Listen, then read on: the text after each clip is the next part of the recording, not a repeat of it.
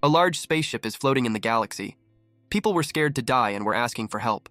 Their bloodied hands thumped on the window while a loud crunching noise was heard. Their blood smeared on the surroundings. A growling of a monster can be heard, although out the ship. People kept asking for help. A dark blob-like monster with vine-like limbs parades on the ship. Its dark vine-like limbs secretes black liquid, and those vine-like limbs covered the whole area. This creature continuously secretes fluid, until a part of it was stepped on. The person wore a helmet which has a glass material on the face. There were several armed men who entered the ship. It was communicated to all units on the ship to assemble in the captain's cabin. The announcement kept going, and an armed man decided to end the call. He mocked the captain. His colleague asked him if they're not going to the said location. This man with a suit 01 replied that they don't need to follow the orders of someone who only cares about saving himself. He wants to do it according to the plan. He ordered his colleagues to save as many as possible. Everyone followed his command. One noticed something. He heard someone asking for help. The person's voice begged them. They followed the voice. But even then they were cautious. What they saw surprised them. It was a mountain of corpses. One soldier grunted, but 01 reminded him to stay alert. One decided to keep watch and stay, while the rest were off to find survivors as quickly as possible. A soldier turned to the direction where he heard someone asking if they were in there. A man buried beneath the corpses begged someone to help him get out. The soldier immediately took action, but what he saw was shocking. The one asking for help is actually a monster who baited him by moving the hand of a corpse. The soldier immediately yelled that there's a monster. The monster's hand grabbed the soldier's helmet and proceeded to devour him.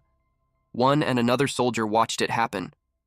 The monster is black, with a head shaped like a squid, and has several limbs. Two of its limbs held the soldier, while blood dripped from its mouth. It took a bite of the soldier, revealing the soldier's internal organs on the abdomen. The monster smirked at them. They fired at the monster. They continuously fired. The monster scratched itself with its claws, revealing a green fluid from its body. Then the monster threw that liquid in the air, so that it would land on the soldiers. When it hit the soldier's suit, it melted. The monster had acidic blood. It penetrated the suit and burned the skin of the soldiers. One hurriedly ran towards them while reminding them to stay calm since they'll inject the medicine soon. But someone shot him from behind. He collapsed to the ground. He was continuously shot. Then he heard someone say that emergency treatment is complete. He was advised to go to the medical room immediately. The man groaned. His eyes looked lifeless, and that was because he now watches his colleague being devoured by this monster. That fired him up. He held a bomb in his hand, but he dropped it when the monster grabbed his hand. This monster waved its hand at him. It had a pink blob dangling from its tail. Then it dropped it next to the soldier's face, and the blob jumped to his face and devoured him by melting his skin first. He tried to move, but he was pinned down by the monster.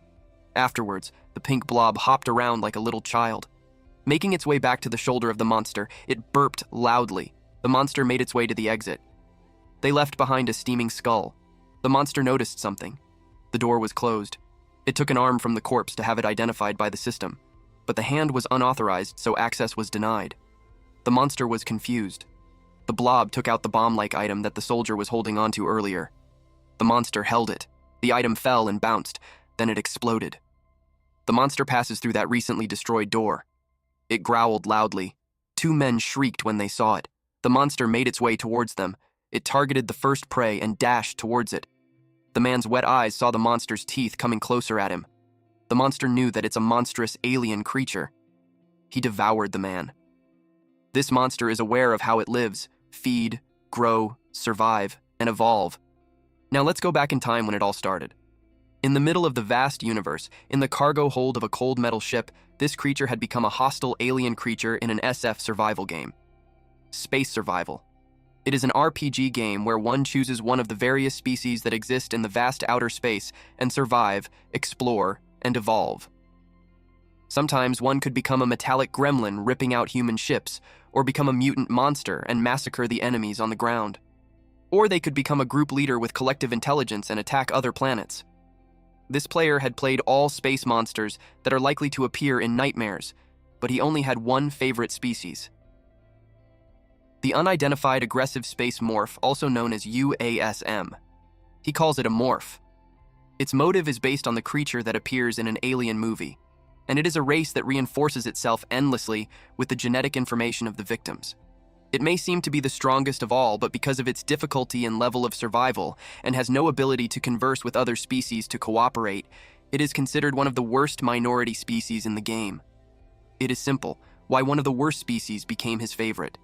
It evolves according to choice and willpower and becomes stronger that way. That is why this player is attracted to it. The system window showed details of the UASM.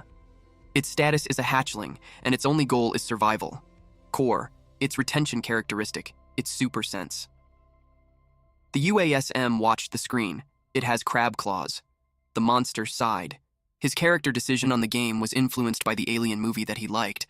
This monster has the body of a scorpion, but its head is round. He decided not to think about it anymore. But then he felt his body itch. He didn't expect molting to be such an uncomfortable process. He decided to look for something to eat. He crawled his way around the place that looked like a warehouse. He noticed the design, which made him think that the place belongs to Megacab or Star Union. He knows he'll get killed if he gets caught. He used super sense. Because of that, he could see the inside of the containers. He gets a full sense of the area around him because of this skill. He eventually found what he needed. He stepped on top of a green container. This container requires a passcode to open. He tried 1, 2, 3, 4 and it worked. The container opened and revealed packets. The monster ripped the packaging open. Then he munched on the chocolate. It felt like he's chewing rubber, but it was enough to get the nutrients that he needed. Suddenly, a cockroach passed by. He was surprised. He instantly stabbed it with his tail. The roach was limp. The monster ate it. The system window informed him that the predation effect is on. He successfully acquired the wing gene essence.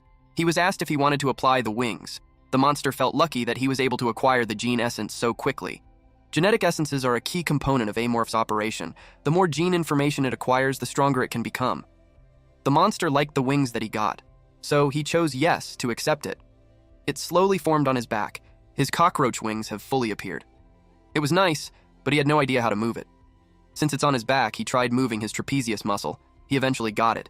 He fluttered his wings until he was off the ground. Then he proceeded to munch on those chocolate bars.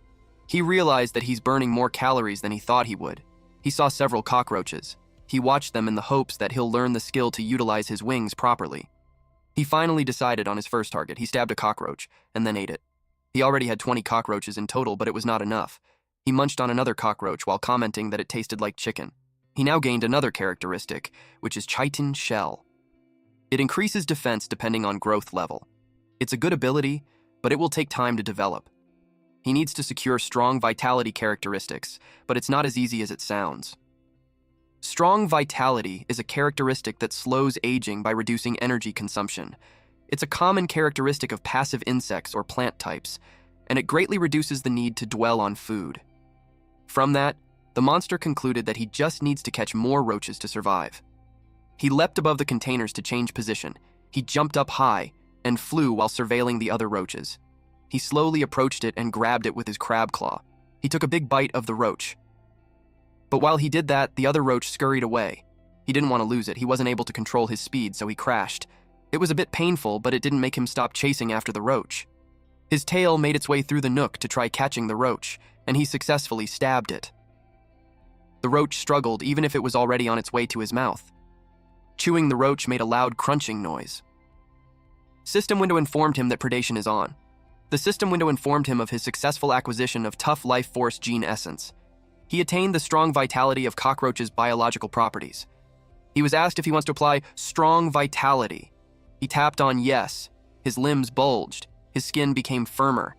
He was delighted with the outcome. Then he glanced around.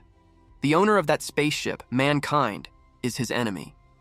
Sensing the vibration coming through the walls and the sound of faint steps tells him that there's not much time left. To avoid the looming dark future, he needed to overcome the hatchling stage as quickly as possible. To do that, he needs to expand his scope of activity to beyond the cargo hold. It was only the beginning. It's time for him to break free from the cargo hold that he first stepped into. He pondered on where to go next. He had decided on his next destination and made his way. He stopped in front of the cooling chamber next to the reactor.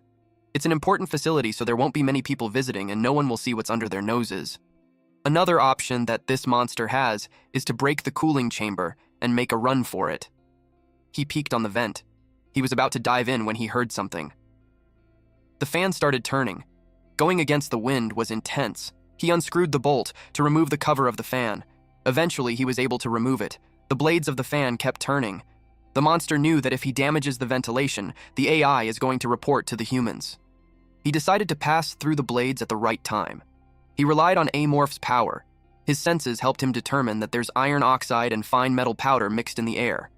In addition, the joints of the rotating blades are so worn out, which made him believe that the blade will slow down at a certain point.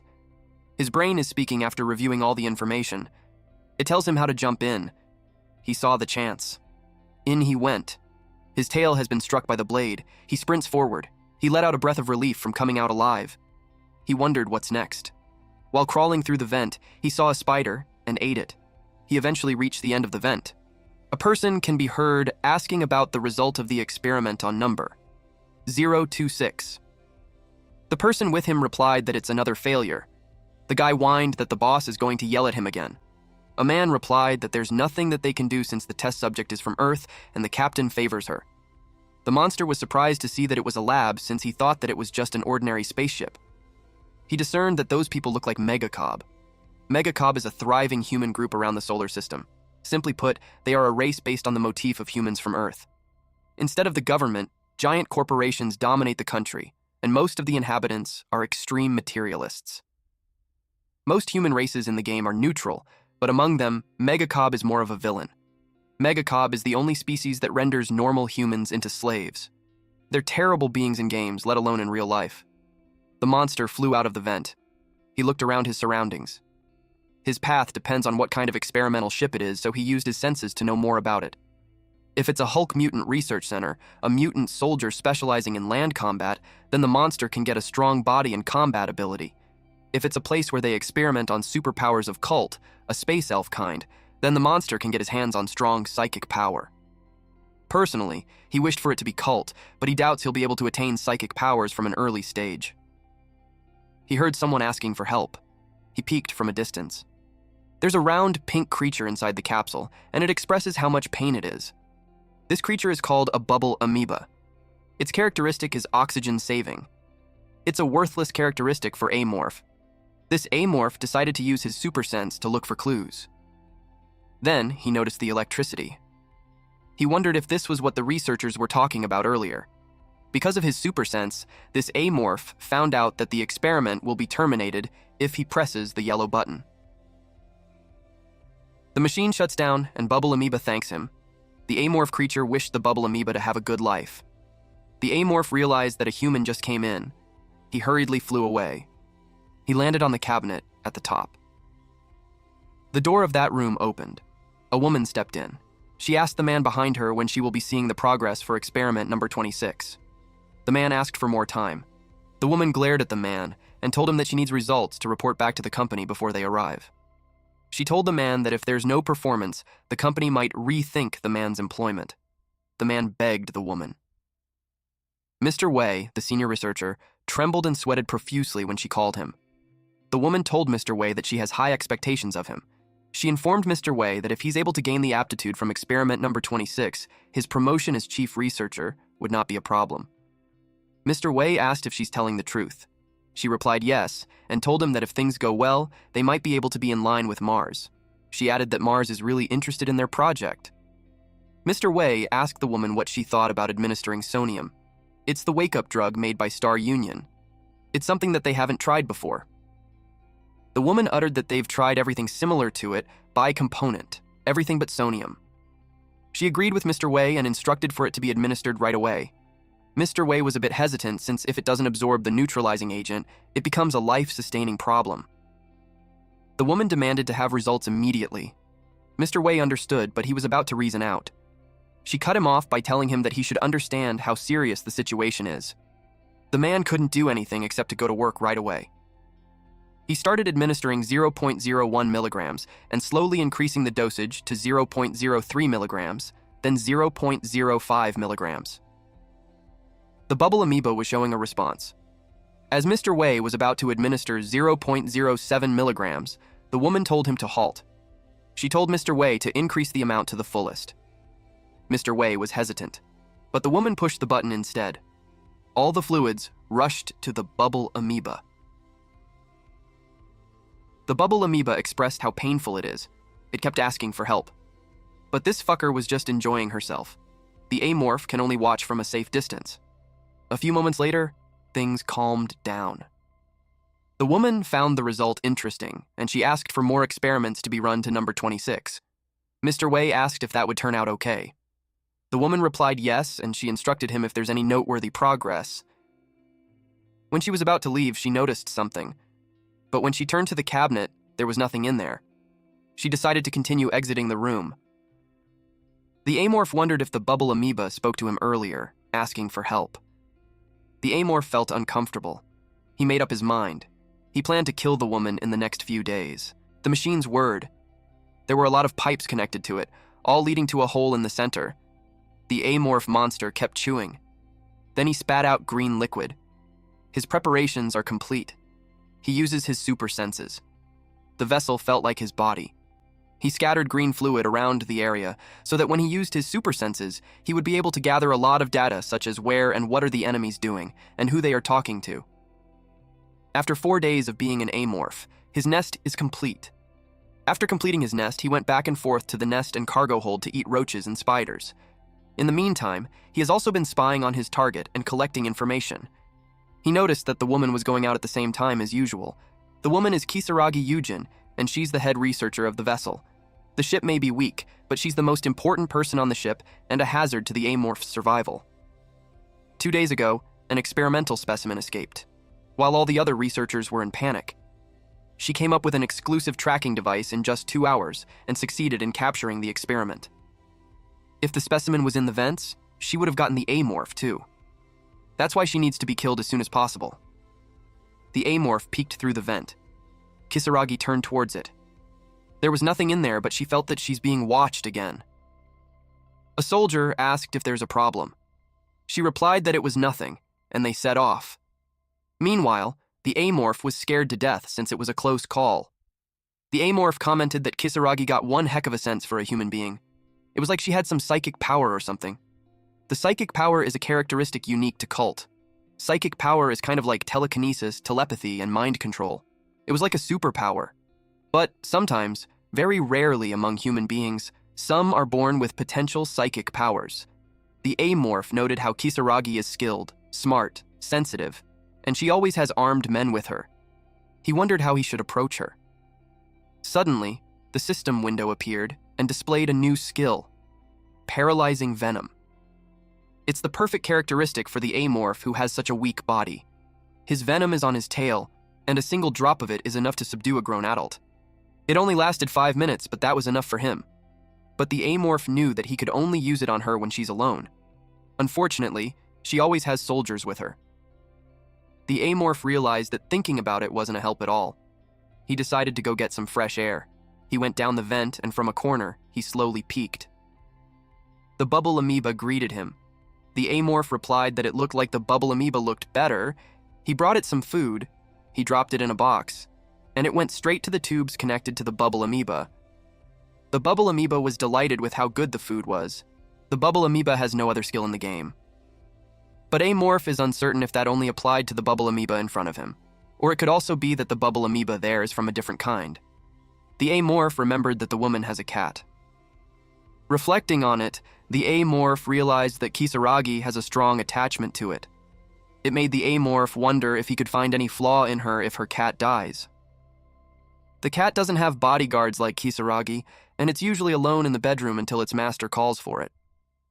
The amorph had decided to use the cat to lure the master. The cat wags its tail, and it stretched. The amorph watched it through the vent. He commented that it was such a spoiled cat. This cat is called Kaisar. He watched the call roll on the bed. It was so fat because it's being fed too much good food. That proves that Kisaragi is not just an average person. The cat seems easy to kill, but amorph knew he can't kill it right there. The ventilation entrance looks normal on the outside, but looking from the inside with super sense, there's a lot of laser light everywhere. A single move, and the AI will ring the alarm. The amorph slapped its tail due to the irritation that he hit the limit of what he could do. The cat heard the slapping noises. It opened its eyes, and sprints towards the vent. It scratched the vent and it triggered an alarm. The soldiers hurriedly came in. Then they saw the cat scratching the vent. They were disappointed that it was the cat again. One soldier commented that he should just kill the cat. Meanwhile, the amorph struggled to hide himself. He regretted attracting the cat with his tail. Then he realized something. He combined the data that he has, a bored cat, a stimulation, and the reaction of the guards. The amorph smirked since now he knows how to approach the situation. The cat rolled on the bed. It opened its eyes when it heard rustling noises. It was coming from the vent. The cat approached it and saw a cockroach. Its eyes sparkled. Immediately, it placed its paws on the vent. To its surprise, the cover of the vent was pushed open. The cat immediately entered the vent. It triggered the alarm. The soldiers decided not to check on it since it was just caused by the cat. They thought that the cat had nowhere to run to since they were standing guard on the door. But the cat chased the cockroach until it saw the end of the vent. Its ears perked up upon seeing the exit. It was about to go down the vent. It was focused on the cockroach before it, and that's when the amorph leapt behind it and struck its back with his tail. The cat was in immense pain. It wriggled furiously. It seemed like it was suffocating. The amorph devoured the cat. It gave off a loud crunch. It chewed happily, since the food was good. Just a disclaimer for the same folks like me who love cats. I know we hate to see this, but it's just fiction. Pay respect to Kaiser in the comment section below. Back to the recap. Kisaragi hurriedly walked in. She enters the room, which surprised the researchers. She went directly to the man on the seat. She called the attention of the captain. She asked when she would see Kaiser. The captain asked her to wait, but she got angry since it has already been 2 hours. She knew that Kaiser is strict on its meal, but it hasn't returned yet. That's why she became certain that something happened to the cat. The captain reminded her that they are on a ship. The captain insisted that unless the cat found a way to escape the vessel, it's just gotta be there somewhere. Kisaragi demanded the cat to be brought to her immediately. The captain calmly told her that the good news will come if she just waits. Deep inside, the captain wonders why the cat is so important. He grits his teeth as he contains his emotions. If only Kisaragi wasn't a noble capital, he would have locked her up already. Kisaragi asked where the guards were. The captain replied that they were locked up. To his surprise, Kisaragi demanded that the guards should be executed. Kisaragi reminded him that since he's the captain, he has the right to execute that. The captain explained that if he executes someone for just something like that, the guards will be shaken. Kisaragi gets triggered when the captain thinks of the situation lightly. The captain rephrased his words and explained that such an order should be given when a thorough search has been conducted. The soldiers are getting annoyed too. Kisaragi reminded the captain that the situation happened because the soldiers didn't do their jobs right. The captain cowered at her and admitted that he's fully aware. He replied that he will discipline the soldiers again. Kisaragi wasn't satisfied, but she tried to hold it in. She walked away and told the captain that she will be back in 2 hours. But if the cat isn't found by then, she threatened the captain that he'd better resign in his post. She furiously made her way out. The captain slammed his fist on the table to express his anger. He wondered where the heck the cat was. Meanwhile, Amorph was watching from the vent above. In his mind, the cat is nowhere else to be found except on his tummy. He now has the characteristic called Wild Instinct, but he has no idea what it is. There is a characteristic convergent system. It is a system that combines related characteristics into one and makes them powerful. The player had used so much of it that he knew all the combined systems within the game all to heart. But he was speechless when he saw the notification text box while having his cat meal.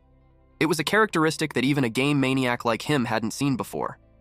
The system window displayed that characteristic wild instincts have been applied, and it fused with the existing supersensory properties available. The wild instinct and supersense have been fused, and it evolved into predatory sensory characteristic. Now, the Amorph can detect threats in advance. The Amorph triggered it because it said it sensed danger, but the super sense power had only become stronger than before. It didn't create an intellectual effect like he anticipated. It's probably the passive nature that occurs automatically. It just didn't happen because danger hadn't actually occurred. The Amorph decided to focus back to Kisaragi. He's certain that Kisaragi isn't in her right mind by then. Kisaragi slammed the table. She's furious that it's taking too long until stabilization. The Amorph watched her, and just as he expected, Kisaragi only acts humanly towards what she cares about the most. People like her go out of their minds when they're rid of something their own. The Amorph was pleased that he had reached his second goal, which is to separate Kisaragi and her soldiers.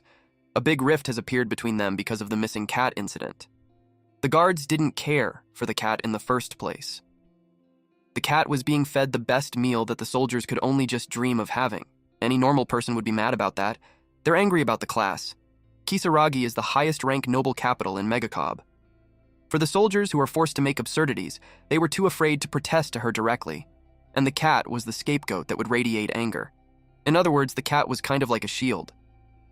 The amorph thought about what would happen if the cat disappeared, and the soldiers had gone through so much work looking for something they hated so much. Amorph wonders if the soldiers will still be able to sacrifice themselves to protect her, like they did before. Not only that, Kisaragi can no longer trust the soldiers again. The disappearance of her precious cat was caused by the guards' negligence. The amorph had a devilish grin on his face brought by his gratitude to the cat. The time has come for him to take the genetic integers of Kisaragi. Kisaragi looked unwell with her anger constantly on the rise. She walked briskly. Then she pressed several buttons aggressively. It electrocuted a specimen on the capsule. Almost all specimens were electrified. Kisaragi complains that everyone is useless. Then she noticed something. She made her way to the bubble amoeba. She told it that it was one of the useless things. Then a thought crossed her mind that it made her grin. She pressed a button. All the fluid traveled through the tube. The bubble amoeba expressed how painful it is. It kept asking for help. After some time, Kisaragi pressed a green button. She turned away. She left the bubble amoeba continuously receiving the fluid. This angered the amorph. The amorph was surprised when the bubble amoeba said that it was glad to see him. The bubble amoeba waved at him. The amorph watched it. Then he hurriedly made his way back to the vent. In his head, the conversation isn't needed, since he plans to give the bubble amoeba something he needed more than just a few words. It was revenge. Kisaragi told the captain that his 2 hours are up. She asked for the results. The captain replied that the search had just taken place. He told her to wait a little longer. Her anger made her call the captain by his name. Yusung Samuel. She asked him if he's defying the will of a noble capital. He reminded her that he's the captain of the ships, so she better watch her remarks. She yelled and threatened him, that she could make him lose his position as captain. The captain replied that he won't tolerate arrogation, even if she's a noble capital. He told her that he has the right to detain her. She scoffed at that idea. The captain explained that it's his right to detain anyone who brings a distraction to order on the ship. The woman yelled at him loudly. The amorph enjoys the situation. It showed how the captain and Kisaragi had a conflict even way before he started watching them. Kisaragi left. She was so angry. She made her way to the toilet, but she stopped in front of the door. She told the guards that she needs to use the bathroom. She left. The other guard informed his colleague that he needs to go too. Amorph knew it was his chance. Typically, one of the guards should have followed Kisaragi into the toilet. However, it seems that they are sick and tired of her hysteria, and one of the guards had to go do his business too. In other words, Kisaragi is all alone in the toilet. Plus, there is no security system in the toilet that would interfere with the amorph's movement. It's the best condition for an ambush. The amorph peeked through the screen of the vent. Kisaragi was in front of the mirror. The amorph decided not to miss this chance. The vent's cover has been removed. Kisaragi was washing her face. The amorph creeped on the wall behind her. He was nervous. He flinched. He slowly creeped up the ceiling. Kisaragi's face was dripping with water. She let out a sigh. Meanwhile, the amorph scurried. Kisaragi instantly flinched. She glanced at her back and saw that the creature is targeting her neck. She moved and faced it, causing the tail to miss. When the amorph reaches the wall, it started going after her again. Kisaragi's neck was stabbed. She felt immense pain. She felt her veins popping out and foam forming in her mouth. She fell on her knees and dropped. A liquid dripped. She trembled as she saw it dripping, but she's unable to move. The amorph was salivating. He wondered what's on Kisaragi's mind at the moment. One of his theories is that it's fear of seeing an alien species in front of her. He also thought that she could be feeling anger towards the situation she's in. Or maybe the fear of death. Well, it doesn't matter since Kisaragi is going to die. The amorph gulped her down, starting with the head. It created a loud crunching noise. The amorph felt the human blood flowing to him. The moment her genetic information that was once in her blood reached his brain, he felt it. That one of the puzzles that could unlock his potential was put together. The system window appeared and displayed that from hatchling to youngling, the evolution has been met. He was asked if he wanted to proceed. It was the moment he's waiting for. He tapped yes. Suddenly, he saw a vision of the guard entering and shooting him, causing him to die. He was mortified. The amorph felt a chill in his body. His antennas tingled. He wondered if that was the predator sensing. According to his predator senses, a guard will come in soon. He wondered if he should run, but he doesn't have the time. He scurried away. He decided to deal with them right there. The guard entered. He immediately noticed something on the ground. He gasped at what he saw. It's the corpse of Kisaragi. While he's wondering what happened, the amorph flew behind him. He sensed it on his back. But he didn't have time to react since the amorph moved its tail towards his skull, and then it stabbed him. The soldier crashed on the ground. The amorph scurried away. He had to hurry since the soldier's colleague might come looking for him any minute now. The amorph also considered that those guys might have a tracking device that he's not even aware of. So he's going to run in circles all the way back to his nest. He moved quickly. While on the nest, he used his super sense. He checked all parameters and proceeded to do the evolution. Then it started. The amorph flinched. There is some liquid oozing out of the crab claws. Eventually, his whole body melted. It even covered his face. And a new large shell appeared. He looks bulkier this time. He finds the experience interesting. He wondered if it was similar to being a fetus. He could truly feel himself evolving into a different being. The mucus is reassembling him into something foreign. He wanted to see for himself, but it was impossible. That's because he lost all control of his body the moment he turned into a cocoon. He's done everything he can, and all he needs to do is wait. Quite some time in the darkness had passed. Eventually, the area was lit up again. Green fluid was dripping from the tubes. It fell to his cocoon, and the cocoon cracked open. He slowly starts to come out. He helped himself up, and eventually stepped down from the cocoon. His body emits some steam. His crab claw was replaced with 4 fingers. His teeth became sharper. And now he's colored black and could stand on 2 feet. A morph let out a celebratory roar. Another evolution was secured. Meanwhile, the captain asked if they were able to identify the cause of death. Mr. Wei replied that the head researcher died from getting attacked in the neck. He explained that it looked like the attack used some sort of small saw, but they'll have to get a closer look into it to know for sure. The captain asked if it meant that they would have to perform an autopsy. Mr. Wei asked if that's what the captain wants. The captain cursed that it made Mr. Wei flinched. The captain sighed and rested his head on his hands while replying that he doesn't even know now. He turned to the head security and inquired about the status of the manhunt. The head security replied that they had checked all the cameras within the vessel, but they had not found anything out of the ordinary. The guard, who is the primary suspect, is currently being questioned. The captain asked the head security if he thinks that the guard is the culprit. The head security responded that according to the information that they have, it's highly likely that he's not. The captain instructed him to report back to him as soon as they have results. The captain glanced at the empty chair. He told everyone that they must have heard of what happened in the lab a while ago. The captain shared that one of the most promising talents failed to obey the orders of the head researcher, and that guy's brain was extracted to float around in a glass tank. If that's what happens to someone who doesn't follow orders, he couldn't even imagine what will happen to those who are involved in the death of a noble capital. The thought gave everyone a chill. The captain emphasized that they need answers if they don't want to join that guy. One person suggested covering it up by saying that there's an experimental accident. An old man reprimanded that guy. The man was the crew leader. The old man argued that there are far too many researchers on board to go along with that story. The crew leader told the old man that he's being rude and he insulted him, that it's because of that attitude that the man is still a middle capital. Another old man suggested that Kisaragi was poisoned. One person refused that because they will be blamed for it. The old man got angry at the tech leader for refusing. The conversation turned into a fist fight. A man ordered them to be silent. This middle-aged man yelled that conflict only complicates things. Everyone halted. The man informed the captain that they are currently located near planet C08. The captain asked what about it. The man explained that C08 is the space dog's territory. The captain asked if the man was trying to say that the head researcher died because of those creatures.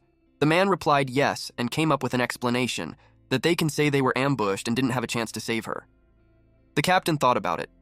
The space dogs are a bunch who wander through space and plunder. They are one of Mangacapped's enemies. They are expert in fleet's combats, so even battleships led by veteran soldiers are also often damaged. The captain thought about their mere research ship and if it would stand against them.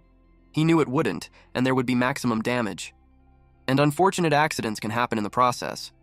If they report that they are attacked by the space dogs, they will be able to cover up the death of the head researcher. It was not a bad plan, but the captain explained that their weapons are no match for the space dogs. The man replied that he knew some people from way back that he could contact. They were all mortified to hear that. That made the captain's head ache even more. The guy doesn't look like the type to have pirate friends. The captain asked how much it would cost. The man replied that it would cost them at least 1 million credits. The captain grits his teeth. The man explained that the space dogs can't easily lay their hands on Kisaragi. So, it's reasonable for the pirates to ask that amount because of the risk. The captain replied that he'll get the funds ready, but the man had to make sure everything went perfectly.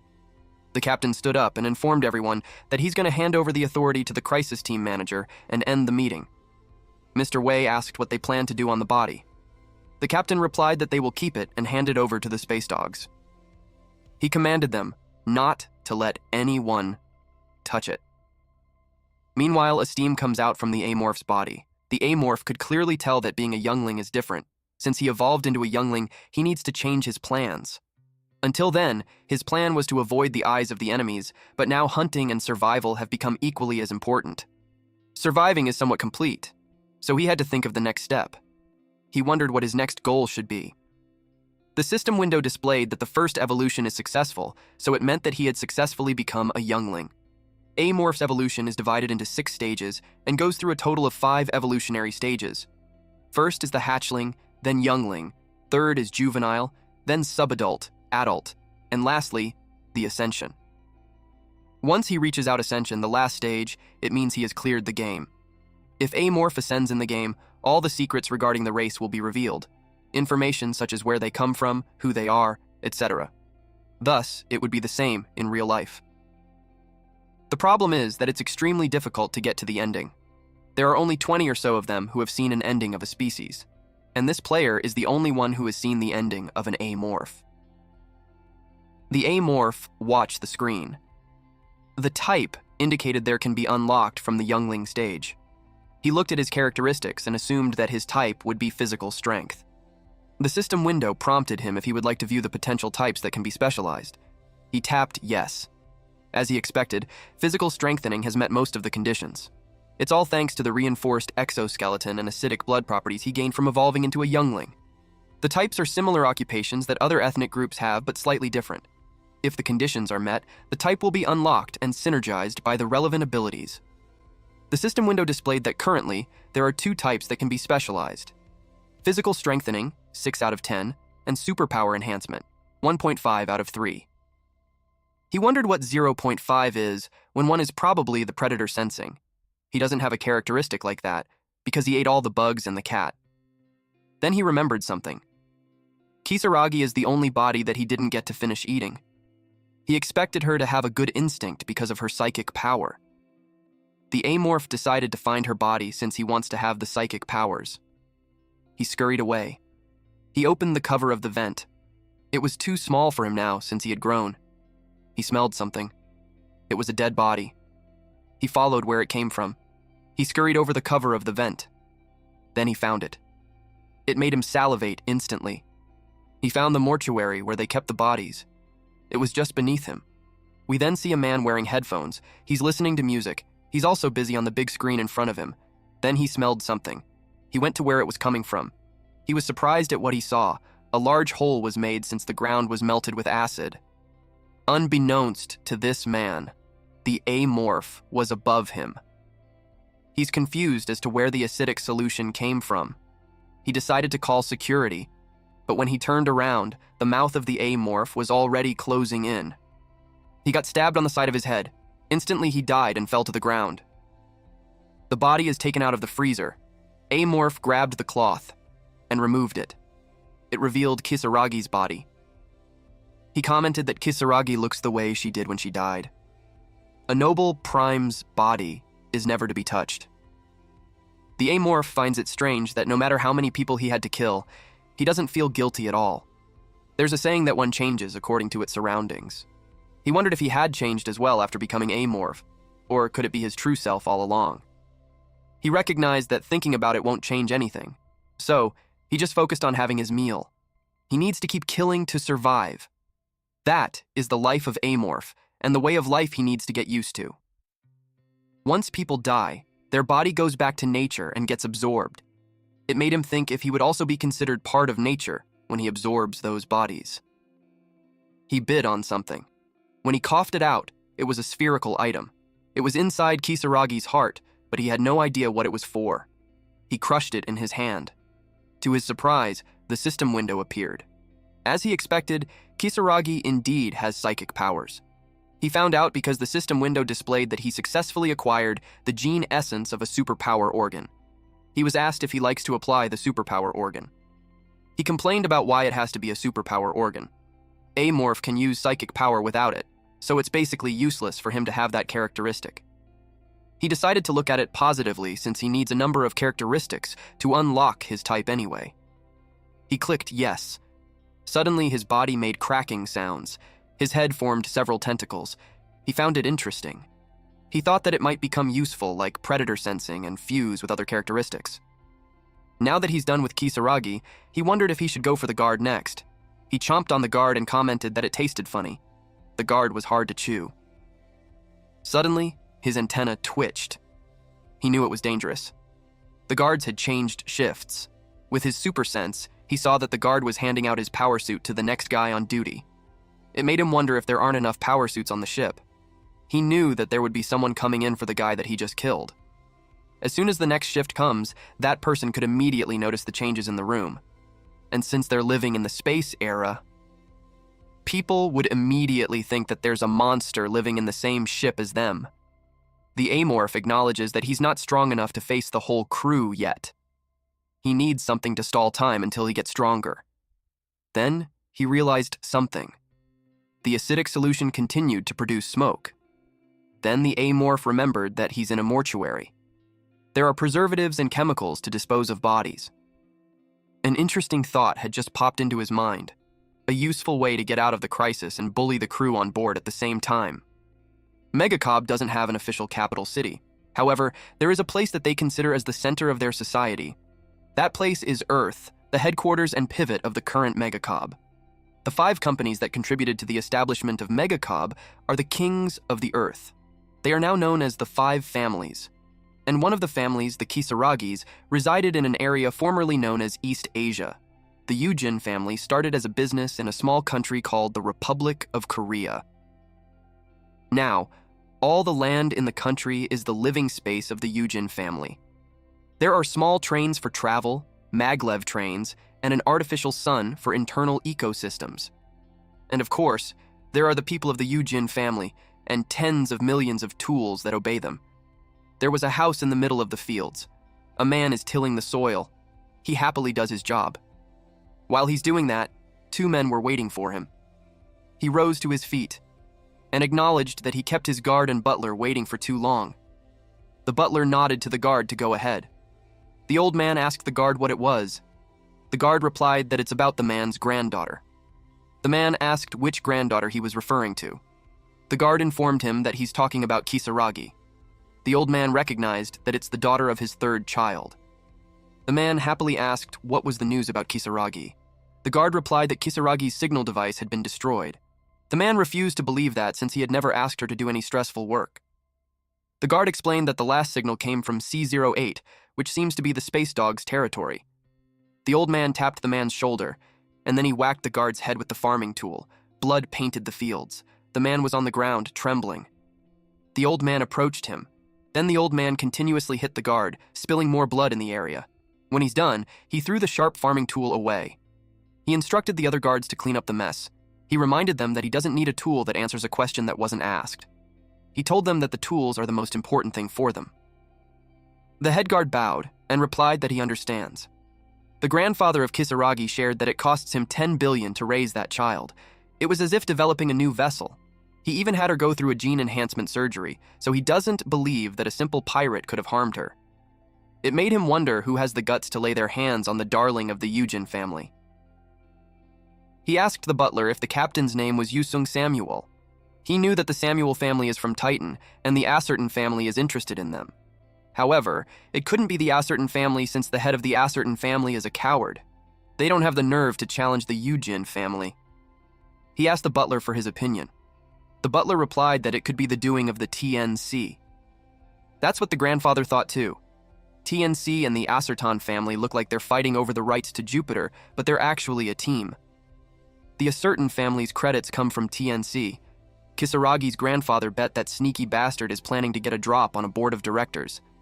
The butler replied that the head of TNC Chamberlain is after their position as CEO. Kisaragi's grandfather agreed. He commented that the brat is terrified of him seeing that he came after him directly. He laughed out loud, but it immediately turned into a serious expression. He had decided to strike first since they already had the reason to do so. He instructed the butler to let everyone in the family know. Then he told the butler to contact his shadow undercover near C08 and have him deal with that matter. The butler acknowledges the order, but deep inside he's thinking of how it's going to be a bloodbath. Kisaragi's grandfather ordered to bring Yusung Samuel and anyone who has anything to do with that guy to him. He asked for every single one of them. He had an ominous expression when he uttered that anyone who destroys his property deserves to die. Back to the spaceship. The door opened and fumes came out. Yusung Samuel trembled in anger. He screamed to ask what the hell happened. The bodies are charred because of the chemicals. Earlier, the guards reported to the captain that there was smoke coming out from the inside, and when they went in to check, there was a fire. The guards explained that they wanted to check on what's going on, but according to the policies, only doctors can go in. The other doctors cleaned up the corpses. The captain expressed that he doesn't understand how a fire started in a room full of dead bodies. Mr. Wei checked the body and saw a ring on the finger. It made him wonder if the dead body belonged to a late-night worker. Then he realized something. He asked if there are more bodies other than that. A researcher replied that those were the only ones. Mr. Wei felt doomed as he uttered that it was impossible. The captain asked what the problem was. He requested the captain to round up all the leaders as they are in big trouble. During the meeting, they were all surprised to find out that the bodies of the research leader and the guard are missing. The captain was so angry since they had no idea how it happened. It's not as if dead bodies can walk. He questioned Mr. Wei if he's certain about it. Mr. Wei explained that he looked over and over again, but had not been able to locate those bodies. He added that the chemical substances in the mortuary are likely to cause fire, but not a big one. That's when they realized that someone must have set the fire on purpose. They wondered who would do that. One man suggested that it could be an unidentified alien on board. Due to being scared, one man yelled at the man who suggested that. The man explained that it was just a guess, so there's no need for the supply management leader to be worked up. Mr. Wei emphasized that the biggest problem they have is that the body of the head researcher is missing, and the pressing issue is that they already promised to meet with the pirates at C08. The captain told them that they had to find the body, no matter what it takes. He suggested narrowing down to a suspect first. The captain cursed loudly that it made everyone flinch. He screamed, telling everyone that if they are at least a bit worried about the noble capital's revenge, they must cooperate to the fullest. After that, silence enveloped the room. He asked the crisis management leader if he made contact with the pirates. The man replied that he did as soon as the meeting was over. The captain instructed the crisis management leader not to tell them what happened and to just say that they're handing over the body as planned. The crisis management leader asked if that's okay. The captain explained that it would be a bigger problem if they found the body, but didn't know what to do with it. They thought that as long as they find it before the meeting with the pirates, then it should be fine. The captain grips the shoulder of the head security and asks if he understands. The captain told him that he has to find out who did that. The head security replied that he's already doing his best, but the captain told him that it wasn't enough. The captain gave the head security the permission to go through every single crew on board and find the culprit. He delegated all powers to the head security in relation to that. The head security assured the captain that he would definitely find the culprit. Meanwhile, the Amorph is spying at them through the vent above them. The Amorph was pleased that things worked out very well. He used fire to hide his identity as well as confuse the enemy. He mixed the chemicals in the mortuary to create a fire. No one would have guessed that it was done by an alien creature. After mixing the drugs to make a toxic substance, he added in a few drops of acid blood. Fortunately, it worked out fine, and burned the bodies too. But he didn't expect them to talk about an alien species. In addition to that, they're meeting up with space criminals. He commented that the captain must be out of his mind. He took a mental note to look into the crisis team leader who came up with the idea, because the man might be working with the pirates. The pirates are multi-species, so the amorph should be able to get a variety of genes from them. But the raid will reduce the number of essences that he can get from the research vessel. He decided to make a decision once he saw the pirates. Then he saw someone. It's the supply management leader who denied the aliens' presence. The man looked nervous. He looked at his surroundings. He scanned his palm on the door. Then he entered the cargo hold. The amorph knew that the man doesn't have to sneak in since he's the one in charge of that. It made him wonder why the man is wary of his surroundings. He wondered why the man was acting suspiciously. The man's traces end right at the container. The container has a higher security level than others, and its walls are so thick that the amorph can't see through it using his super sense. It tickles the curiosity of the amorph since it looks like something important is in there. His previous target was the medical team leader, but now he had changed his mind. The next target is the supply management leader. The man slammed a cup on the table while exclaiming how good it is. His subordinate suggests that he should stop drinking. In the supply management leader's head, he's complaining how life has been hard lately. He regretted listening to the black market cult merchant. He was hooked on the fact that it came from ancient remains and he thought it would sell a lot. He managed to set a trade date and sneak it into the ship, but one of the eggs hatched on the day that he got drunk. He regretted not shutting the container door properly. He couldn't even tell anyone. He knows that the captain is going to flip and kill him if he finds out. He yelled that drinking is the problem. The bartender is already annoyed and informs him that they're closing. The man begs for one last cup, to which the bartender gave in. The man staggers. He was so drunk. He announces that the problem is drinking. He noticed something that made him flinch. He turned around while asking on who's there, but the hallway was empty. He got nervous. Then it made him annoyed. Then he heard several clicking sounds. He glanced behind him, and he saw a creature scurrying away. It made him terrified. So he ran for his life. He cursed and cried while running as fast as he could. He pressed the passcode of the door quickly. When it opened, he stumbled his way inside. Then he crashed on the ground. He planned to make a phone call, but turned pale when he heard the beeping sounds behind him. He was scared to look behind him. The door opened. The alien monster slowly creeps in. The man trembled at the sight of it. It approaches him real close. The amorph was grateful for the meal, and he opened his mouth wide. It was followed by a loud, crunching nose. Getting rid of the supply management leader was easy because he had a simple life pattern. The guy wasted most of his time at the bar, and it seemed like he's overpaid. The amorph thought that the captain should thank him because he got rid of those who were wasting his time and money for him. The amorph rummages through the dirty room and complains how it's so filthy that it looked like the guy never cleaned up in his life. He's looking for the ID card. But then he found a post of a woman in a bikini. The woman was hot, but amorph didn't feel anything, maybe because he looks that way. He took a folder and an ID card fell. He was happy when he found it. Now he has the hand and the ID card. It was everything he needed. He decided to clean up before he leaves. He munched on the guy, but he complained that the man doesn't taste good also because the man reeks of alcohol. A few moments later, the amorph approached the container. He inserted the ID card and tapped the hand on the scanner. It slowly opened. Here were capsules that contained creatures inside, but it was cold, like a freezer. Turns out the man is a smuggler. Then the amorph noticed something. There were several amorph eggs. He wondered if it was real. One of the eggs is empty. He wondered if that's the egg where he came from. The amorph realized that the man was trying to smuggle him. In the game, amorph's starting point is not a spaceship like that, but an unidentified archaeological site. The amorph has no idea what happened along the way, but it seems that the owner of his body managed to leave the container after hatching and died a while later from malnutrition. Then his conscience entered the body. Now he knows why he finds the cockroaches delicious. His body was acting instinctively to survive. That gives him mixed feelings. He bowed at the hatched egg and prayed for the dead owner of the body. Now that he has paid his respects, he's ready to act like a true amorph. He grabbed the eggs and chomped on it. He ate all the unhatched eggs, but unfortunately, there's no message that's coming out. but it didn't matter to him, since there were a lot more creatures to eat. Loud chomping and crunching noises echoed in the room. He opened the screen and got excited when he had 2 more characteristics left until he completed the physical strengthening type. In all honesty, he admitted that he was disappointed when he ate Kisaragi because instead of psychic power, a useless superpower organ came out.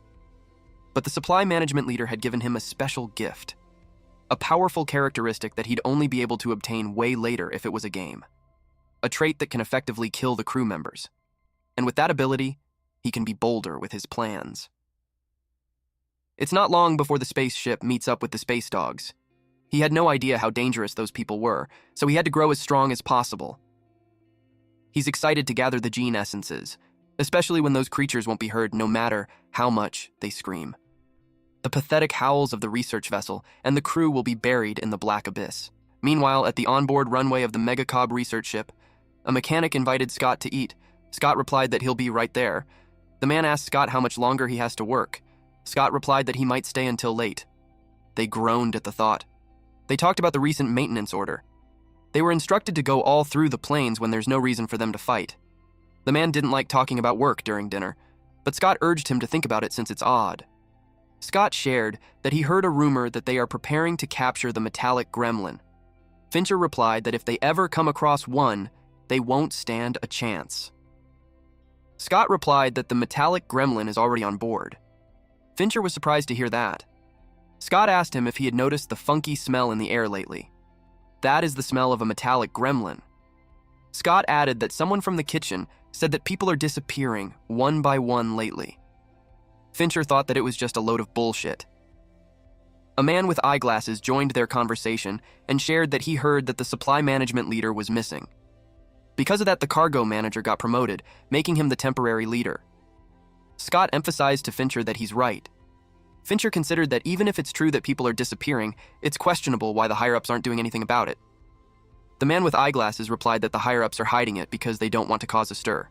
Scott replied that it was because of the metallic gremlin. Fincher asked about its relationship to the maintenance of the ship. They don't have any idea since the rumors that spread are only about people disappearing. Scott wondered if it's because they're being disciplined. That got Fincher into a foul mood.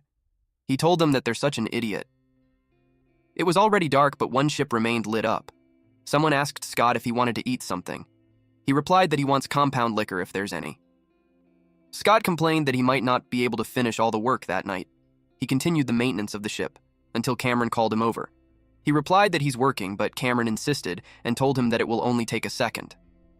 Cameron called him again, and it made him annoyed. He plans to smack Cameron's head if it's not worth his time. He came out from under the ship, but he was confused. He wondered where Cameron went.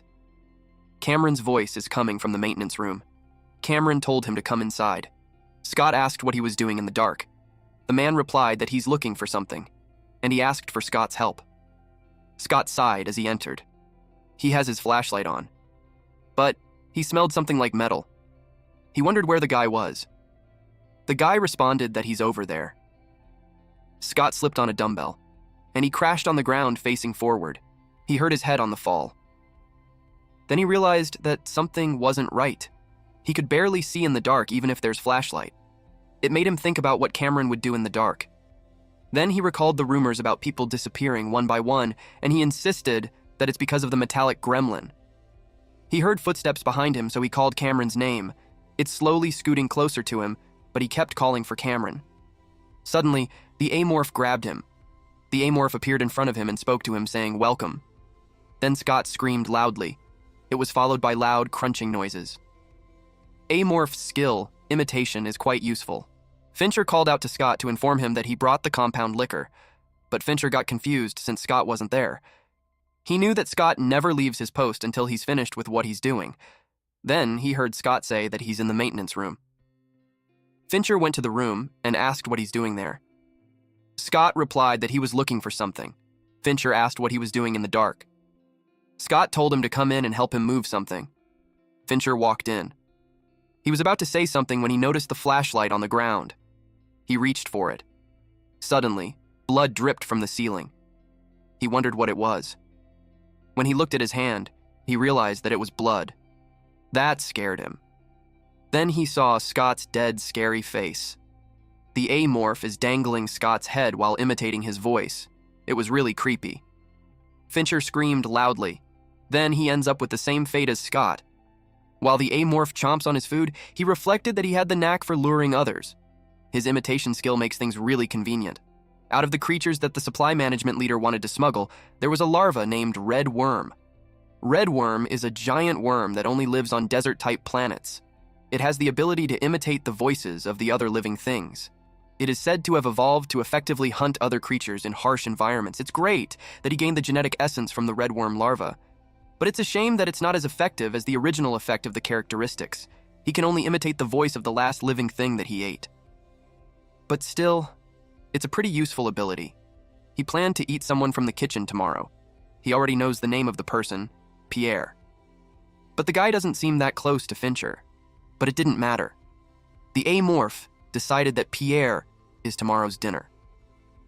He thought of Bubble Amoeba and wondered if it's doing well. He can't call the guy Bubble Amoeba forever, so he decided to call it number 26. He decided to pay it a visit before he goes back to his nest. Suddenly, he heard number 26 say hi. He didn't know that the superpower organ had such a function. He didn't expect it to be able to communicate with a living thing that talks through wavelengths. He decided to say hi back. Number 26 says that he's hungry and asks for food. The amorph noticed that number 26 knows more vocabulary than before. He wondered if there's something about sonium that he's not aware of. The amorph apologized and explained that it's going to be difficult to give him that. Number 26 asked what difficult meant. The amorph replied that it means that he couldn't give it to him. Number 26 made sad noises. Amorph understands that it's disappointing, but it was too risky to do that. Ever since the disappearance of the research leader, they had increased the security to maximum level. The vent above the facility has also been compromised. That's why Amorph hasn't been able to give number 26 the calorie bars. The only thing he can do is have a conversation with it. He said that he'll go, and no 26 replied goodbye. Amorph wished him good luck. Amorph thought about it, and he'll be able to help number 26 when he evolves into a juvenile. But the problem is that the conditions are not easy to meet. In order to evolve, users must kill 10 members each from 2 species with intelligence and take their genetic essence. There are only humans in the ship, so it's impossible for him to evolve into a juvenile. There are pirates too, but he had no idea what's going to happen to them. He used his super sense. The crisis management leader is talking to someone, telling that person to report back near C. Amorph got confused on who he was talking with. The crisis management leader says that everything is working out according to plan. But the guy flinched when he found out that an order came from the family. He called the person on the line, Sir. He reported that Kisaragi had been exterminated, and the ship will arrive on C-08 as planned, and Captain Yusung's order has all been recorded. The crisis management leader continued to say that everything is for the sake of the family, but he corrected himself and replied that it's to follow the orders of Youngwoo Yujin. For that, the man was willing to take the risk. It looked like they had a snitch. Amorph recalled that it was the man who convinced the captain to make his orders. But it looks like the crisis management leader is planning something far greater than that. The Amorph decided to keep his eyes on the crisis management leader to see if he's benefiting him or not. The captain was in rage. He asked the head security what the hell he was doing. The head security apologized, but the captain didn't accept it since his concern is that they will make contact with the pirates in 2 days' time, and yet they have nothing to resolve the problem. The head security explained that they had already increased the number of cameras and security guards, but to no avail. The captain called the navigation team. He asked how many missing persons they have on board. The man replied that they have 8. The captain asked why they haven't caught the culprit yet when 7 more people had gone missing since the first death. He asked them if they're part of the problem. They replied no. The Amorph had a silent laugh as he spied on them. The culprit that they are looking for is just under their noses. One guy expressed that the security team is telling the truth. It was the crisis management leader. The captain asked him what he meant. He replied that he checked everything and the security team had done everything they could. This triggered the captain because it seems like he's covering for them when they don't even catch the culprit. The crisis management leader raised his voice and said that it made the captain flinch. And he uttered that what he meant is that if the culprit is a human. He explained that he doesn't think that a human can hide as well as that. He shared that there is a rumor about a metallic gremlin living on the ship. and that there could be an unknown being that's attacking them. The A-morph sweats on how the situation changed really fast. A man interrupted the crisis management leader and shared that the AI on the ship was once used to fight in a battle. So, if a creature was wandering around on board, they would have known already. Crisis management leader acknowledges the capabilities of AI, but he revealed that about the container that belonged to the supply management team leader. The freezers were all empty. He asked where those creatures had all gone. The scenario that the A-morph is dreading the most is happening at last. The captain posed a question that suppose the creature is in the ship. He asked them where it could be hiding and why it hasn't been spotted yet.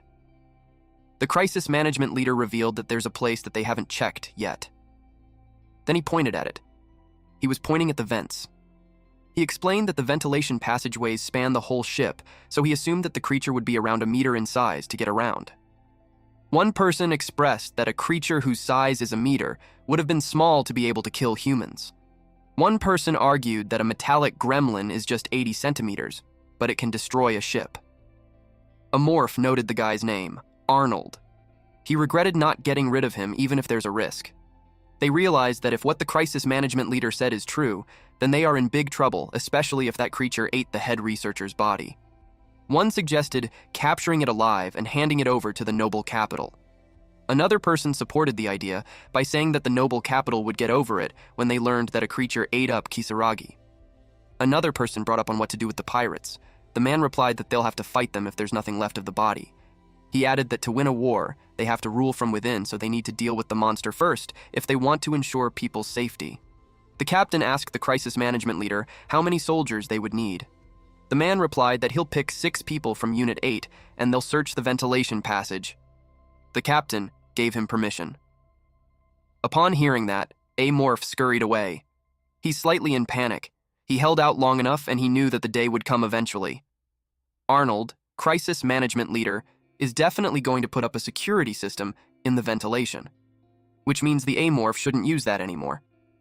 He had nowhere to go if he left his nest.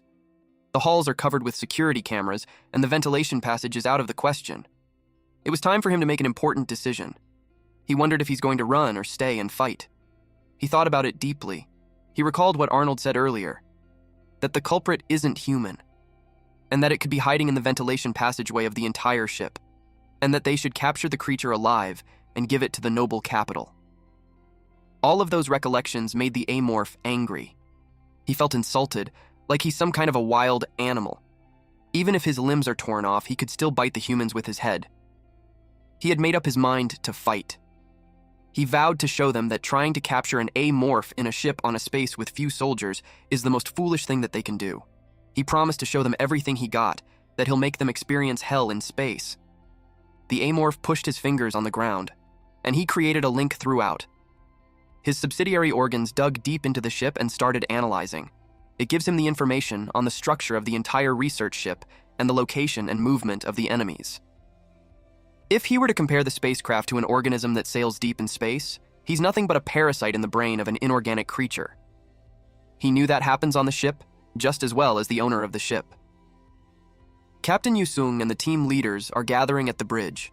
Considering that Arnold is present, it seems like they're going to command the operations there. The A-morph also sensed the movement of the armed soldiers. As expected, they have divided the forces and are coming from 2 different directions. The major groundwork for the plan has been roughly laid out. He decided to work on the details depending on the enemy's armament and moves. The A-morph smiled. He decided to go and greet his guests. The A1 soldiers reported the initiation of the operation. They were answered by the control room. Then B1 also responded. The control room advised B1 to check their transmission since it's unstable. They watched the soldiers on a big screen in the control room. The control center instructed them to report back as soon as they discover anything suspicious. Arnold is thinking that the monster was the one who killed Kisaragi. It was supposed to be his job, but there's no change in his plan since he had to get rid of as many variables as possible. He wouldn't make any mistakes until they got to Si-hyun Yujin. Arnold vowed to kill the monster that day. A1 reported that there's a crossroad up ahead, so they chose to move to the right. B1 experienced the same and also chose right. B3 reported that their transmission isn't stable, so they will follow up after fixing it. The control room acknowledges that message. Arnold informed the guy at the control center to tell everyone to be cautious since the pathways are very complicated. Then Arnold noticed something. B3's camera isn't moving, so he told the guy to check that. The control center talked to B3, but there was no response. Control room attempted contact again. Eventually, B3's camera started working again. The control center informed B2 to wait for B3, who's coming from behind. B2 acknowledged the message. B3 and B2 are close to each other, while B1 is on the other side. Eventually, B2 and B3 made contact, but it was followed by loud screams. They asked B2 what was wrong, and B2 replied that it was the creature. Then they lost contact. They contacted B3 since they lost contact with B2. The creature has B2, but the caller they couldn't see anything on the screen, so they want B3 to explain. B3 replied that he couldn't see it because it came out of nowhere. But hearing that voice, the two leaders panicked. They dashed towards the man in the control area, and it made the man panic. Arnold was too stunned. He couldn't believe that it was over in just a blink of an eye. He saw how a soldier in an intermediate reinforced suit went out without even a fight. It's not easy even for a skilled assassin. He realized that it was a huge mistake to think that it was just some kind of wild creature. This one is quicker and more dangerous than he thought. He instructed the soldier to deliver a message to everyone. His command is to open fire if anything so much as twitches. Then he instructed B3 to join B1 and start searching for B2. That was relayed to B3 and B1. Arnold knew that they were going to be destroyed. B3 and B1 are about to meet each other on a crossroad. B1 reported that he's hearing something. The control room asked what exactly it. He can't be sure because he's at the crossroads. B1 corrected and relayed that it was just B3 because he heard his voice. Arnold was relieved. They were all relieved. The control room instructed B1 once he had joined B3. They waited for B1's reply, but there was nothing. Then he reported that B3 had been taken away by the enemy. Arnold was surprised. He stepped down from where he was. He snatched the headset from the soldier on the control panel. He told B1 to elaborate the situation. B1 replied that he wasn't able to reply because it happened quickly. This made Arnold furious, that his veins were about to pop. His yelling caught the attention of other people in the room. He inquired how B1 could have missed it when B3 was just right in front of him. B1 apologized. Arnold threw the headset on the ground. To him, it doesn't make sense that B1 doesn't know when he was standing right there. Arnold also took into account that B1 and B3 weren't caught on camera either. He thought about how those soldiers are avoiding getting the monster on the camera. Then he realized something. He grabbed the headphones. He introduced himself as the team leader, and he asked B1 to state his name and rank. He demanded for him to say it immediately. The captain was caught off guard. Then Arnold heard in an amused tone, "You got me." He saw the monster's limb crash on the camera. Then they heard the monster munching on it, until the connection was cut off. A1 asked what was going on. He asked the control room to answer. Arnold was pissed off. The A-morph had taken care of all the Team B. He got the idea from the conversation that he had with number 26. The plan was to intercept their radio using wavelength. Thanks to the wavelength that he emitted, B3's radio was static, causing B3 to fall behind others to fix the equipment. Then A-morph neutralized them with neurotoxin, a newly fused characteristic. It was just downhill from there, so he got to feast. His next target was Team A. He used his super sense, then he found them. They're very alert. But it is to be expected since the earlier team didn't know about him at all.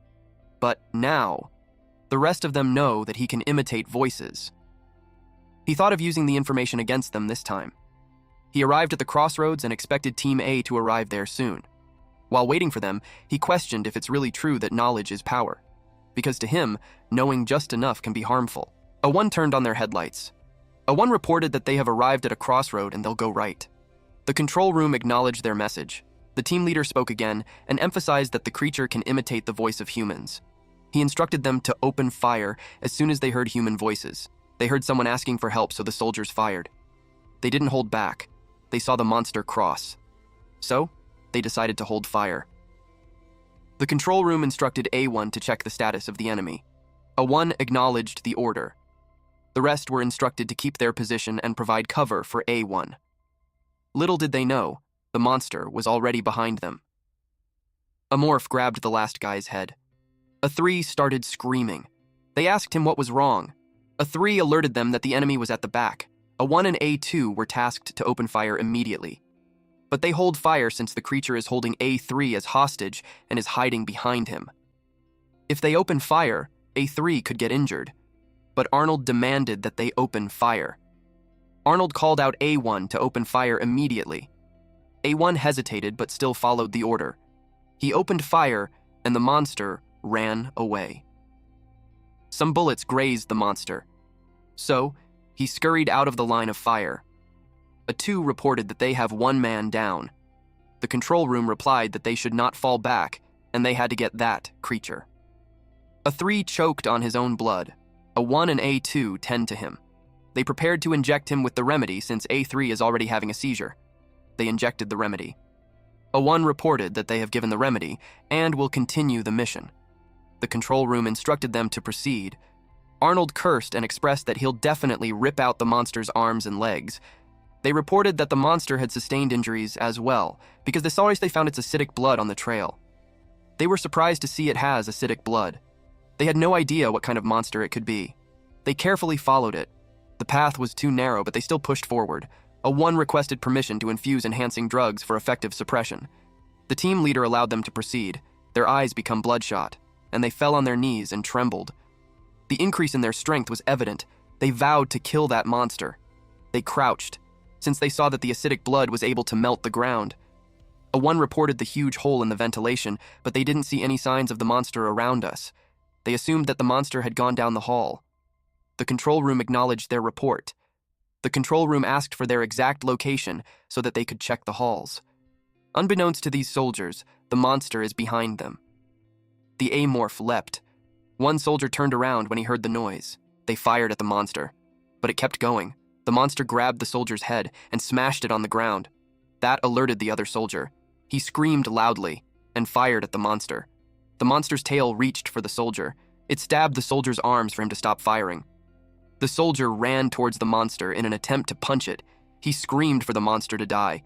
His fist missed the monster. He chased after the monster and fired at it. The soldier is becoming enraged. A morph moved fast inside the vents. The soldier was stronger than he expected. Even with the enhancing drug, they aren't usually that strong. He decided to adjust his plans. He won't be able to fool A1 anymore, so he thought of another way. Then he remembered something. He found the other option. A3 was left dying in the passageway. He's in so much pain. He heard footsteps. The monster peeked from the right passageway. The soldier screamed loudly. He saw the monster moving fast to approach him. He trembled at the sight of it. He screamed loudly, but he couldn't move away from it. Our MC grabbed him and stabbed him on the back. The pain made the soldier yell loudly. The monster ate the man. He feasted on it. It was so messy as the blood splattered everywhere. After a while, he felt satisfied. He dropped the skeleton. Now everyone will know that A3 has been attacked. He saw the camera on the helmet. He stomped on it, and the control room lost vision. The control room announced that A3 had been attacked. A1 ran. He's breathing heavily. Despite seeing the blood, he asked A3 if he's all right. He approached A3 and demanded that he answer him. He moved quickly to administer the cure to him, but suddenly, a tail came out from A3 and attacked A1. A1 was poisoned. He rolled to the ground while screaming. Blood gushed out from A3's stomach when the monster's limb came out from it. A1 was so confused. Turns out, our MC hid himself inside the suit. He slowly came out of the body. Witnessing that made A1 trembled. The monster growled. A1 screamed loudly while attempting to crawl away. The monster grabbed his head. A morph removed the helmet and choked the man. He made sure to look at it in the eye while telling him that he would eat him now. A morph took a bite at the man, which made the man's eyes turn white. A morph pulled the head away from the body, eventually beheading the man. A morph consumed the head. Even though there isn't any sound coming from the communication device, a morph could feel how afraid the humans are. They watched him devour A1. They all turned pale and panicked, even Arnold. Through this act, a morph communicated that the danger isn't only in the ventilation passageway. Humans feel that he's coming for them next. A morph was curious to know what kind of plan the enemy would come up with. With 6 humans dead, There are 90 more soldiers, including the soldiers and generals. With the warning that he had sent, he expected them to come at him with full force. He knew that they didn't have enough power suits on the ship, but the problem is their weapons. He won't be safe if they carry any plasma weapons. Plasma weapons are high firepower weapons for spacecraft battles. They are mainly used to destroy ships and tanks, but they're usually too big and heavy for one person to carry. Although there are lighter versions of them, they're extremely expensive. Somewhat lighter plasma launchers are distributed to each squad by mangacap. But looking at the supplies on the ship, he doubted that the ship will have one. He noticed movements from below. The soldiers are moving to the agriculture sector. The soldiers must have thought that he's getting ready to stage a sit-in. He found his chance. While the soldiers are investigating the wrong part of the ship, he decided to look for the top management. If he takes down the team leaders, it will disrupt the command structure. And above all, he planned to kill Arnold since his existence alone is a threat. The soldiers asked the crisis management leader where the monster came from, but they also asked what it was. Arnold replied to the captain that the supply management leader had a creature that he didn't register, and that could be the monster that they are facing. The captain complained since they allowed those soldiers to have the leader's power suits, but they had no progress. A morph was listening to their conversation. Power suits are what protects humans in space. They should have spent more on them. Their attempt to save money is about to cost their lives. Arnold replied that it wouldn't have happened if they had better equipment, and he corrected the captain about them not making any progress. The captain flinched at that. Arnold stated that they now know that the enemy is a dangerous creature with incredible intelligence, and it eats humans. The captain antagonized him. But Arnold explained that collecting information is vital in battle, and they have to move based on the little information that they have acquired. Arnold told the captain that he has an additional request. The captain looked unhappy, but he asked what it was. The captain was taken aback when Arnold requested permission to use the plasma launcher in the armory. They contradict him since they plan to use that on the pirates, and it's unsafe since they're on a ship. The ship used to be a battleship, but thinking of using it inside is suicide. This confirms Amorph's thought that they have it. The enemies are in a state of confusion, so he took that as his chance to kill them. But his priority target, Arnold, is too far away. The one closest to him is the researcher. It was Dr. Wei, the one who always tortures number 26. He made him his target, which turns out well because he also planned to kill that man. He smashed the vent cover. That caught Arnold's attention. He jumped down right above Dr. Wei, and he had his mouth open wide. He was getting closer to the researcher's face. At the time he hit the ground, he chomped at Dr. Wei's face. Everyone else watched him devour the man. They all ran for their lives while screaming loudly when they saw that the monster was chasing them. The head security got bitten. Another researcher was stabbed. The rest of the humans ran towards the exit. Arnold instructed the soldier on the control panel to alert everyone on the ship. The guy on the control panel acknowledged the command. When the soldier opened his mouth to announce to all soldiers, the monster stabbed him right in it. Blood gushed out, ending the life of the soldier. They fired at the monster. It was Arnold. A morph expected him to run, but he got some balls, even without the power suit. But that gun won't leave a scratch on the monster. This made Amorph curious as to what he's thinking. He was about to confront him. But he saw a vision when he attacked Arnold and he was shot, but he was able to stab Arnold. But then Arnold's last shot got him. Amorph was taken aback. Arnold has a plasma pistol. It's expensive but deadly and convenient to carry. If he gets shot in the head or chest, he could die immediately, or he could get a serious injury. Amorph sensed that this man had a relationship with the Eugene family. Arnold noticed something about the Amorph. He acknowledged that the monster noticed. He dropped his gun and took something from inside his coat. It was the plasma pistol. The captain was surprised to see it since it's so expensive. Arnold uttered that he doesn't know the monster, but it reminds him of someone. The monster had various abilities, akin to Arnold's master, Si-hyun Eugene. Arnold fired the plasma gun. It has a loud noise when fired, and it was effective since it drove the monster away. Arnold declared that he's ruling out all variables until a certain person arrives. A morph knew that it wasn't looking good for him. So far, it's the greatest crisis that he has faced since he was born in the cargo hold. He has been in worse situations while he's playing the game, and the winner has always been him, the Amorph. Whoever is coming, may it be Arnold's master or not, that person would be greeted by him and Arnold.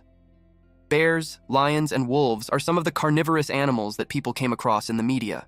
They are portrayed as the embodiment of fearless violence. However, this is not true. The predators in real life are cowards who avoid fights that would incur significant losses. That cowardly prudence may be the element of a true hunter. The player who played Amorph in the game took that to heart. It's important not to forget that having strong characteristics or knowing important information becomes useless if you are not careful. Amorph evaded a plasma shot. He used his super sense since he had observed that Arnold is pretty good. He used his super sense on him and found out that Arnold's heartbeat is stable, which means that he was just pretending to be nervous until that moment.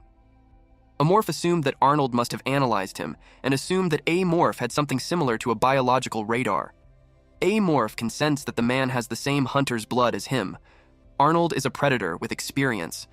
Amorph scurried away. The shot missed him, but it was followed by several more. The captain reminded the crisis management team leader that he's in the control room so he shouldn't hit the devices. Arnold glanced at them and responded that he will keep that in mind. He released another shot. He was about to fire again, but he paused. The monster hid behind the device. It pissed off Arnold. Amorph knows that Arnold is just trying to trick him. Because of the super sense, Amorph found out that Arnold gave an order to the soldiers to assemble all units in the control room. Amorph realized that Arnold was stalling, and all that shooting was just to trap him there. He noticed that Arnold was stalling while keeping the monster away from the captain and other leaders so that his men could come in and capture him. Amorph was impressed that Arnold had him fooled. Amorph decided to finish it before the support came. He saw a fire extinguisher and decided to use it. He removed the pin and positioned himself. He pointed the nozzle at Arnold's face to block his vision. Arnold announced that the monster is pulling a trick. He fired randomly. Everyone in the room couldn't see anything. Arnold scolded the soldiers for not using their weapons properly. Someone asked where the monster went. Arnold had a guess. Arnold immediately instructed the soldiers to get the captain out of there. Amorph noticed how Arnold caught on quickly. However, that wasn't his plan. He poisoned someone else. Then he took a bite out of that man. One soldier looked for the captain. The captain replied that he's in there. But another person joined the conversation and told the soldier that the captain isn't there since the captain is with him on the other side. Arnold told them not to be confused since the monster is just trying to confuse them. The monster chased after a man. He caught the man and immediately killed it. Another person uttered that the soldier shouldn't listen to that gibberish since the monster killed the team leader. The soldier asked if it's really the navigation team leader speaking. Someone yelled that they shouldn't fall for it since it mimicked the leader's voice. But the navigation team leader insisted that he's the real one. Arnold yelled that they should be alert and it was the monster talking. Arnold instructed to shoot the monster. The soldier just fired randomly. He heard someone groan. Upon hearing that, the soldier trembled. Arnold was the one hit. He glanced behind him when he sensed the monster. He fired at it. Amorph evades the shot. He kept running. Amorph's back is being ripped open. Then his wings appeared. He flew directly towards Arnold. His mouth is almost at Arnold's face. Arnold clearly saw the sharp teeth, and just like that, Arnold's head was gone and blood gushed out from his body. The headless body fell to the ground. It dropped the plasma gun. The body just laid there in the pool of blood. The monster stepped on the blood. A soldier pointed the gun on a silhouette of a monster. He was surprised when something appeared on his side. He was taken aback at what he saw. Arnold's bloodied face was carried by the monster's mouth, and it was placed right on the soldier's face. The monster walked past him. He was too scared to move. The monster climbed up the vent. Amorph wished he could enjoy his meal, but he doesn't have time since his gut is warning him to leave. The captain was furious. He asked the soldiers why it took them some time to arrive. The soldiers could only apologize. The captain cursed and instructed them to clean up the place. The captain was informed that all casualties had been accounted for. That person is the temporary medical department leader. The captain asked if there were any survivors. The temporary medical department leader replied that everyone is dead except for the head of the research department. He was surprised when he found out that the senior researcher is still alive. The temporary medical department leader replied that the man is in the recovery room. It was fortunate for that man to be immune to the monster's neurotoxin, but he lost his sense of sight, smell, and taste permanently. Even if the man lives, he will require support for the rest of his life. The temporary medical department leader suggested that they should just surrender to the space dogs. That made the captain angry. He told the man that he's so selfish. Then, he walked away. The man chased after him, but the captain had had enough of his nonsense. The captain thought about the number of men they lost. The leaders from the research, technical, medical, navigation, and crisis management teams. And the head cook are all dead. He knew that they're never going to survive the battle with the pirates that way. He thought of abandoning everything and running away. A soldier noticed something. The gun looks different compared to the rest. He uttered that it looked like one of the leader's weapons. That caught the captain's attention. He asked the gun to be brought to him. The soldier gave it to him. He inspected and saw that there's 60% left. It's slightly cracked, but it could still be used for self-defense. Now the captain couldn't trust anyone to protect him but himself. He counted the problems. The monster is still on board, and they'll be encountering the pirates in 2 days. He sighed as he wondered what he should do. A morph had eliminated most of the leaders. He knew that it's going to take some time for the AI to report the problem. He doesn't think that he needs to worry about Captain Yusung. He decided to expand his nest. There are spots that he could choose from. Since he had the nest in the cooling chamber, he can choose 2 more places. The most important place is the cafeteria, since food is key to survival. He planned to contaminate the food and cut off the supplies. Next is the armory. That's where the plasma launcher is being kept. A morph needs to do something about it before the enemy uses it to kill him. Lastly, the lab. There are various DNA samples and psionium, but the problem is that he had less than a 10% chance of gaining a property from the samples. With just psionium alone, he'll be able to have the power of a juvenile stage amorph. Then he'll be prepared for pirates and other possible enemies. Amorph had made up his mind. He'll create the nest in the cafeteria and the lab, and he decided to steal the plasma launcher.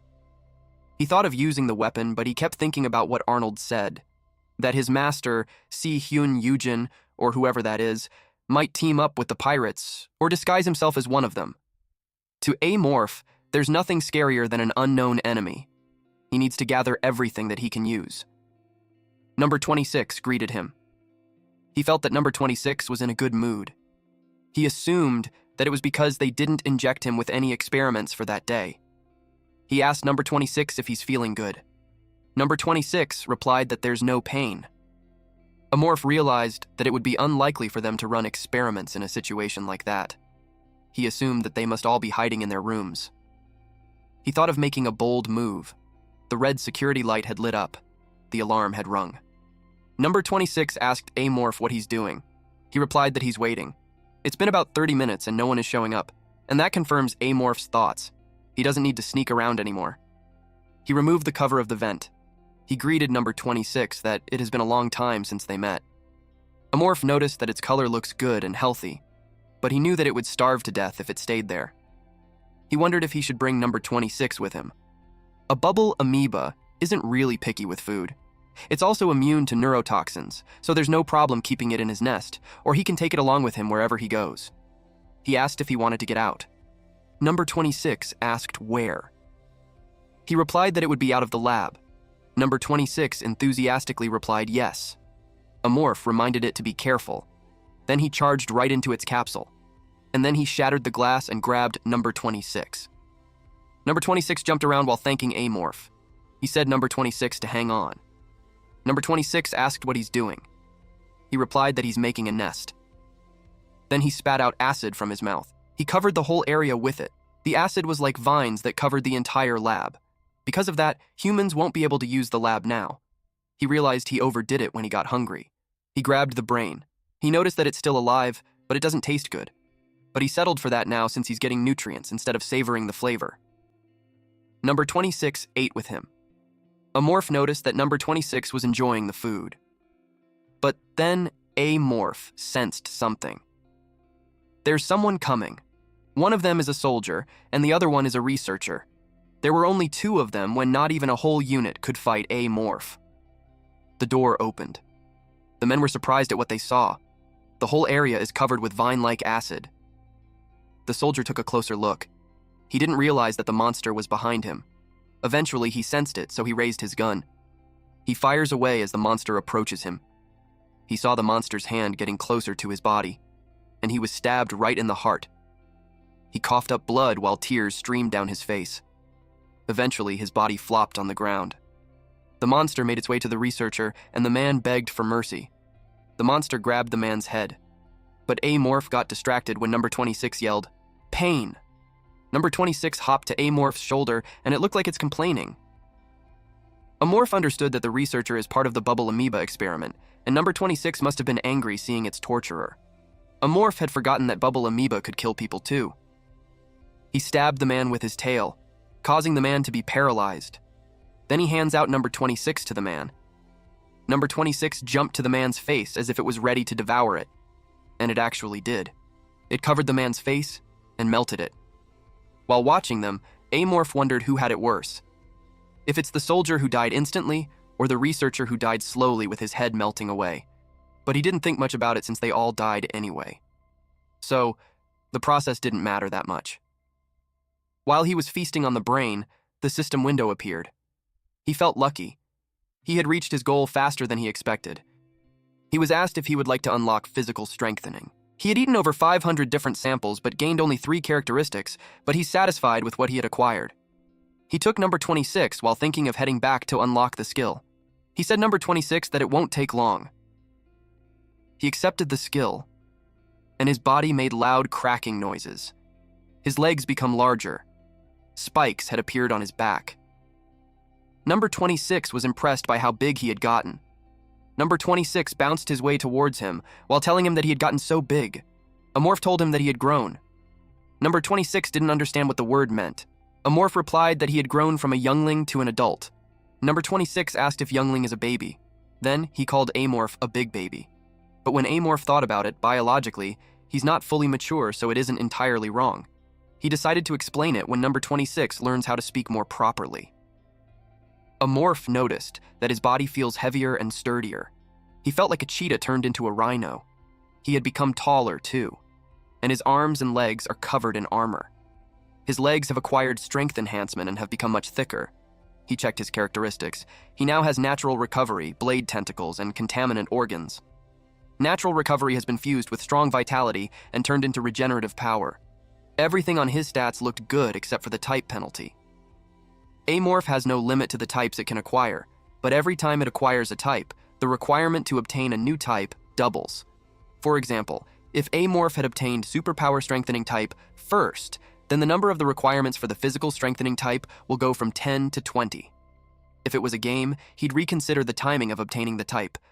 But he doesn't have a choice with the danger coming ahead. He decided to postpone unlocking the next type. It was time to test his newly obtained characteristics. The durability of the blade tentacles was too weak. He stabbed a pillar, and he realized that it has been upgraded and strengthened by the physical strengthening type. Next, he tried out the contaminant organ. He released acid from his neck.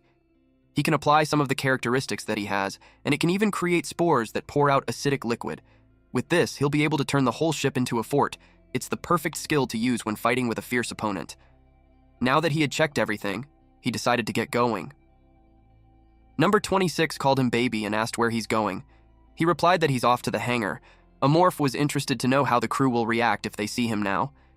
He imagined them crying or maybe running to the escape pod. He'll find out soon.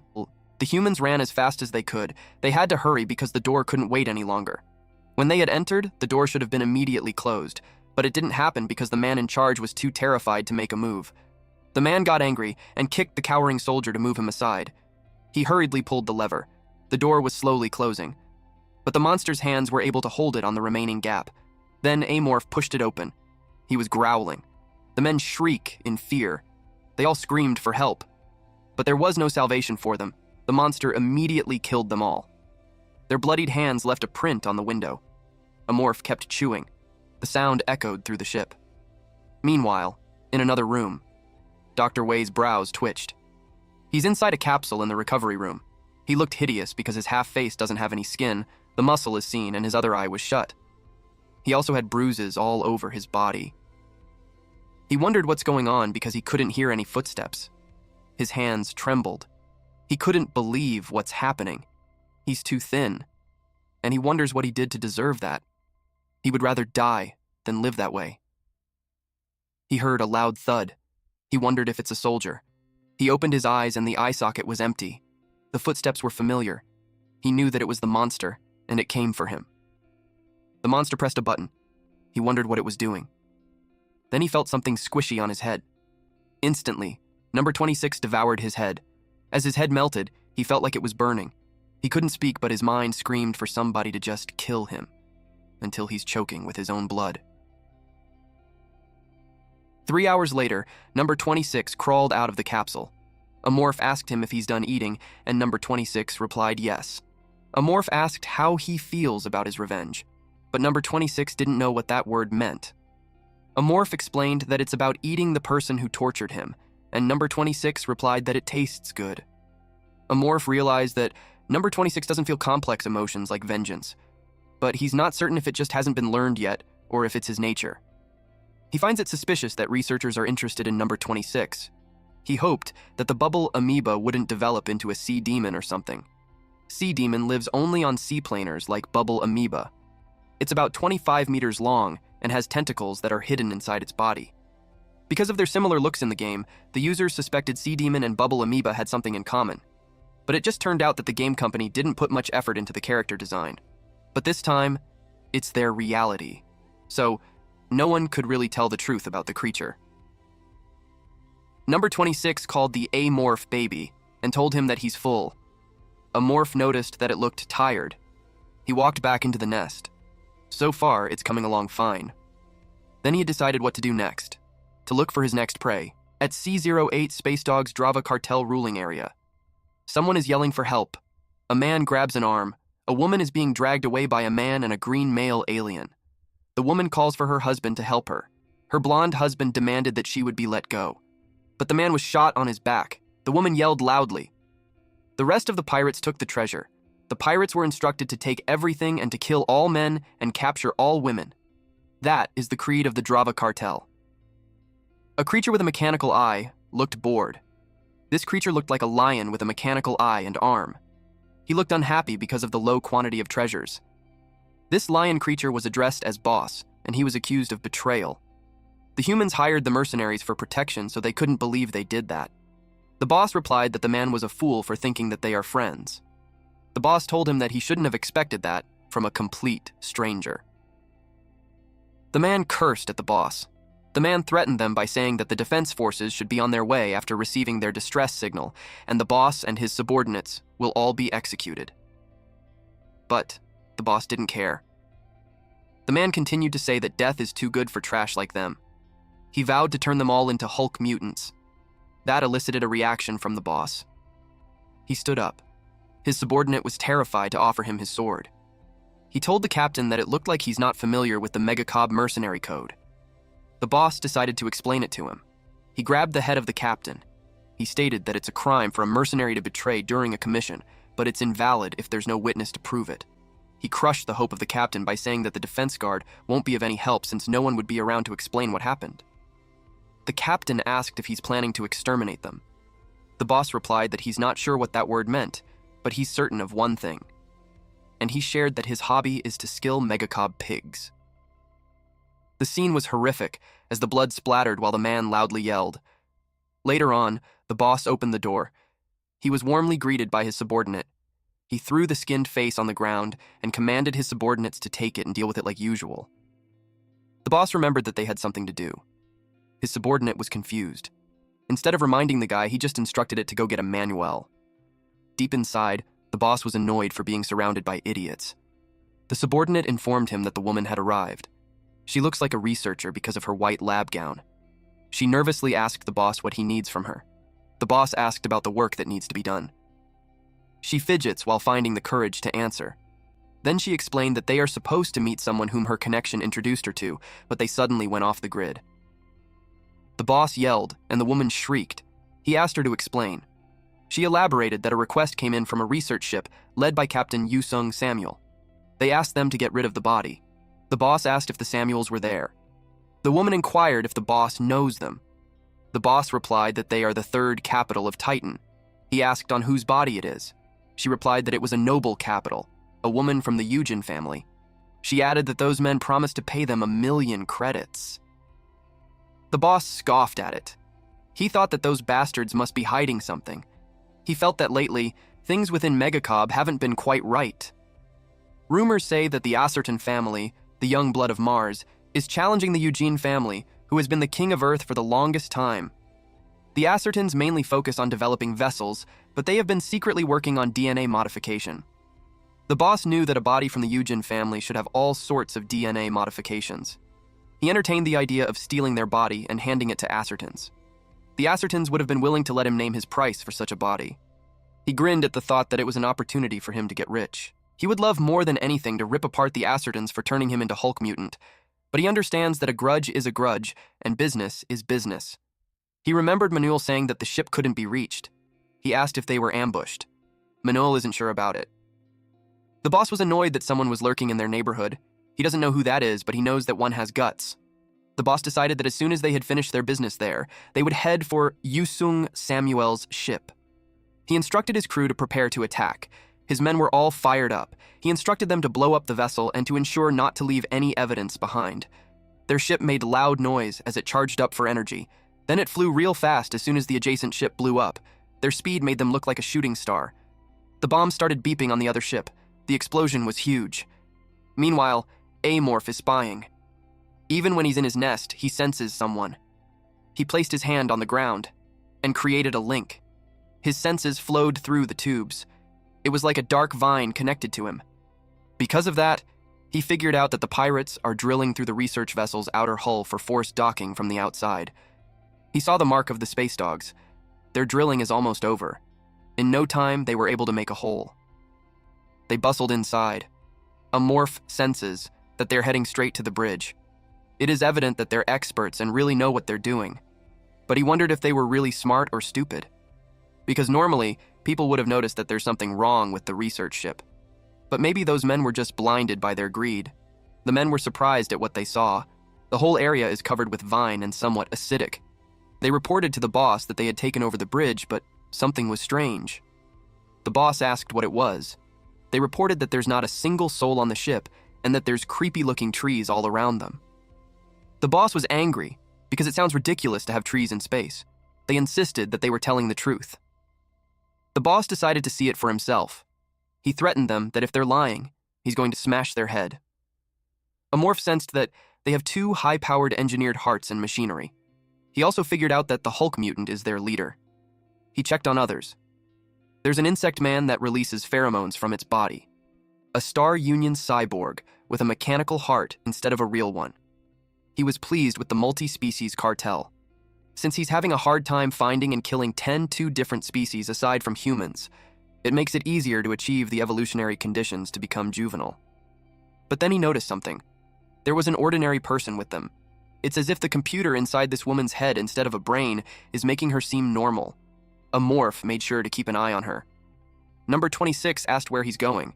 He told him that he will be out, but he advised number 26 to stay in the nest because it's dangerous. He pointed at the plasma gun and requested number 26 to keep it safe for him. He told him that it's important. Number 26 happily obliged. Amorph took his chance while the enemy's guard was down. He planned to cut off the path that they can retreat by destroying the power source of their ship. He expected them to protect both the research ship and their own ship, since they are greedy. He had perceived them dividing their forces into looting and defense groups, and while they start dividing into groups, that's when Amorph plans to begin his hunt, like he always does. Amorph's fingers slipped through the door. Then he spread the door open. He made his way inside. It's as if the place doesn't have any security systems at all. But it's not surprising since they're pirates. The pirates must have never thought for a second that they would be the ones getting robbed. He found the nuclear reactor, and it's not far from where he is. He used his super sense to scout his surroundings, and everything's looking good except for those android security robots. They'll alert the central AI system as soon as they get attacked. He wondered how he'll get past them without getting caught. He noticed something, and it made his mouth drool. He decided to go eat something first. He rushed through the hallway, but he abruptly stopped when he noticed people passing through. It was a human and an insect man. He decided to deal with them there. He sneaked on the side of the human. The human was confused when he saw something swinging on his face, but he no longer has time to react because in the next second, his head was cut off. The insect man was surprised at what he saw. He pressed on the radio, but the tentacles grabbed his limb. Then his hand was cut off. It fell to the ground together with the phone. Blood gushed out of his arm. Then he was tackled by the amorph. Amorph grabbed all his limbs. He tried to ask for help. But at the next moment, his head was ripped from the body. Amorph munched on them. As what he's expecting, the NPC species doesn't help fulfill the evolution condition. Someone can be heard speaking through the radio. The patrol team was asked on what's going on. Amorph said that it was nothing. The guy on the other line was assured and reprimanded him for not answering fast. He was told to quit slacking off, and he just apologized. Amorph pushed open another door. He doesn't see any value fighting the androids. He looked around the area. He sprayed his acid all over the place, and when it dissolved the ground, the nuclear power was revealed, just as he thought. A human would have noticed it right away, but he's dealing with androids. It's not trained to handle unexpected situations. The engine was clear. There was a loud banging sound followed by the control room's request for a backup, since it was reported that the monster was trying to break down the door.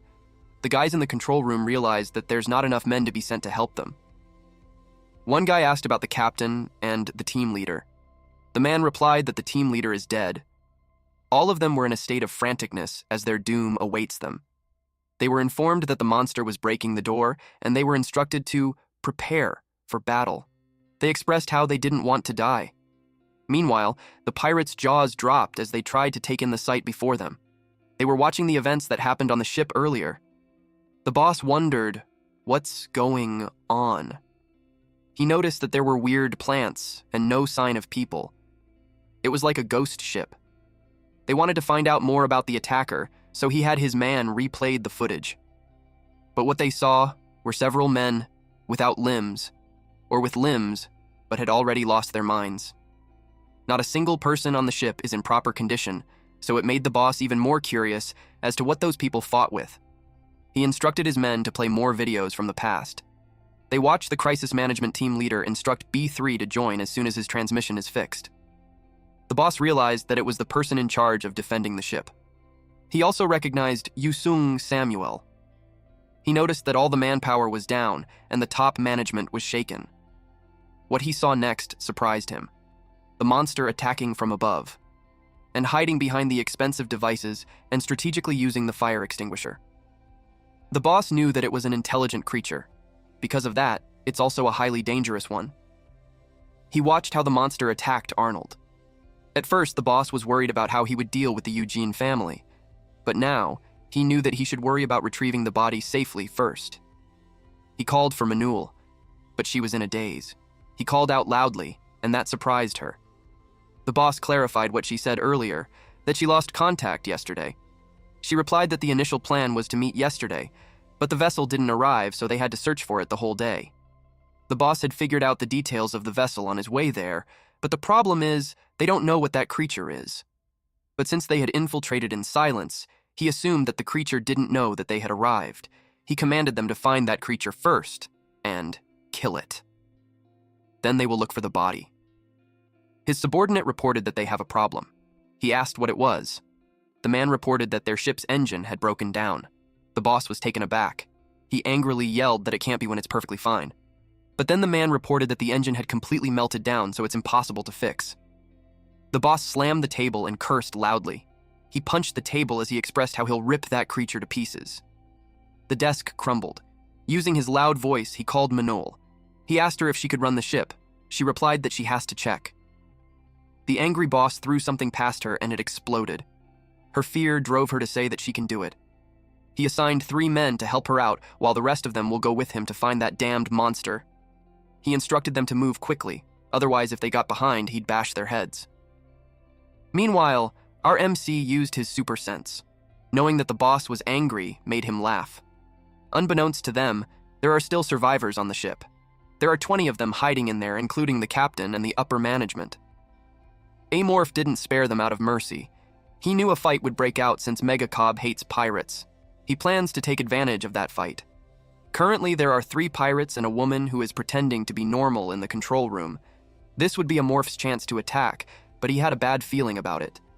The Amorph's instinct is warning him that the woman is dangerous. It made him wonder if that woman is Arnold's master. He recalled Arnold saying that his master had various abilities, but Amorph was confused as to why Arnold says that he and the woman are similar when the woman looked like a genetically modified human.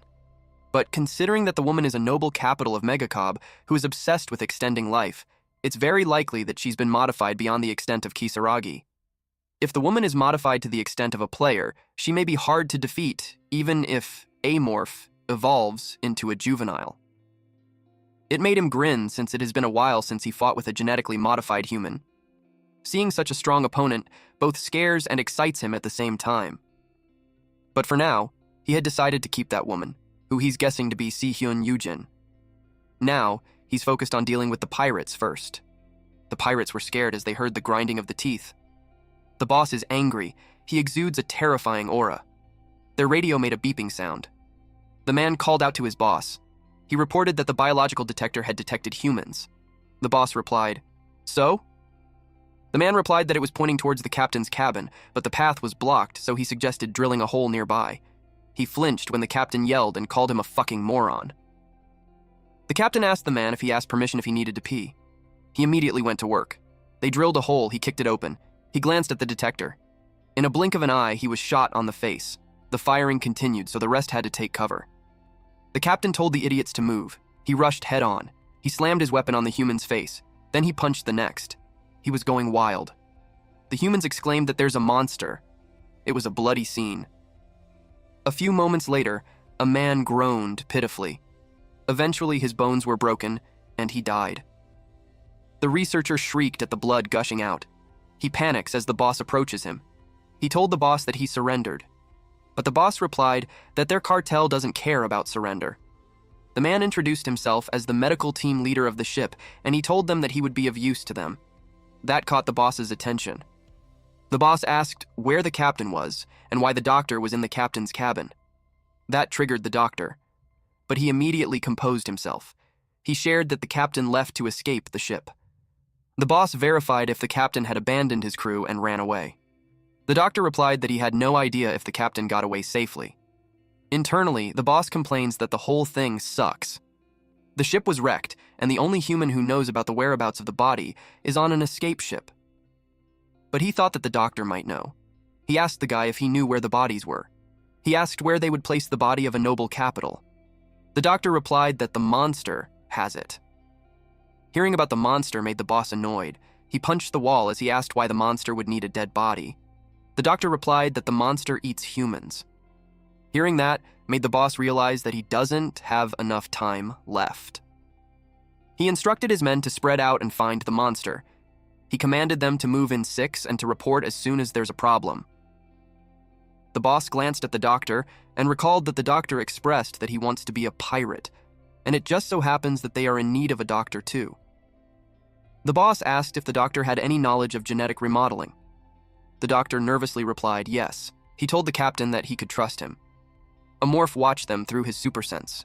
Amorph was disappointed that the boss ended the humans quickly, but it wasn't surprising since the leader was a Hulk mutant. He noticed that the pirates moved like a regular army. He decided to get moving too. Number 26 wanted to come with him, but he told him to stay inside. But number 26 insisted that he'll help. Deep inside, Amorph noticed that it's acting like a child who wants to help his father. He realized that number 26 must also need battle experience. Even if it can't be of much help to him, he can't let it get away. He picked him up. He advised them to be careful since their enemies are dangerous. Number 26 responded that Amorph should be careful too. Amorph thought about where to begin. He decided to start in the armory. There were pirates in there. The pirates complained the area was a jungle.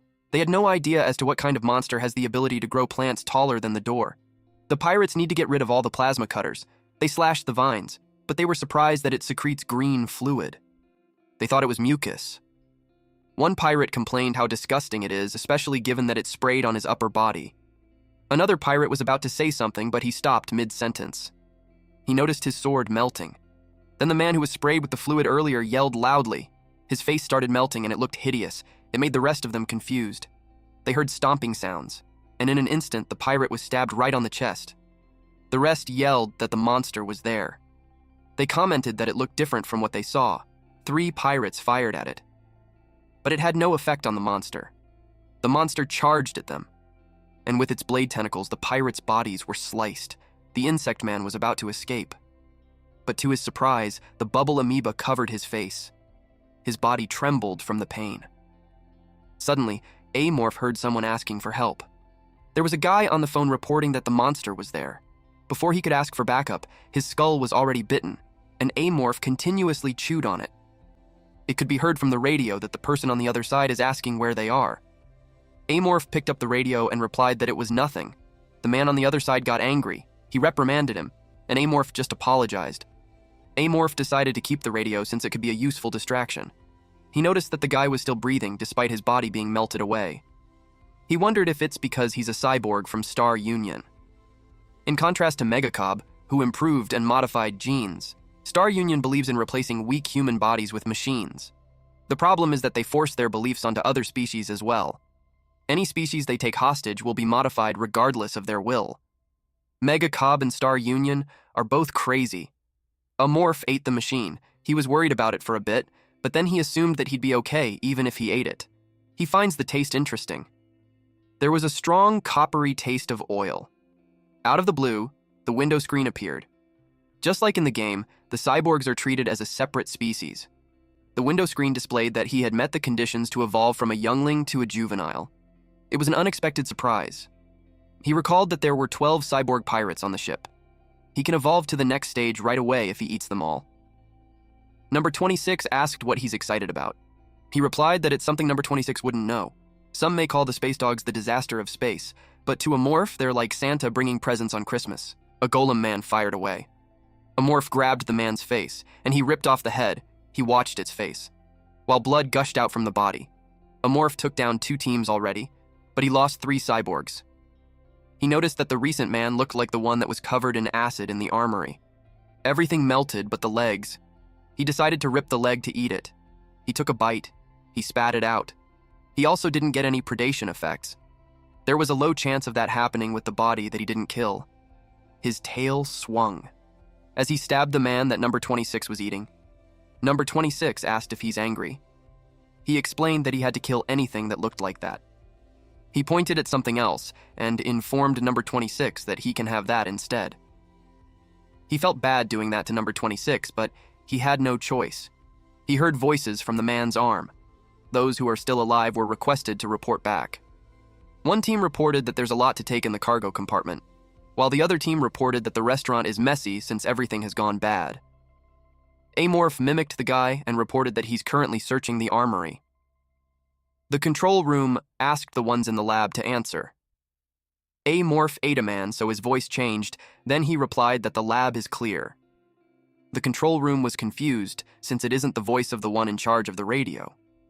He explained that the man in charge was just getting ready to clear out. The control room accepted that explanation. Amorph noticed that those guys are pretty systematic for pirates. The boss is just a Hulk mutant, but he decided to keep an eye on him. Putting those thoughts aside, he couldn't believe that he's hanging out with Bubble Amoeba. The game community would freak out when they saw that. The Amorph itself is specialized for acting alone, but himself, in reality, wasn't the friendly type. Things are getting different from what he used to know about the game. It makes him nervous, but excited at the same time. The boss sensed that something was fishy. He's pretty strict about reporting duties because of his military background. So someone who knows what happens if he breaks the rule would not make such a mistake. His wild instincts in his genes are warning him that it's a trap. The boss told the guys that something is off about the guys in the lab. He instructed everyone to head to the lab. The boss asked the doctor the whereabouts of the escape ship and the engine room of the vessel. The doctor showed him the way. The boss is fuming inside because he didn't like anyone touching his warship. He planned to figure out an escape route and put a bomb in the engine room. He expected the engine to be nuclear infused, so having a small bomb is fine. After he gets out safely, he'll blow up the bomb remotely, and the monster will blow up with the vessel. He knows that his men on the ship will also die, but he's confident that there are a lot of creatures out there that want to be a pirate. He'll just take Manol and the doctor. He called the doctor.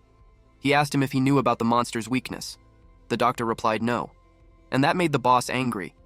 The pirate threatened him to answer properly, but the doctor insisted that he's telling the truth. The boss knew that the doctor was a coward, but for him to say so little, it just meant that the doctor is more afraid of the monster than him. The boss asked about the characteristics of the monster, to which the doctor described the monster who moves like a ghost. The doctor elaborated that the monster eats humans in the blink of an eye, and it doesn't leave a single piece of body behind. They didn't even notice, even if anyone was gone, until much later. The boss told them that it could be because they're just idiots. The doctor defended that there are numerous security systems on the ship, so many that they could hardly count. But he added that the monster was still able to avoid it all and kill people. That's why he described it as a ghost. Internally, the boss finds it ridiculous, but it also seems like the doctor is telling the truth. He decided to round up his men. He told them that there were changes in their plan. He gathers them before they come to the lab. Amorph commented that the boss was a clever guy. He didn't fall for Amorph's imitation, which even fooled humans. It could be the wild instincts of a Hulk mutant, but it was too late now. Amorph used his super sense. The pirates are complaining, but they are heading to the location. Amorph planned to attack them with a new plan this time.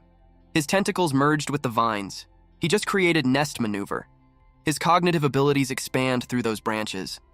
The flow of his senses rides through the current of consciousness and takes over the corridors and the rooms. The subsidiary organ connection has been completed. The pirates are literally on his stomach now. The pirates noticed that the vines wriggled. Amorph activated paralytic spores, so the vines released black mist. It instantly affected the pirates. Their mouths foamed, killing them instantly. Amorph can use the nest maneuver more fluently when he becomes a juvenile. He just tried it out of curiosity, but it worked. Amorph felt dizzy because of the exhaustion. He suddenly felt hungry from using so much energy at once. Number 26 bounced towards him and asked where he's going. He invited him to eat since he's been so hungry. A few moments later, our MC grabbed the corpse. He tore the muscles apart by using his teeth. He noticed that it's likely for pirates to abandon their fellow mates. Not that Amorph minds it. It's actually better for him since he doesn't have to fight to eat. Number 26 kept munching too. 5 out of 7 he killed are cyborgs. He checked on how much he needed to evolve. He has 8 cyborgs now, so he only needs 2 more, and it won't be long until he evolves into a juvenile. The other 5 cyborgs had escaped. They went to the training room. He wondered why they went there of all places. He assumed that those pirates thought that they would have a clearer view and better shot angles, since the training room is more spacious than other rooms. The only problem is that the previous crew thought of the same thing. The place where they've been strengthening bonds with their comrades had long been turned into a slaughterhouse because of Amorph. Amorph could feel the pirates' pheromones and breaths through the door. The pirates must have been shocked at the sight of the room. He informed number 26 to get behind him since it will get dangerous. More than 20 people were killed in that place, and killing 5 more doesn't make any difference. Amorph dashed towards them. The pirates fired at him. It didn't have any effect on him. He approaches them. The pirate cursed that the guns weren't working against the monster. He decided to give up on it. He took out a lightsaber. The man intimidated the monster by telling it that he's the second in command of the Drava cartel. He swung his lightsaber while daring the monster to approach him. Amorph used his super sense and realized that it was a sonic blade. It could damage his shell. But he knew that the weapon doesn't matter when the one holding it doesn't know how to use it right. Amorph's subsidiary organ tells him that the man is an ordinary male in his 30s with lifestyle diseases. It's so typical of a pirate to act hastily. The man swung his sonic blade. But Amorph easily scratched him. The man crashed on the dumbbells, but Amorph didn't take a rest on pursuing the man. The man cursed at the monster. Amorph was astonished. The man is the first prey to be that persistent since Arnold. He decided to kill the man before that man experiences more pain. He stabbed it with his tail. Now, there are 4 left. He's guessing that they're hiding in the dressing room. The system window appeared. It made him curious. He had acquired human gene essence, so now he can claim human nature. He wondered what characteristic is that. The name sounds overly comprehensive, but he's not in a position to be picky. He wondered if he should accept it. Thousands of characteristics exist in space survival. However, not all of them are advantageous. For example, the Hulk mutant's rampage characteristic. They gain twice the physical ability, but lose the ability to control themselves. There are characteristics that disadvantages outweigh advantages. The characteristics with ambiguous names were usually lethal. Given that space survival itself is like a dystopia full of vicious beings, there's Star Union who kidnaps people and turns them into robots. Then there's also mangacaps who create monsters by remodeling genes however they like. It's a universe where species like them lead human civilization.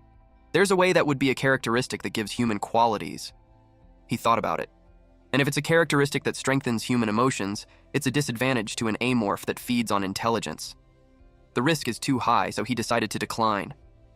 Suddenly, he felt something. His subsidiary organ warned him to reconsider. He realized that it could be valuable. He thought about it since the tiny tentacles never forced him to make dangerous choices. He decided to trust it. He accepted. A bright light appeared. Then, that's it. Nothing happened. He checked his head, but nothing was coming out. He tried to feel it, but there's no extreme guilt in his heart. Human nature is a mental characteristic. 3 more, and Amorph will be able to acquire superpower enhancement type. Human nature would help Amorph make the right decision when he's in a pinch, and his choice would be worth it. He scratched his head as he commented that the characteristic is neither good nor bad. He decided to focus on the fact that he had accomplished the type conditions. Number 26 approached him and asked if he's okay. He asked what was wrong. Number 26 told him that he wasn't moving, and it was strange. Deep inside, he knew that number 26 shouldn't worry about him. They get moving. Amorph could smell the pirates from different parts of the training room, and he had no intention of letting any of them go. In the sea of blood, people were screaming for help. One man held his gun with his trembling hand. He hid in the closet while wondering if he's going to be the next. Compared to the other guys, he considered himself pretty decent, so reasoned that he didn't deserve to die. The creaking noise made him alert. As the sound continued, he could feel that his end was coming. He wished for Chief Zubaka to look over him. In his head, he begged this person. Amorph knew which direction he should go.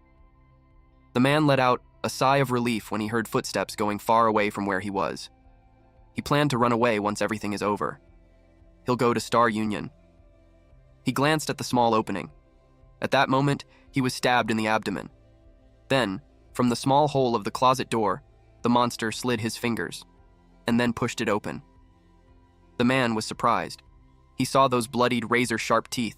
He screamed loudly. Eventually, he was eaten. His machine parts fell to the ground.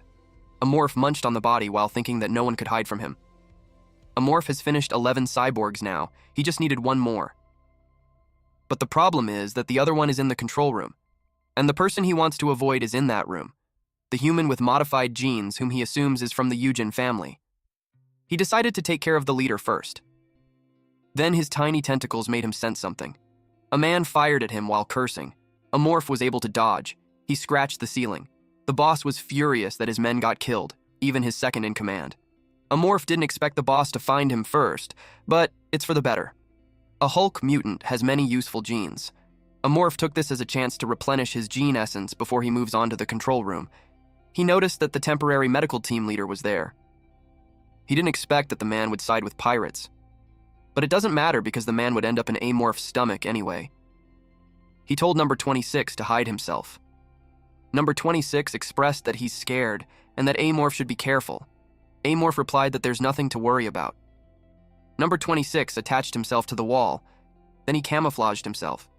He told Baby to be careful.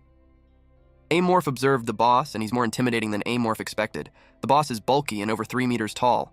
Some could say that Amorph won't stand a chance, because the boss was an improved Hulk mutant. Amorph was excited to see what that man is capable of. The pirates in the control room watch on the screen. One person suggested going to where the boss is, but the others didn't like the idea because they have to follow the command of helping Manul. They asked Manul how much longer it would take. She replied that she's almost done. The pirate asked why the piece of crap is taking so long. Manul explained that it's because of the AI of the Mangacap battleship. It's the core of space engineering and computer science, so it can't be easy. The pirates don't understand a thing of what she just said. They told her to just hurry up. In her mind, she commended Arnold for doing well. The monster cunningly hid itself using a smokescreen, but it can't fool her, who has her remote viewing. She noticed that the creature emptied the lab and got his hands on the gene samples. It was indeed a clever creature.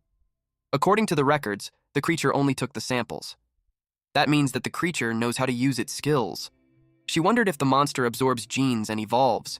If that's the case, the creature is like her. Because of that, she's certain that the boss named El Chen won't be able to win. El Chen is nothing but a monster, strengthened by the will of others. She described him as a miserable being who doesn't even know what he's made up of. She was getting fed up with him, so his end would be good news for her. The pirates are no longer of use to her. She decided to reduce the number of genes that the monster can obtain. They asked her if she's done, but they were confused with her behavior. Manhwa has several names. She removed her eyeglasses. A blade appeared on her forearm. The enemies of Mangacap call her the Helix Witch, but the family calls her Shadow and treats her with awe. The head of the family, Akira Yujin, calls her Code White, and the person who was once her father called her Si Hyun. She is the epitome of genetic engineering of the Yujin family, and the only forgotten heir to the lineage in the family. Back to the impending fight, the boss took a step. He attacked the monster. A morph was able to evade that. A morph pushed him with his fingers, and his other limb hit the metal leg. The boss staggers as he groans. A morph's tentacle hit a capsule, and he sensed a static. His superpower organ strings were electrified. That's when he realized that the boss had laid out the pulse grenade without his knowledge. He wondered if the boss thinks he's some sort of battle android. If that's the case, the boss was wrong. But his selection of weapons was good. The boss found out that the creature wasn't a new weapon created by Star Union. He asked the creature if he understood him. The boss moved a part of his thick hair. It revealed a red button embedded on his body. A morph wondered if it's the rampage switch. The boss said that he installed a bomb in the nuclear reactor, and the detonator is synced with his heart. He told the creature that if he dies, the whole ship will explode and everyone will die. A morph used his super sense since he's suspicious. The doctor's body reaction tells him that the boss isn't lying. A morph focused on the important thing, whether the boss would blow up the bomb or not. The boss noticed that the creature seemed to value his own life. He noted that this creature has high intelligence, a transcendent body, and arrogance. So he knew that there's nothing about the creature that would lower his will to survive. He pressed his blade on the button on the side of his head. His cells started moving. It became abnormal. It was like they were evolving like crazy. And that made the boss scream and cough blood. His bones made a cracking sound. It looked like he turned into a tenacious beast. He was breathing heavily. Then he growled loudly. Inside his head, Amorph finds the boss hideous. It looked like more things happened to him, and not just the transplantation of genes. The boss stomped, and it shattered the ground beneath him. Amorph recognized that he's got the genes of the mountain crawler. They're also called the dragons of the rocks because of their hard shells. The boss roared loudly. Then it moved fast. Amorph hit its chest with his tail, but he stopped the second he saw the bomb. And that's when Amorph took a blow. The boss waited for his reaction, but he got confused when Amorph didn't move. Then suddenly, Amorph scurried away. It made the boss angry. He was growling while Amorph maintained a safe distance from him. Amorph's body is throbbing. He could have been dead if not for his rock-hard head. It made him wonder why the boss brought up the bomb when he aimed for the head instead. He realized that the enemy was just playing dirty. The boss told Amorph that its attack is no use. Amorph knew that unless he aims for the heart, there aren't many places he can aim for. The shells of the enemy are way too strong. Nothing should be able to break through that unless it's a plasma weapon. Amorph knew that he could win as long as he could stab the boss anywhere on his body, but it seems like the boss knew that, so he went after Amorph's tail.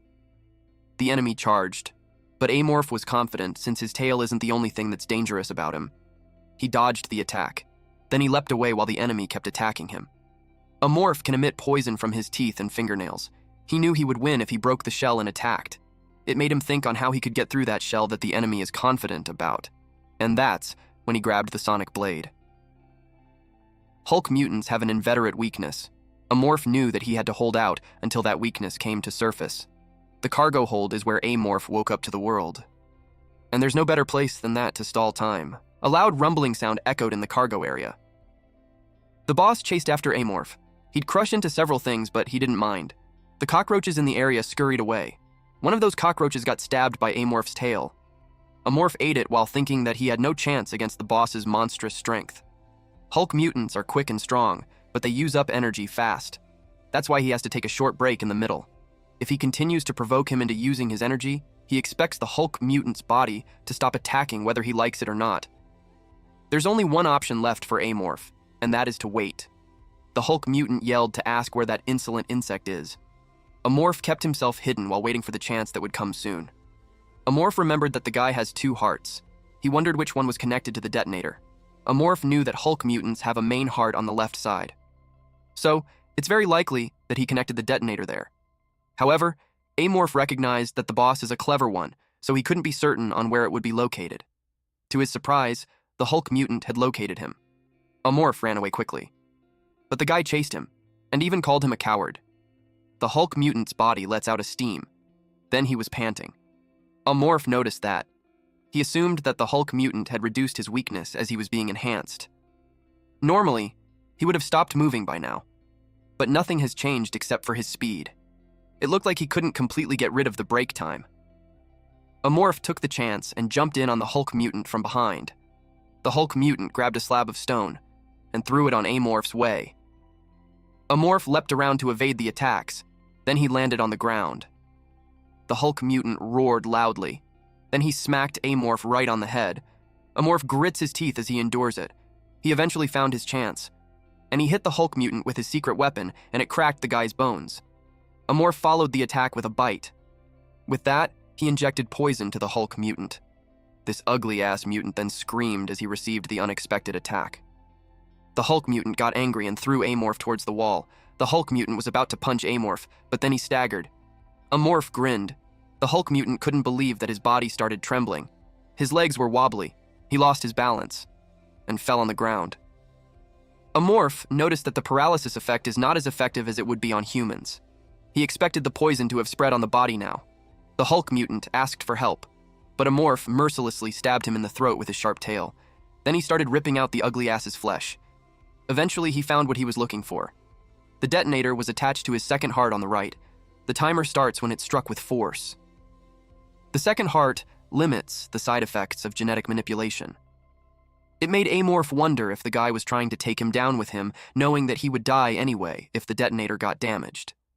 It's going to take some time to disassemble the detonator, and as a reward for himself, he decided to enjoy the Hulk mutant's genetic sample. Then number 26 calls him. He reminded him to stay hidden. Number 26 reported that they're in trouble. Amorph asked why. Suddenly, a signal prompted him. Amorph saw a vision of his morbid ending. If he continues to stay right here, he'll receive a fire attack that will kill number 26 as well. For a brief moment, he was frozen in shock. When he regained his senses, he dashed away.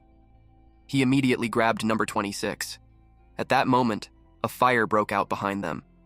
Si-hyun stepped forward and saw that the monster got away. She was curious how the monster got the prediction. Amorph planned to deal with her last, and he didn't expect her to come there herself. He noticed the shiny blade protruding from her hand. Her genes are mixed with those of the white Galergon and another high-level organism. Not only that, there are dozens of visible genetic traits. Amorph knew that he couldn't beat her in his current state. He felt his body warning him not to confront that creature. He needed to step back and reorganize. The Hulk mutant recognized Manol and called her. She told him that he did well and stabbed him. Her sword pierced through the detonator. She couldn't let the space monster escape. Amorph was in a pinch. He thought of what to do next. The timer on the bomb should have been activated with her stabbing the Hulk mutant. Amorph knew that it would be suicide if he attacks her now. He decided to observe the enemy and get information. He noticed that her eyes are different. He wondered if those are the eyes of the Outspace Observer or maybe Daredevils. Si-hyun told him that she has a suggestion. Because he seems to be like her, she plans to spare his life if he agrees to serve her. In other words, she wants Amorph to become her pet. She knows that he's a creature that relies on genes, so she's certain that she can be the perfect master for him. She urged him to join her. Amorph tried to process that. The formidable Si-hyun Yujin is demanding him to be her slave. A gust of wind blew. Amorph has confirmed that Si-hyun isn't lying.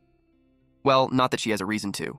He's also aware that the blade on her wrist is the claw of Galergon, and that even with his hard shell, he won't be able to protect himself from that. Plus, she also got plenty of other weapons to kill him with. Number 26 called him. Amorph knew that submitting to her is the most reasonable choice. Si-hyun grinned. Amorph walked towards her. She told him that he's making the right choice. Number 26 pats Amorph, while assuring him that she's right by his side. Amorph was thinking how Si-hyun had no idea why he liked Amorph. She doesn't know that he's so obsessed with the crappy, useless character, or why people call him the Morph Park on online communities. The reason is simple. It's because of the freedom to choose. Because, with the choices that he makes, it grows stronger, and indefinitely. That's why he loves a morph. That is why there is only one choice for him. With just a step away from Si-hyun, a morph stopped while he bowed. Number 26 noticed how strange he's acting. Si-hyun reached out to pat him while praising him for being a good boy. But Si-hyun was taken aback. A morph splashed poison on her. It landed right on her face. Immediately, he retreats and scurries away. So-hyun's eyes remain shut while she grins at the choice that A-morph made. She was thrilled that A-morph chose to play. She threw fire on A-morph. But he continued running. A morph knew that she's stronger than him, and she's the most challenging enemy he had faced since he became an A-morph. However, he fought other outstanding enemies, and he always wins. He decided to teach her a lesson, that fighting isn't all about strength. The floors creaked. As the Hulk mutant's hand shifted, he tried to lift himself up while cursing at those bastards. He's mad that she betrayed him. He vowed to bring her down and make her beg for her life. He was furious that the device got destroyed. It will be all over for him if he can't get to the engine room in 10 minutes. But his strong will of not dying kept him strong. He crawled his way to the engine room while thinking that he's different from others, because he is Elchindrava. Meanwhile, A-morph is trying to run for his life. Number 26 asked A-morph if he's in pain. A-morph replied that it's all better. Number 26 asked, "Really?" A-morph pats him and replies yes.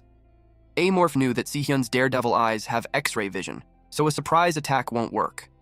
And even if he hides, she'll find him in no time. And he's certain that she also has other sensual abilities other than her eyes. A morph knew that he's working on a tight schedule, and stalling for time won't work in his favor. He expected Si-hyun to have realized by then that he's worried about the bomb. Because of that, she'll probably expect that he will try to escape using the escape pod. He assumes that she's going to block the entrance to the hangar and corner him. That's likely her strategy, and then she'll try to subdue him with her overwhelming power. In other words, standard tactics. It was like she's using the same strategy that he used on the pirates. It's like fighting with another game player. For now, he decided to focus on eliminating the enemy rather than the bomb. As for the information that he doesn't know, it will just surface once he faces her. The problem is that his attack and defense abilities are much lower than those of his enemy. A morph kept thinking of some other way. Then he thought of something, the item in the lab. Because of that, he might just be able to turn the tables around. It was the psionium. Once taken, A-morph could use the ability of a juvenile body for a limited time. The technique Si-hyun uses is called the sword dance. It's Galargan's technique that includes psychic powers. A-morph has zero tolerance for psychic power at the moment. But when he evolves into a juvenile, he'll gain that tolerance. And if Si-hyun's claw was just transplanted to her, A-morph assumed that his shell would be able to withstand it. And he'd be able to launch a long-range attack. The only downside is that it requires a lot of energy. A-morph knew that he had to finish her within the limited time. He has no time to worry about his energy. He said number 26 to wait for a moment, then he let her down. Number 26 asked him where he's going, and he replied that he needs to get something. He looked around the shelves. Then he found it. In the game, only a buff notification appeared when he took it. It made him wonder what it's like in real life. He'll find that out himself. Surprisingly, number 26 immediately stopped him. He asked him what's wrong. Number 26 stayed silent for a moment. Number 26 was wiggly from anxiety. A morph wondered why it's acting like that. In normal circumstances, he would wait for him to answer. But A-morph is running out of time now. He drank the liquid from the container. Right after that, his heart pounded loudly. He feels like his whole body is on fire. His bones are cracking and his veins are popping out. His body broke through from its old shell. Major transformation is happening on his muscles. He screamed loudly because it was so painful. But he knew he can't just pass out. The evolution kept going, until his eyes had changed, and his whole body became larger and stronger. He has large horns now, and his limbs had increased. Our boy became more chonky and muscular. You guys know shits goes down when you see an alien like this. Meanwhile, number 26 bounced with joy. He's impressed that baby got big again. A-morph's evolution worked. He took out his screen. It states there that he's temporarily a juvenile.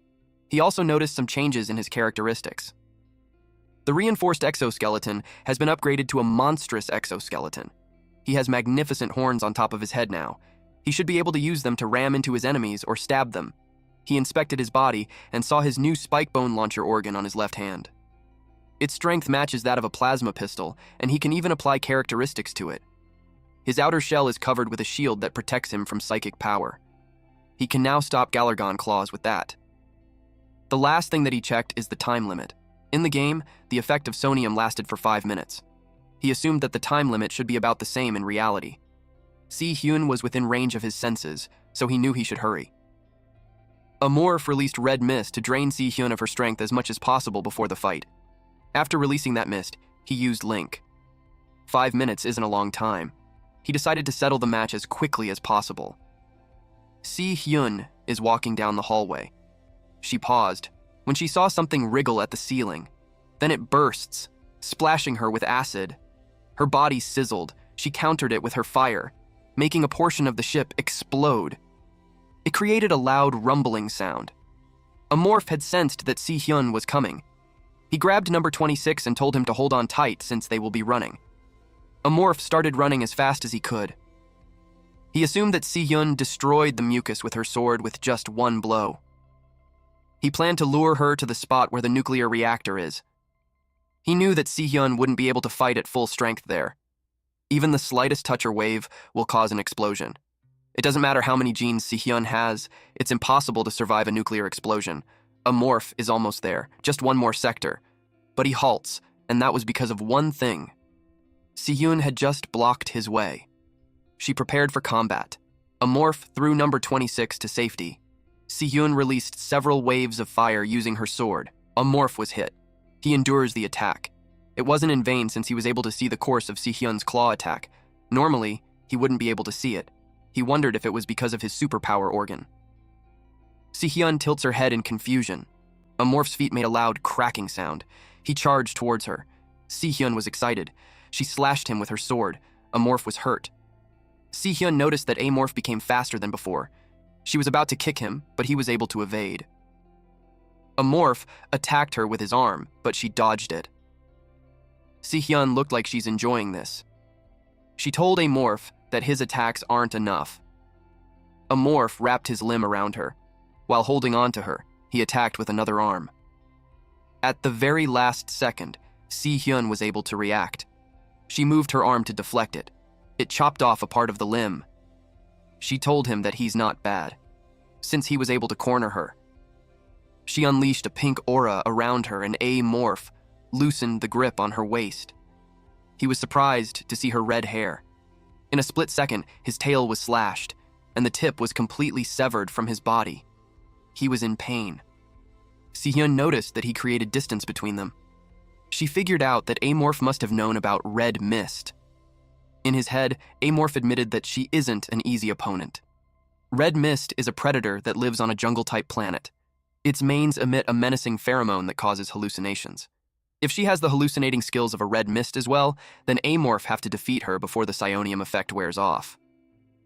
A morph knew that panicking won't do anything. He needed to stay calm and wait for his chance.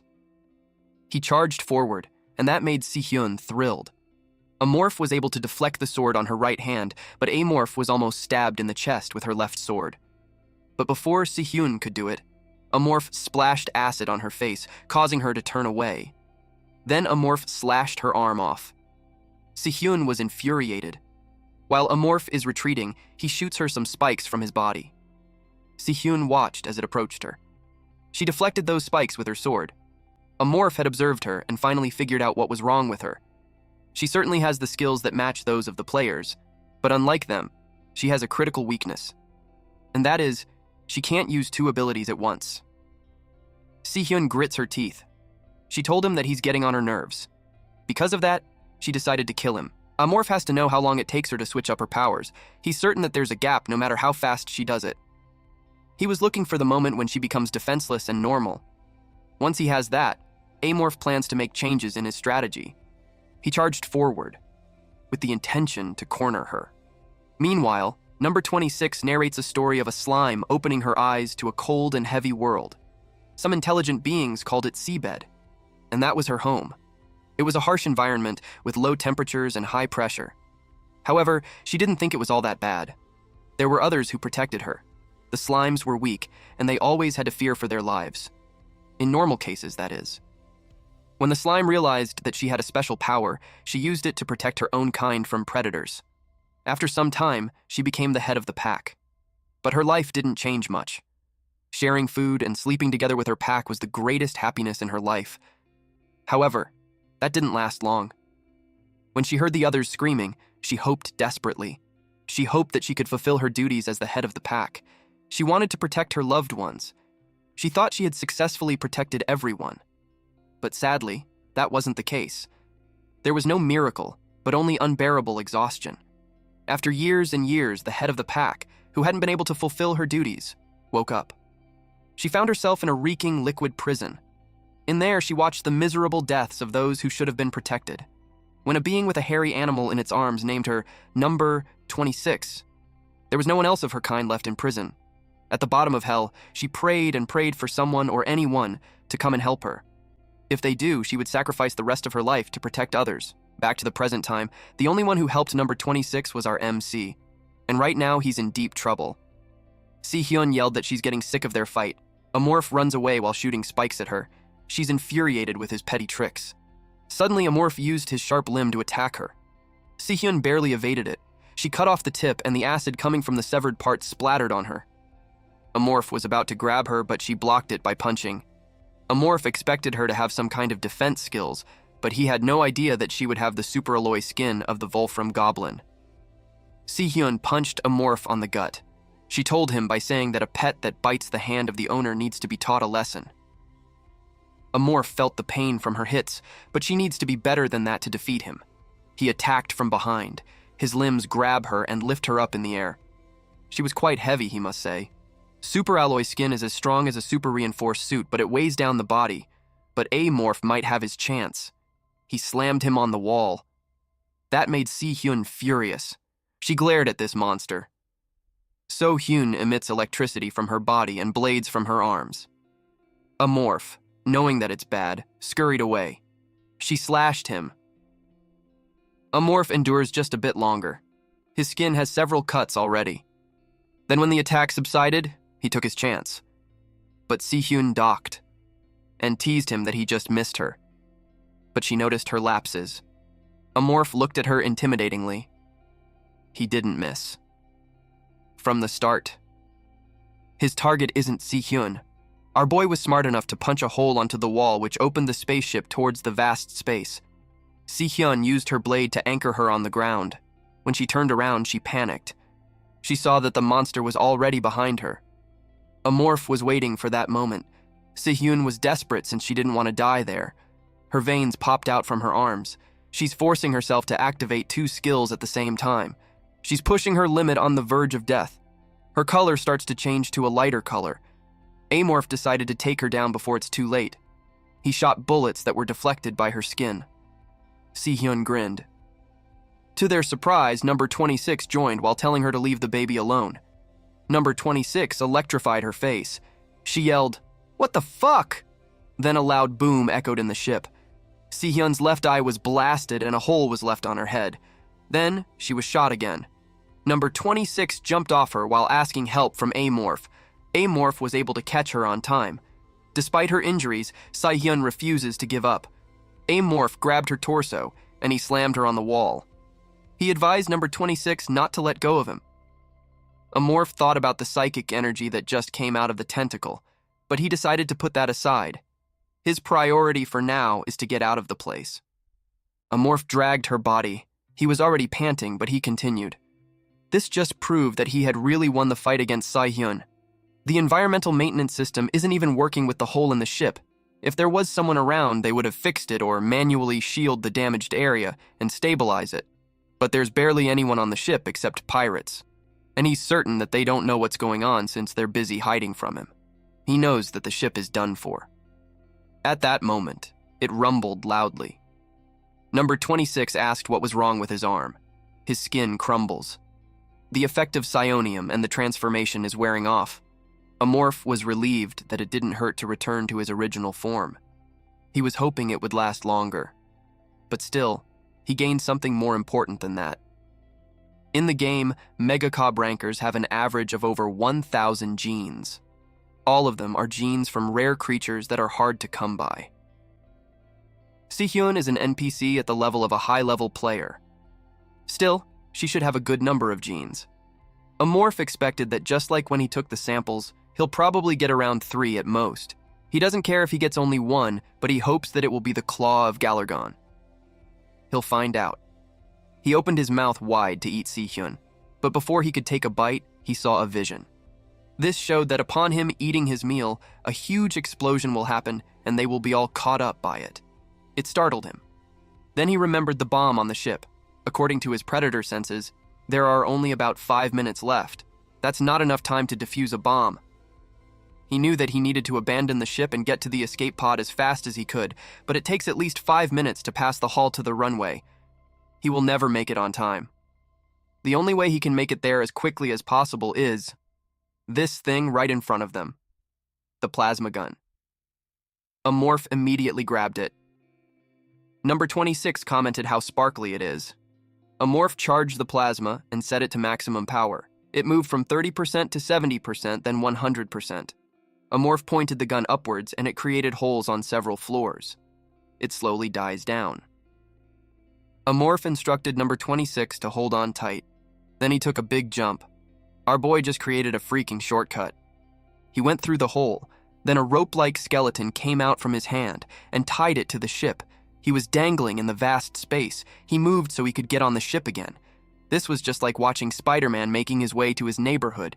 He eventually landed, and they're not far away from the runway now. He used his rope-like limbs for mobility. He charged the gun again and shot it to create an entrance towards the inside of the ship. Then he threw away the gun with gratitude. Number 26 expressed that what they're doing is fun. Amorph noticed that one of the escape pods was open. He wondered if someone was trying to get on it. But that's good news for him, since it saves him from the trouble of having to break one open. He instructed number 26 to hold on anything that it can grab on. Meanwhile, Drava staggers as he makes his way. He really thought he was going to die back then. He was breathing heavily while struggling to see. His senses are back, but he had problems with his eye. With one of Heart's ripped out, his body is a mess. He nearly detonated the bomb in the middle of disarming it. He vowed not to let those monsters get away. He reset the bomb to explode 10 minutes later. By the time he escaped the ship, those monsters would have turned into ashes from the explosion. He noticed that it's quiet. He wondered if one of them died, but whoever is left is still at risk for his life. He stopped on his tracks when a man appeared in front of him. The man was also shocked to see the pirate. Drava scanned him, and from his uniform, he was able to deduce that this man is Yusung Samuel. He looks different from what the monster Manul told him. He assumed that Samuel stayed hidden because he couldn't abandon his ship. Then he crawled out, thinking the coast was clear. Samuel pointed a gun at Drava. He threatened to shoot with a plasma pistol if Drava moved. Drava was unfazed. Whether it's a plasma pistol or not, he suggested for Samuel to unlock safety first before he threatens someone. Samuel got confused. During the time he was distracted, Drave hit him. Samuel crashed on the ground. Drava grabbed the gun while uttering that Samuel is such a moron. He admitted he got scared for a second. Then he revealed that a plasma pistol has no safety to begin with. He told him that he would skin him alive if he had the time, but he didn't. Samuel begged him to have mercy. Samuel trembled while saying that he'll do anything, but Drava replied that there's no need for that. Drava pressed the trigger while saying goodbye. To his surprise, the plasma pistol did not fire. It just gathered its energy inside the gun. Suddenly, it exploded on Drava. Only his foot was left of him. Samuel laughed out loud. He went crazy while saying that it serves the damn pirate. He exclaimed that he's a descendant of the great Titan and the eldest son of the Samuel family, and that he's invincible. But at the same time, something flashed behind him. Then it was followed by a loud bang. The ship rumbled. Number 26 panics. Amorph asked him if he's okay. Number 26 trembles. A morph inspected him and saw that he passed out. The impact wasn't that hard to cause severe injury, so he expected number 26 to wake up soon. The rumbling kept on going. A morph watched from the escape pod as the very first place that he steps foot in that world turns into ashes. It was time to say goodbye to the research ship, the foundation of his growth and evolution. A morph grabbed a bottle of wine. He wondered if someone drank there. It bothers him, so he decided to look up internal record videos on the escape pod. The keyboard beeps as he types on it. It played the recorded videos. There was Samuel. A morph didn't know he was alive. Samuel has been hiding out there and drinking himself away. Looks like he's been waiting for things to settle down. Then it showed that he's headed towards the exit. He must have noticed when things quiet down and stepped out to see what was going on. A morph wondered if he hoped for the soldiers to kill him or that a passing ship would come to Samuel's rescue. Whatever it is, A morph knew it wasn't his business. He decided to delete the clip. The system notified him that the internal video had been deleted, and from navigation mode, it was changed to standby mode. The system displayed default destination settings on the screen. It showed one of the planets under Megacob's command. Usually those kinds of planters are stationed with a large-scale army. A morph knew to avoid places like that as much as possible. He looked at the closest place from there. He saw one that could work. It is the T&C Special Trade Center. It's a large space colony floating in space. It's also a place where the players in the game would gather to trade. He had experienced hunting players there and picked up the genetic essence. Thanks to that, people had been calling him all sorts of names, starting with the cowardly amorph nerd. But there's nothing that he could do when amorphs are made that way. He redirected their course. The system notified their new destination is T&C Special Trade Center. They flew towards it.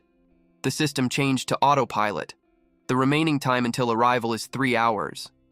It is a colony with various species. It would be a perfect place to get his nourishment. His focus shifted. He checked number 26, which he didn't expect to be a sea demon. They are similar in appearance and habitat, with the only difference being size, and neither is hostile. Maybe it's because they're the same species. Sea demons have a superpower characteristic called deep sea fear. It's a powerful trait that drives people within a certain range to madness. It's similar to Red Mist's hallucinations, but can be activated constantly and has a wider range. It's almost as fast as a claw of Galurgon. A morph thought that it could be his chance, but he decided otherwise. Even if he eats number 26, there's no guarantee that the predatory effect will activate, and he admitted to himself that he became fond of him. Number 26 has been useful to him, and he does his best to help him until his life is in danger. He decided to keep an eye on it for now. Then he looked at Si-hyun's corpse. At last, it was time for him to eat that body. He grabbed the leg, ripped it apart from the body, and crunched on it. Just right after consuming it, he sensed something in his body. He liked it so much. Our boy even had this elated facial expression from the sensation he was feeling. He kept on eating. He's chewing on the arm now. To him, Si-hyun is like a luxurious food that was cooked meticulously. He expected her to be ordinary, but he was wrong. The more he chews on her, the savorier her meat tastes. He could swear that she tastes better than anything that exists. In that escape pod, it's only him and the unconscious number 26. There's no one who will interrupt his mealtime. System window appeared to notify him that a predatory effect is on. He acquired X-ray vision among the biological properties of Yujin. In addition to that, he also acquired camouflage skin and claw of Galurgon. Meanwhile, at Star Union's capital planet, JAX-01, a robotic cat walks under the rain. When it came to a corner, it saw several robotic legs walking on the damp ground. Men were crowding, and they salute. It was a salute to Great Commander Chewbacca. He is the father of all cyborgs. Chewbacca's face was displayed all over the screen. People believed that he's watching them to lead Star Union down the path of glory. The robotic cat passed through a vent. Inside the vent, there's a clunking sound, followed by a beeping sound. The vent led to a room where there's a capsule at the center and a silhouette is seen on the cover. The capsule made a loud decompressing sound as it opened. The engines were also loud. Once it was opened, a hand was raised, and the woman emerged coughing. She was breathing heavily. She wondered if it's a spare body. Si-hyun didn't expect that she'd end up on a clone's body. She commented that it didn't feel like her own. She got out of the capsule.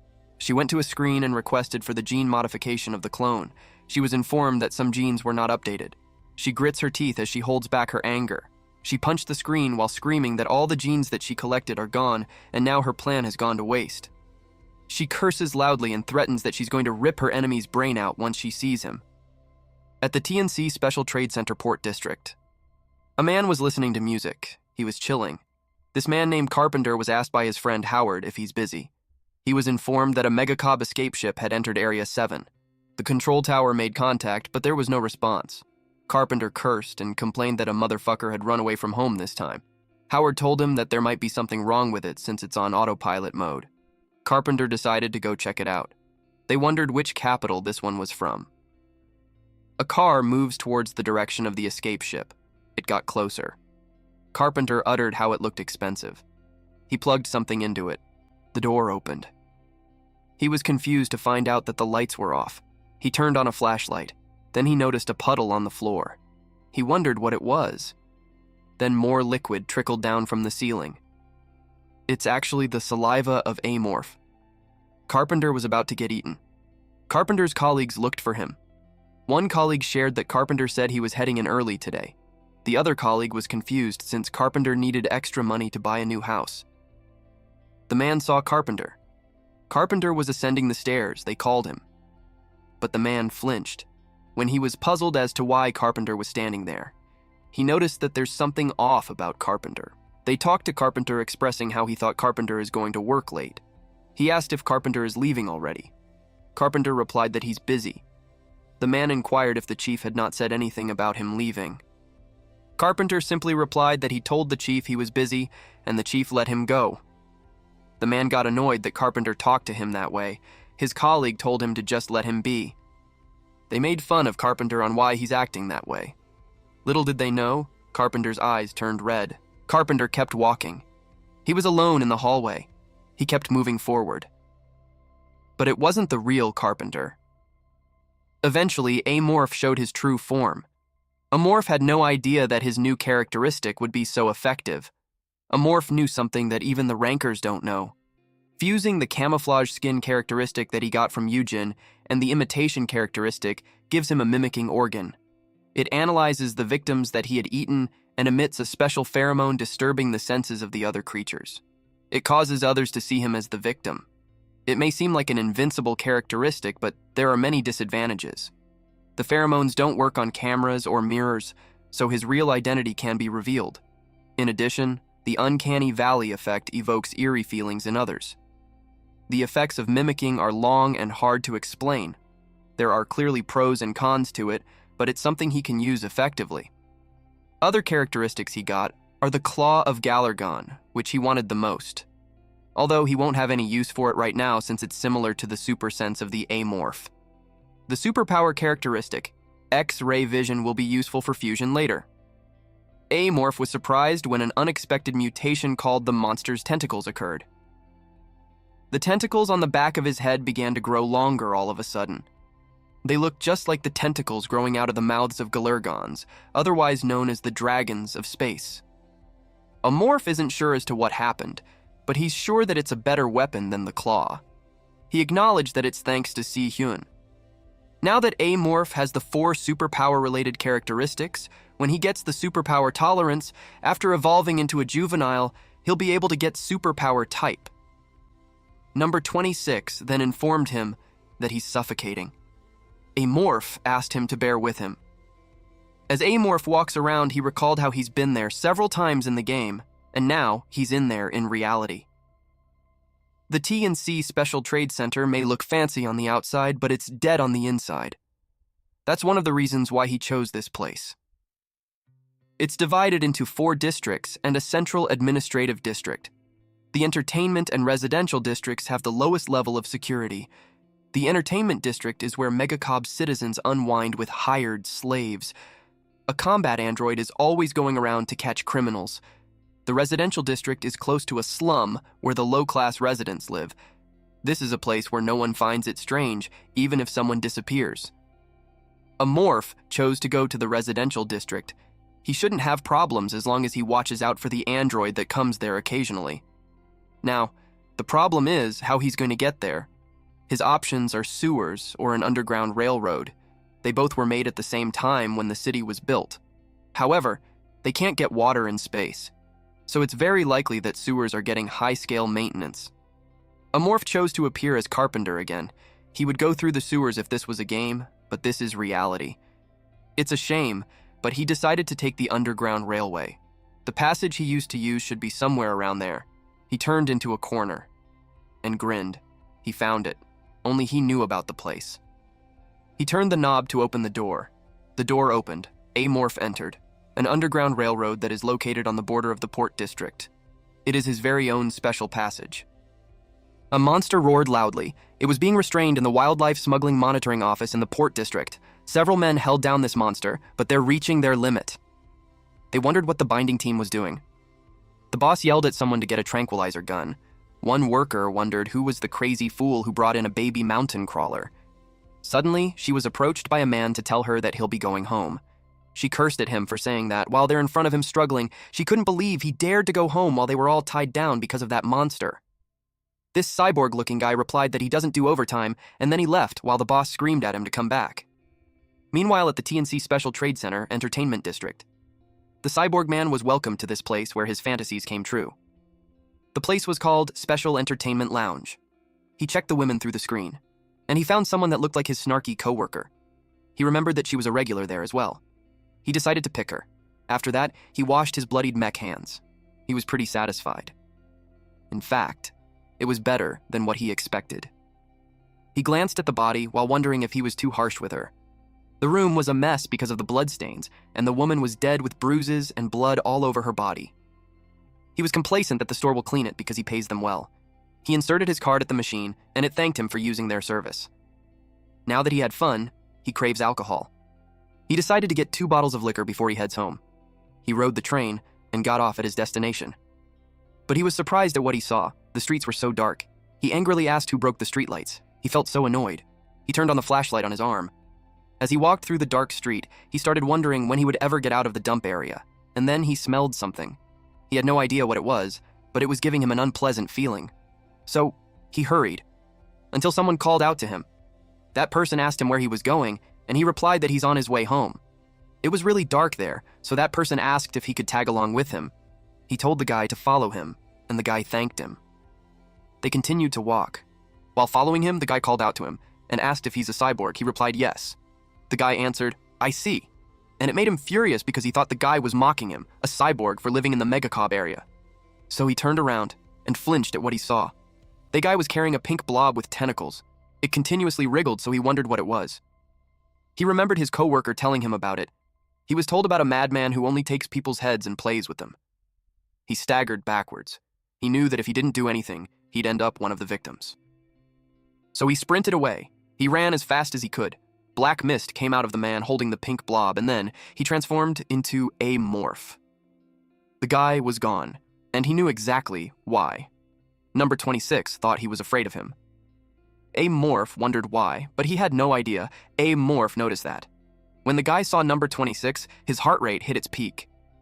He wondered what the man was so afraid of, especially when he was just holding a bubble amoeba known for its cute appearance. Number 26 was a mutant, but he shouldn't be much different from the normal ones. He was puzzled how someone was afraid of that cute little thing. He truly doesn't understand that cyborg. A morph remembered that the guy said he was a cyborg.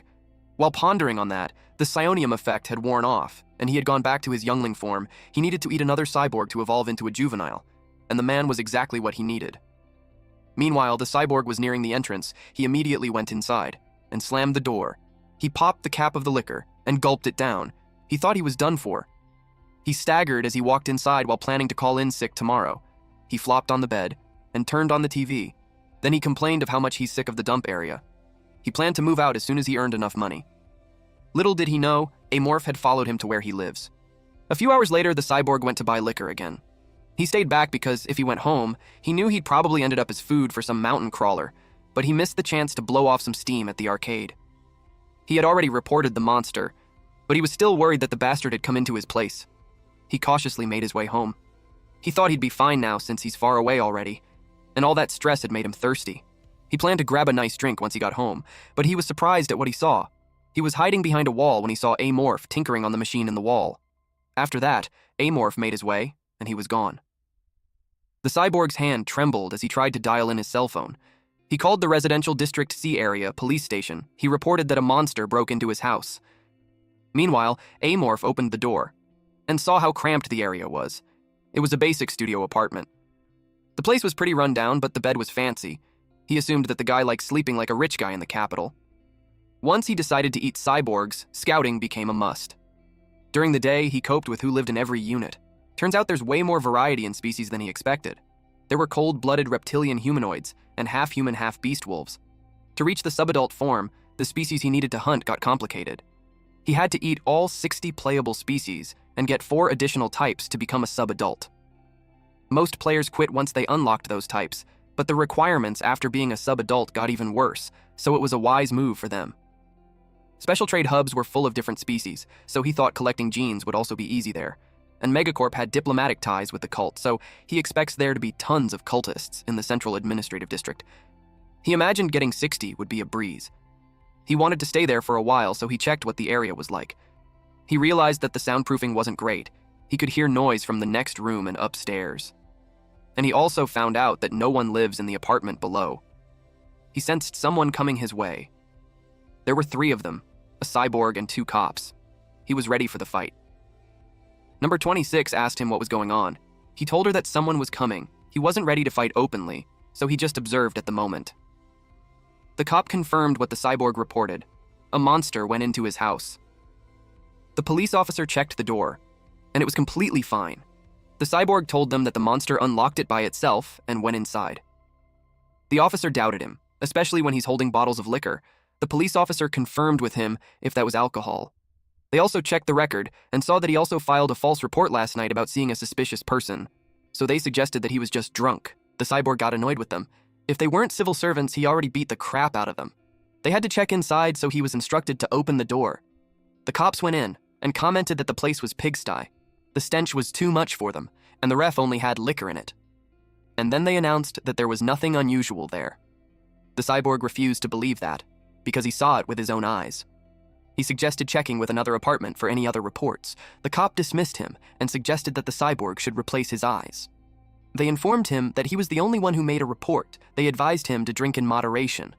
But he finds that ridiculous. There was a noise coming from the wall and it caught the cyborg's attention, but the cops decided to leave since they had confirmed that nothing was wrong. The cyborg tried to stop them. They simply advised him to report again if anything else happens. He started to doubt himself and question if he was just seeing things, or if the monster had left already. He was so sad. And also annoyed, he sat on his bed and opened a bottle of liquor. He started wondering if his body was breaking down, or if he was hallucinating. He laid on his bed as he planned to look for a girl that looked like the captain and spoil her rotten. He was about to fall asleep when he got annoyed from the noise coming from downstairs. He wondered what the bastard was doing at that hour. Then he remembered something, that no one was supposed to be living downstairs. So he got up, but he was surprised. A morph was already in his face. This scene really creeped me out. Our boy then proceeded to open his mouth and say, "Thank you for the food." The cyborg screamed out loud as Amorph took a bite of him. One of the cyborg's neighbors got annoyed from the screaming because he was sleeping. He was forced to wake up with a scowl on his face. He marches out of his apartment and vows not to let that cyborg off the hook this time. He banged on the door and yelled at him to come out, until he smelled a foul odor. The door opened. Then he yelled at the cyborg to stop being so loud in the middle of the night, but he got terrified. The cyborg simply apologized, but he could tell something was wrong with it. Then he politely told him to be quiet since it's nighttime. The cyborg replied that he'd be careful. As long as he understood, then the man was fine with that, and so he left. The cyborg watched him, but that cyborg was actually an Amorph, and he made that man his next target. The next day, the cyborg entered the apartment building. Then Amorph changed into his original form when he got on top of the elevator. Then he entered the room. He saw number 26 munching on the cheese because he got hungry. A morph encouraged him to eat up. Then he thought of resting too. He took a bite of the cyborg's leg and complained that it's the second worst thing he had ever eaten. It was a mix of ingrained alcohol and rotten meat. He realized that there was a correlation between health and taste. But he had no choice but to eat that for the sake of his evolution. And then the screen appeared. He originally planned to finish his evolution on the Megacoop research vessel, but it took a long time. The screen informed him that he had met the conditions. He informed number 26 that he's going to become an egg for a bit. Number 26 was confused why he's going to become an egg when he's already a baby. He replied that it was to get bigger. Basically, for number 26, he's going from baby to a big baby, and he confirmed that. He also assured him that there's no need to worry, and then he encouraged it to eat the rest of the food. Then he clicked yes on the screen. Evolution was initiated, larva into subadult. He's excited to enjoy the amazing power of the subadult, especially that he got a taste of it with the psionium. Meanwhile, number 26 ate the hands of the cyborg, while he becomes an egg. Number 26 approached the egg and remembered the oath that he made when he escaped the foul-smelling cell that was to protect the young child no matter what. But he realized that until then, rather than protecting, he was the one being protected. And that fact pained him. He thought that if only he was bigger, or his tentacles were longer. And the moment he touched the child's chest, his heart became filled with complex emotions. An unidentified energy traveled from the tip of the tentacle and was absorbed into his body. Following that, as if he had eaten nutritious food, he was filled with a sense of satiety and power welled up inside him. He rejoiced, because this time, he could protect the child. Meanwhile, Amorph's consciousness was transported into a void. He saw his hands from the time that he was human. He realized that it was his inner world. He wondered what the creators were thinking when they made Amorph being unable to move for 6 hours in the game is where real-time PKs happened. It was a flaw so serious that it was no exaggeration to call it a bug. He wondered if it was because of the dark space. The unpleasant memories of the past came back to him. A dark mist formed behind him, then it formed the remnants of the Amorph that left his body. It wasn't particularly scary. In fact, to him, it felt familiar. He touched it, and it awoke. His physical sensations had returned, which meant that his evolution had been completed. It doesn't feel new, but he felt good. He decided to check his status. To his surprise, something has been added. The system screen showed his status. It had his species, which was an unidentified hostile space organism, state was subadult, and the objective was to survive 2 successful evolutions. His physical traits were wings, chitinous exoskeleton, regenerative power, neurotoxin, kaiju skeleton, acidic blood, leg strength enhancement, mimetic organ, saw tentacle, contamination organ, and spine launching organ. His psychic traits were predator sense, monster's tentacle, humanity, psychic resistance, and physical enhancement type. Also, he had some unread messages that didn't happen when he ate the psionium. He realized that a new system only appears after a formal evolution. He clicked yes, and the message was displayed. It informed him that the new system called Transcendence had been unlocked. And because it was a new version, there were changes. It fuses 3 or more of his existing traits to create a new unique trait. The newly acquired trait was a new trait that did not previously exist. List of usable traits were chitinous, exoskeleton, kaiju skeleton, leg strength enhancement. He was also warned that aside from advantages, there could also be disadvantages, so he had to choose carefully. In the game, the player could only fuse traits 1-to-1 for a species that relies on traits. As the game goes on, they even forgot what trait they had. And by the time he reached the ending, he had over 500. It was enough to make even a morph maniac like him go crazy. He couldn't believe that it could be modified like that. The problem was, if he fused his physical traits at that point, his physical enhancement type would be cancelled for not meeting the conditions. And his psychic enhancement type was already at 6 due to the time penalty. And if he requires a physical trait after that, the penalty would increase the required number for the psychic enhancement type from 6 to 12. The new unique trait has its merits, but the risk was just too big. He decided to put the Transcendent system on hold. He was tempted with the unique trait, but he knew he had to be careful. To him, it was better to take the safe route even if it takes time. He decided to use the Transcendent system only after he secured enough physical traits. The egg started to crack. An Amorph emerged from it. He noticed how he had gotten taller. Number 26 was happy to see him. A morph asked if he had changed. It made number 26 ask if he can go back to how he was. He replied, yes. He also noticed something new from him. There were a lot more tentacles. The shape was also different from before. It used to be around the size of a human head, but now it is bigger. He wondered what happened. He held him and asked what it was. Number 26 shared that something grew out, and it was from the time he touched the egg that Amorph was in. Amorph realized that it was the sea demon's saw-like tentacles. Just touching them could tear flesh apart. Number 26 must have absorbed some of the energy he released during the evolution when he touched the egg. It made Number 26 proud that he could protect him now. Amorph didn't dwell on how it happened and just simply pats his head. The sea demon he saw in the game was quite massive. It was a quasi-boss level monster, no more than 20 meters long, with hundreds of tentacles. And if that thing would be on his side, it would be a huge advantage for him. He couldn't share his genes with him, but he could toss some unwanted scraps. They went out to eat. The target was the house next door. He got thrilled for his next meal. The motto of the TNC was to maintain their position and keep advancing. It was a company that started out as a New York insurance firm. Rather than divide the limited land, TNC aggressively pursued the development of space colonies. They shifted their focus from Earth to new frontiers. They poured massive funds into artificial habitat construction and terraforming tech.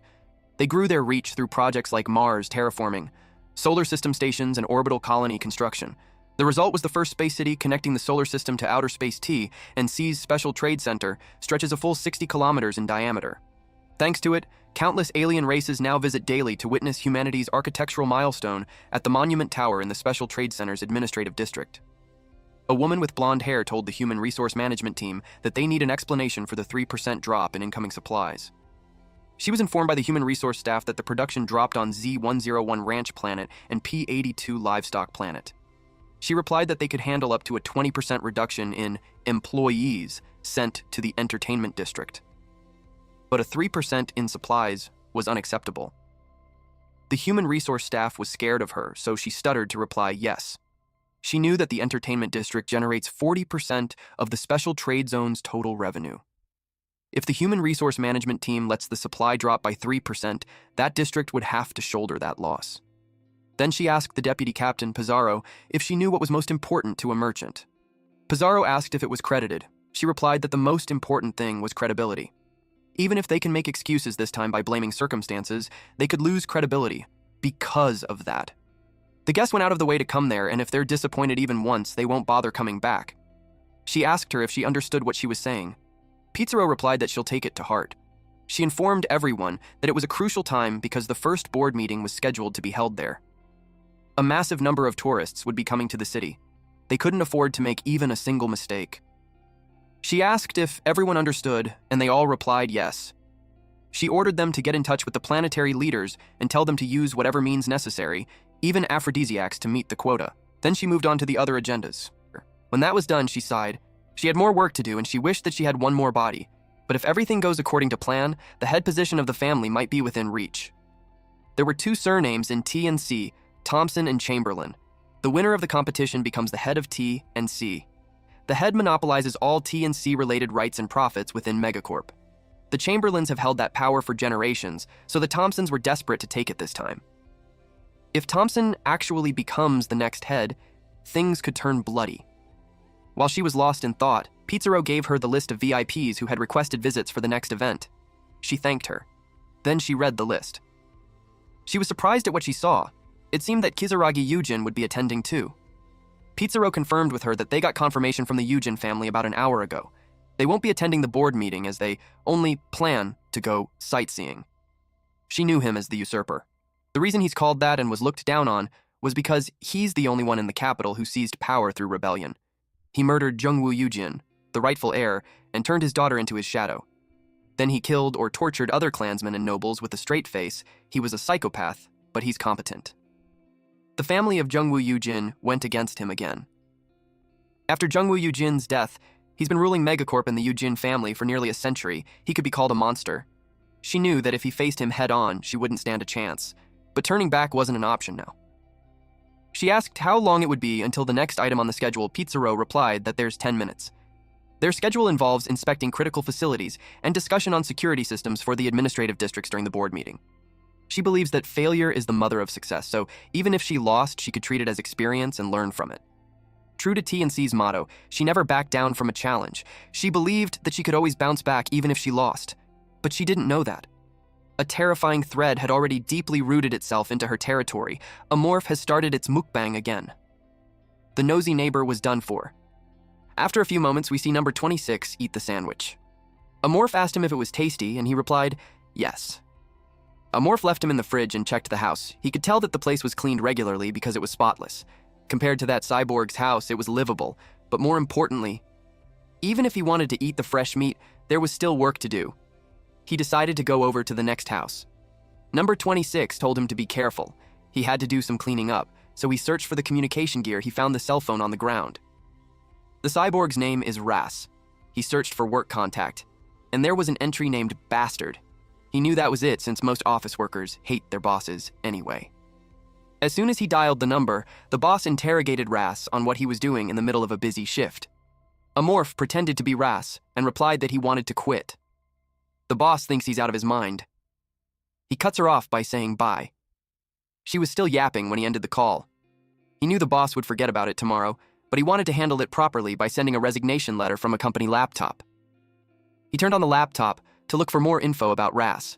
He read about smuggled animal surveillance team seizure inventory. Even a glance shows quite a variety. Eating those guys should get him a ton of genetic material, but he knew that surveillance would be tight.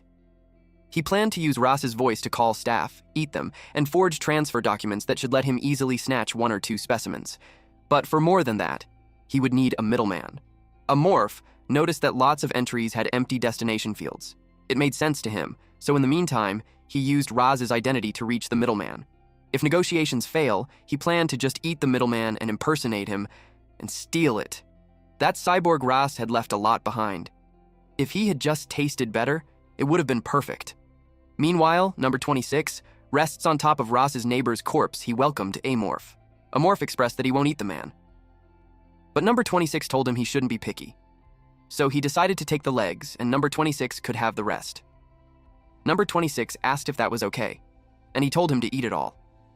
Amorph planned to find something tastier, and he placed the leg in the fridge.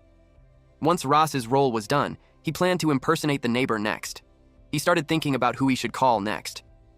From the contacts that he saw, Ras doesn't have many connections. He wanted someone who knew the middleman, but aside from the captain, there weren't many options. If the person in charge disappears, it would cause a scene, so that won't be good. He needed someone who would be forgotten fast if they disappeared. He noticed that there was someone whom he talks a lot to. The name was Lloyd. He assumed that it's a friend who enjoys the same unspeakable hobby as Ras. He could tell that it was some kind of adult entertainment. There was a shop in the Special Trade Center that was pretty famous even in the game. People constantly debated whether it was ethical. It even made headlines. If Lloyd was the kind of guy who was into that shady stuff, he would know something about the middleman. Amorph checked the phone, and they were in contact until yesterday, so he assumed that they were pretty close. He texted the guy. Lloyd heard that he quit his job and told him that the bastard went nuts. He asked what happened. He replied that he just got tired of it all, so he figured he'd try something else. Lloyd agreed since the job was garbage anyway. Then he was asked what he's going to do now. And he simply replied that he could only do the same kind of work. Lloyd asked what that was, so he replied that it was smuggling. Amorph was cautious. He knew that if the conversation got any longer, Lloyd might get suspicious. He decided to wrap it up quickly. Lloyd reminded him that he already said he would stop doing dangerous work. He also questioned what was the point of quitting. Now, Amorph replied that he can't think of another way to make money, so he just wanted to give it a shot for now. Lloyd gave in and agreed to send him the info. Amorph took that chance for them to meet up and talk. He shared that there was a bar he went to in the Port District. Lloyd was surprised that he's buying him some drink because it wasn't like him. He simply replied that it was because he quit his job and it was just right to buy his coworkers around. Lloyd thinks he has grown up after quitting. Then he asked what time they're going to meet. Amorph suggested 9 p.m. at the edge of the port. It was because it would be easier to eat him after he's done for the day. Lloyd sends a text that going to the bar alone feels lonely. But in Amorph's mind, he wouldn't be lonely because he'd be joining Ras soon. Now that the meeting has been set, he thought about what to do next. Meanwhile, number 26 expressed that he's full, and since he's still young, he needs to have proper sleep. Amorph pats his head. He settled beside the laptop. Amorph then decided to read the seizure inventory before meeting Lloyd. He saw that mountain crawlers were on the list too. To his surprise, they even caught an outspacer. He wondered how the hell they managed that. On cell number 20, the destination was blank, which means that the outspacer was still there. Outspacers, like their name says, were an alien species from beyond the cosmos. If Amorph was inspired by aliens, then that one was the alien from that old game. Playing as them makes the hive queen who grows their swarm by absorbing other species' DNA to evolve their soldiers. Like Amorph, it's a late-blooming species, but the gameplay was completely different. Personally, the player of Amorph still prefers Amorph. Outspacers were rare, but if they're not locked samples, he could still go after their predatory traits. He decided to get that one first. And for the others, there weren't many with over 10 units, so even if he ate them all, he might not gain much traits. That part always comes down to luck. After he had planned that, he closed the laptop. He expected someone to come soon. Number 26 asked what was wrong. He told him that they would go out for a bit. It made number 26 where they were going, but he simply replied that he would find out once they got there. Amorph jumped out of the building to reach the rooftop beside, and then he looked out in front. He bared his sharp teeth, because it was hunting time at the port. Amorph moved quickly. He jumped from one roof to the next. Eventually, he jumped down and ran on the street. He could sense the entrance to the underground tunnel, so he kept going. He used sound waves, and then he hid. 2 bright eyes stared ahead. It was from a robot. Number 26 asked what was wrong. He replied that there was an enemy the robot kept walking. Amorph had sensed that it was a combat-type android. It was a different model from the ones that were guarding the pirate ship's reactor. It also had an additional combat use right arm attached to its hip. He also checked the weapon that it was equipped with. It was a Gauss rifle. He wondered why an android would be equipped with that. A Gauss rifle is a step weaker than a plasma weapon. It uses tungsten rounds and was effective against heavily armored opponents. He finds it strange for an observational android to have such high-performance weaponry. Unless there's some special situation that requires it, it led him to think that a major event was happening. It was a place where all kinds of events were held, even in the game too. If that was the case, the alert level would naturally be raised. The robot looked around. It checked from left to right. Then it kept going. Nothing was wrong when he came back, but now, he couldn't believe that it was like that. He decided to be more careful from then on. He opened the manhole and jumped down. Number 26 asked where he's going. He replied that he's heading back the way he came. He originally planned to spread the spores after building a nest, but if an event was being held, it changed things. He needs to establish a surveillance network immediately. Because of that, he lets out green gas and spread it in the area. After that, his surveillance network was all set. In 2 days, he expects the spores to grow into a nest. Then he opened a manhole cover and emerged from it. As he expected, no one was there. He told number 26 to wait there, but number 26 wanted to go with him, but he left him because the enemy would be afraid of him. Number 26 understood. The area was on the district border, so there was no food traffic. It was the perfect place to hunt. He waited until he sensed something. A woman was about to approach him. He thought that Lloyd was a guy's name. She was surprisingly a perfect, ordinary woman. Based on her appearance, she looked like she couldn't even snap a flower stem. He thought of taking her to a brothel. He also considered her to be the type to rip out a person's spine without batting an eye. He showed himself. When she saw him, he cursed at him and asked why they're meeting in such a place.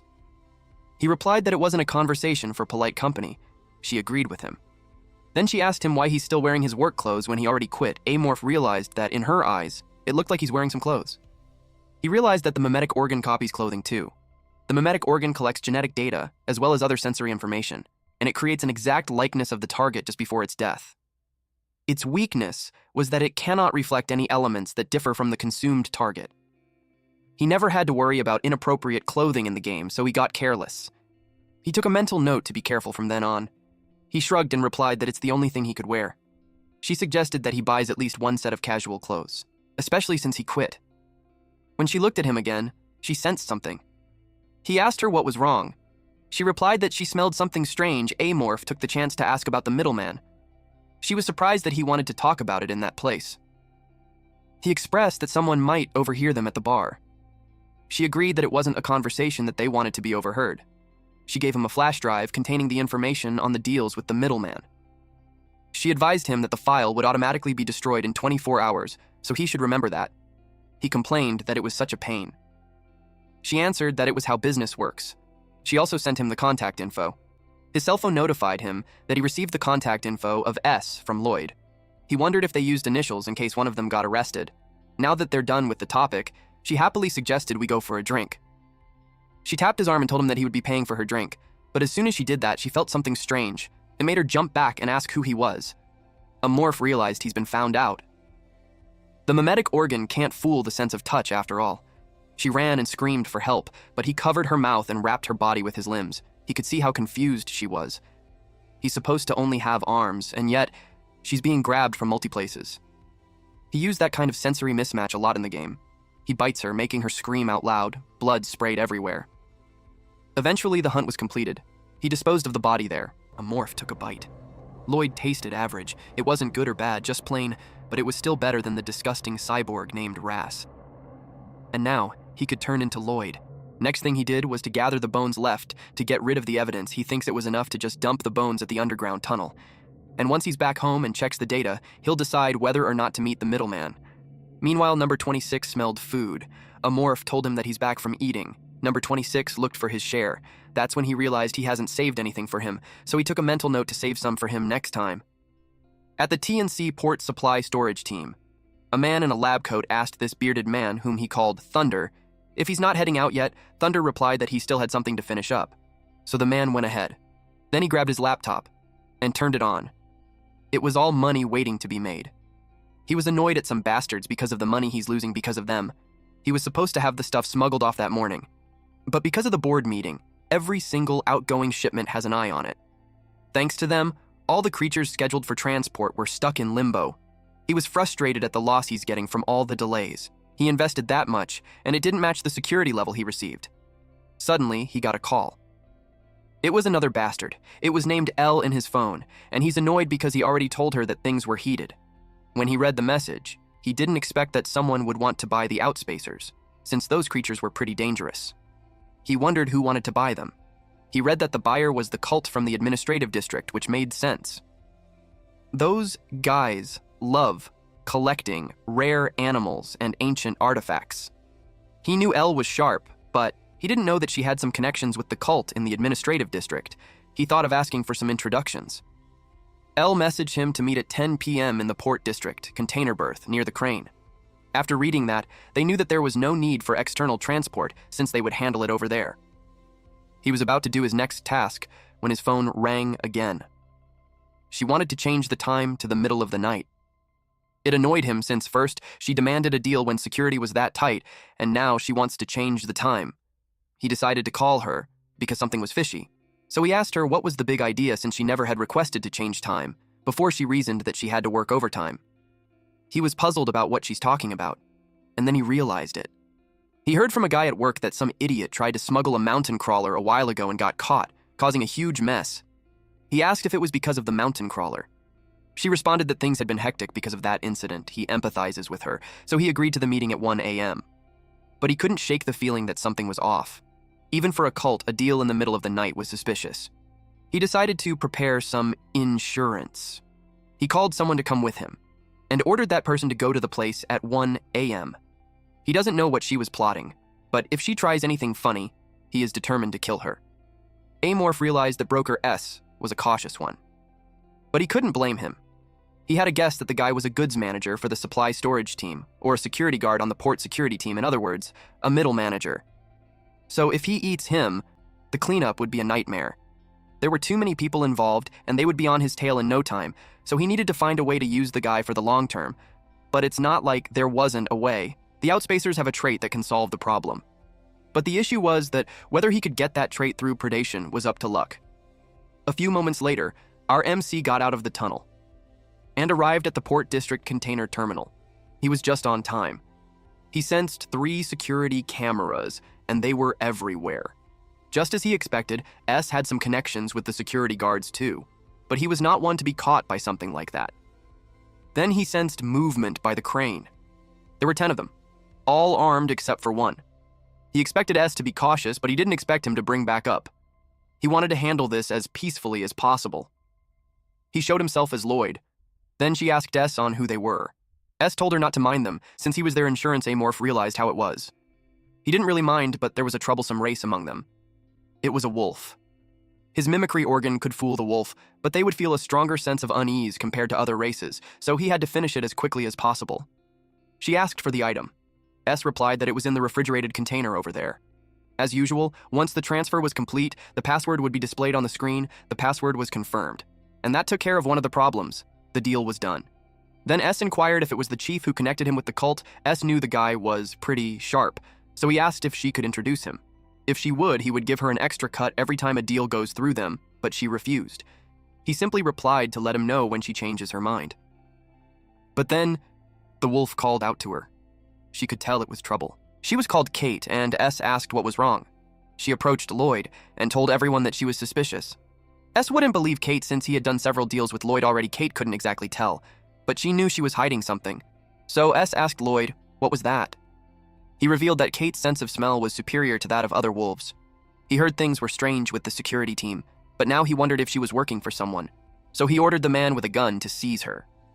Amorph wanted to handle things peacefully, but since it had led to that, he had no choice. He decided to kill everyone. First, he immediately pierced Kate's thigh using one of his limbs and poisoned her. Immediately, she fell. So the men fired at Lloyd. They continued to do so. But they're starting to wonder what she was since she won't die. Instead, she just stood there. And then she ran towards them. Lloyd's arm transformed into Amorph's arm. She did that to the others as well. She continued to charge at the others. The others kept firing at her. They thought she was using some kind of manipulation technique, and they realized that they couldn't handle her. Then, one of the men opened a box. He told his team that he will hold her off while the others escort the VIP. Then, he activated the machine gun and directly hit her. He kept firing, but she just stood there. It seemed like the bullets just bounced off her barrier. So the man took out a sword and warned her that he will not let her pass, even if he dies. Then Amorph released some of his limbs. The guy attacked, but Lloyd threw some rocks towards him. Unfortunately, they were easily deflected. His sword emits some electricity, but he stepped back when she charged at him, and then he got stabbed with Amorph's hand. The security called her a monster, even when all he could see was Lloyd's body. And through Lloyd's body, he grabbed the sword.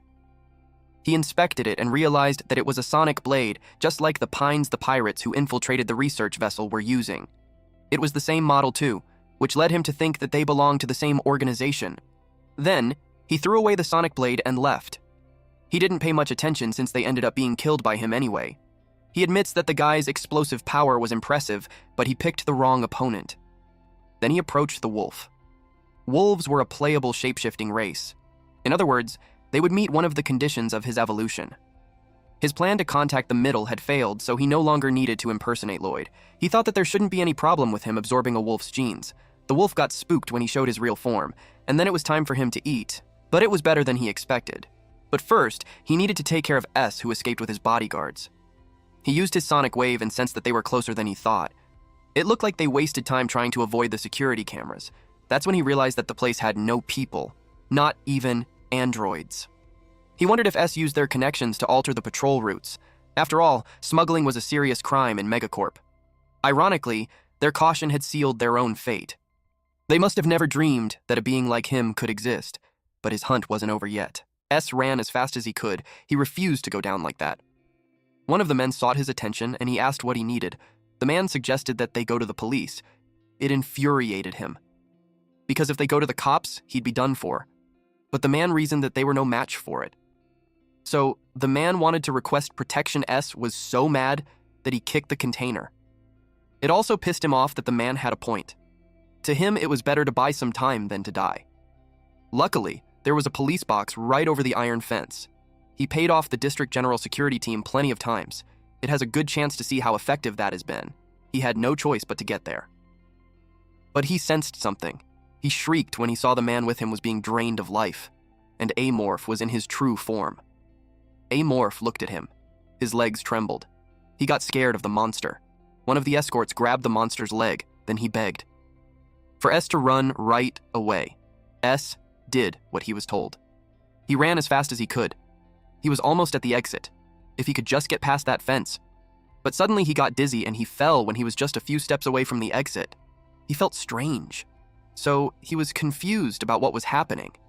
The next thing he knew was that Amorph went on top of S, drooling. Then he grabbed him. Our boy then carried him on his shoulders. S wondered where he would be taken. He tried to fight, but he had no strength to do so. Amorph just continued to walk and ignored his questions. He went to where the escorts died. And then, our MC placed S on the ground. Then S saw him tapping the screen. On his last tap, the door opened. S peed on his pants. He prayed for someone to help him. Amorph noticed that S pissed on himself. Seemed like he was that scared of him, but the broker was an important person, so he can't just kill him yet. He needs to take care of those things before he deals with the other middlemen. He pressed on something, and the capsule opened. It revealed the Outspacers, an unfortunate race that had its psychic abilities stolen by Vortex Swarm, the strongest race in the game. Their ultimate goal was to return to their homeworld, which was destroyed by the Vortex Swarm. To do that, they need enough psychic power to envelop the entire galaxy. They're trying to accumulate that power by preying on the cult. For that reason, they were hostile to the cult empire. They couldn't handle psionic attacks from multiple species at once. That's why the cult was a natural counter to the Outspacers. They looked like crab, so he wondered what they taste like. The taste was kinda nostalgic for Amorph. It was like eating a frozen crab straight from the freezer without thawing it. The first round was a dud. Luckily, he had 19 more to go. He grabbed another one. After eating so many, there was still no luck. He knew it was hard to get the genetic information from 20 or fewer specimens. That kind of thing happened in the game too. The next one was another dud. He only has 2 left. He started to think that he's not going to get it. He thought of giving the last one to No 26. Suddenly his eyes changed color. He got what he wanted. The screen displayed that the predation effect had been activated. He successfully acquired the parasite gene. He snatched the parasite's biological trait from the Outspacer larva. Parasite is one of the pathogens possessed by Outspacers. It can enter an opponent's body and control their movements. If Amorph obtained this parasite, the infection enhancement type was unlocked, and it could be fused with the contamination organ to create an enhanced parasite. The infection enhancement type affects debuff-related traits. It was pretty useful for someone like him who prefers ambush-focused strategies. He applied parasite. Then he felt weird. Something crawled under his skin.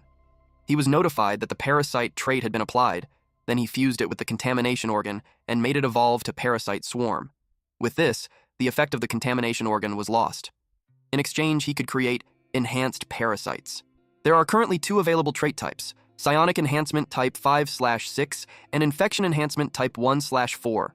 The system even expressed that it couldn't comprehend why he would favor such a disgusting trait. That is normally how people would think. Now that he had the trait he was aiming for, it was time to test it out to S. S tried to crawl away. He dragged his piss-covered body, but he could only move a little. Then Amorph grabbed him and shoved him on the wall. S asked what he was doing.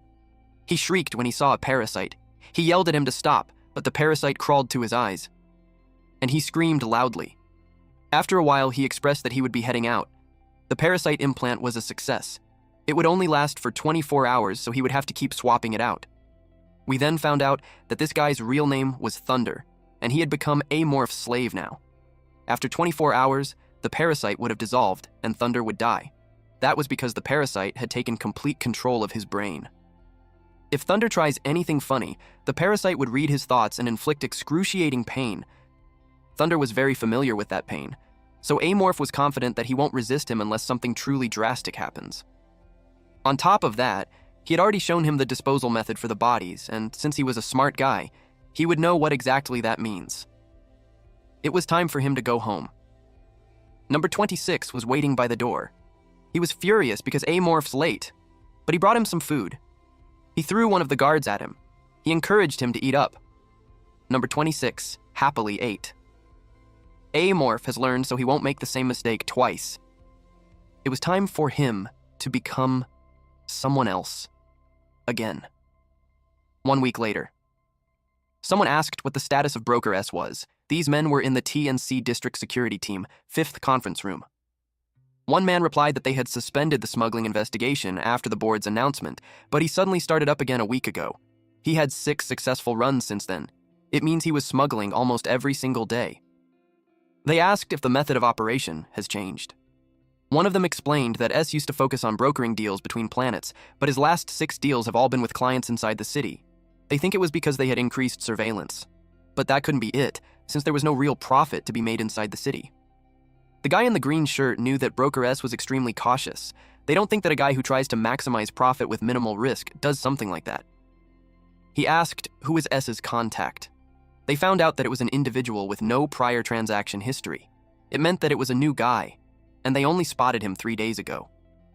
One of them said that a guy in pajamas avoided the cameras and appeared to be professionally trained. They tried tailing him multiple times, but the man had shaken them off every time. As if Broker S wasn't enough, now there's a new criminal.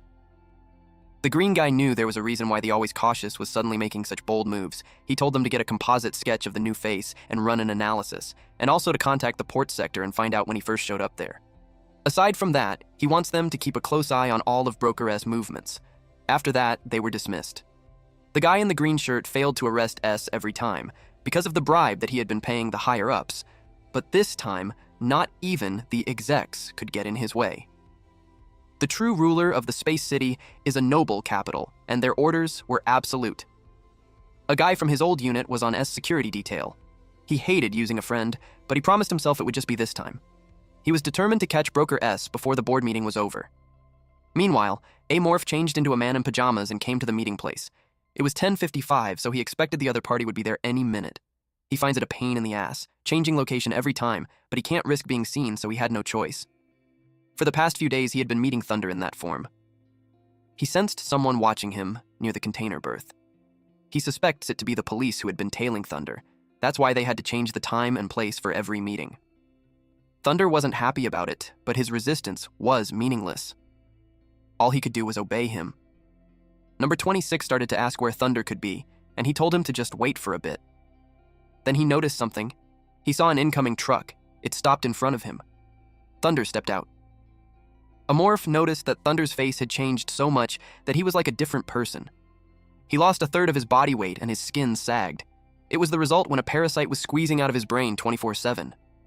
Thunder brought him the goods just as he said, and then he begged him. Amorph knew that Thunder wasn't afraid of him, but on the parasite in his head. If he doesn't swap it at once, he could die. A new parasite entered the eye, and the old one left through the nose. He screamed loudly. He held his nose to stop the bleeding. Then, Amorph asked about the goods. He immediately clicked on the screen and the door opened. Number 26 felt cold. Amorph asked if he wanted to wait outside. Number 26 refused because it reminded him of his home. Thunder waits outside. The creatures they had for that day were 5 plant lizards and 1 mutant fairy wing. And that caught his attention. He had never seen a mutant fairy wing in the game. He wondered what it was like. It was a bird type, so he expected it to taste like chicken. The container opened. He felt that something was strange. Number 26 asked him what was wrong. When he saw what was inside, he knew it wasn't a fairy wing. It was a juvenile form of a Galagon, the dragons of space. It was called Blue Dragon. In lore, creatures based on this dragon had different habits compared to common creatures in the game. They live in pride similar to lions, and their packmates would protect the Blue Galagons. In the game, this habit was manifested as an inherent trait, giving Blue Galagons the ability to summon their kin. If the game lore holds true, they were in a dangerous situation. If that thing summons its kin, it's going to be hell. But Amorph wondered how they were able to capture it. He could tell that it's not something that a common criminal can just smuggle. He knew that there's definitely something else going on down there. But one thing is for sure, our MC knew that someone was planning to destroy this trade center. All Amorph needs to do now is start digging for more details. Immediately he called for Thunder, and this guy hurriedly went to his aid. Our MC tried to confirm if this fatso knew what creature it really is. Thunder went closer and asked if it was not a fairy wing like he had always known. Seeing Thunder's reaction made Amorph think that he had really no clue on what's happening. After all, Galagons are rare creatures, so our MC guessed it's not surprising that Thunder wouldn't be able to recognize it. Then, he asked Thunder who smuggled it. Thunder replied that it was Jade. Jade Russell was caught and put in the holding cells, but he escaped soon after. Amorph had heard that name before. He remembered Arnold Russell who fought him. He was Eugen's subordinate. He was also the guy who managed the space city in the meteor swarm. Shion Eugen had the Galagon claw trait, which led Amorph to think that he must know where their habitats and nest were. It would be easy for him to get a Galagon into the space city. He deduced that the subordinate of the Eugen family plans to attack a city belonging to the T and C family, who were on the same tier. Everything felt so familiar to him. He asked if the city hosts any festivals. Thunder asked if he's talking about the board meeting. He got curious about it. It was the board meeting to decide the next CEO of Megacorp. The directors from the Prime Capital were all scheduled to gather. It's scheduled to be held in 23 days. Now it all made sense to Amorph's situations, just like this happened all the time in the game. The event that Megacorp players looked forward to the most was the Civil War. In the game's lore, Megacorp was controlled by 7 great families. The supreme leader, the CEO, was chosen via election. Players who belong to the family that win the CEO position gain massive benefits. To secure their position, they'll stop at nothing. Crushing rival candidates was just business as usual. Amorph suspects that they plan to unleash the Galagon alongside the board meeting. Shion Yujin made Jog smuggle it in, and then he must have hidden somewhere in the city.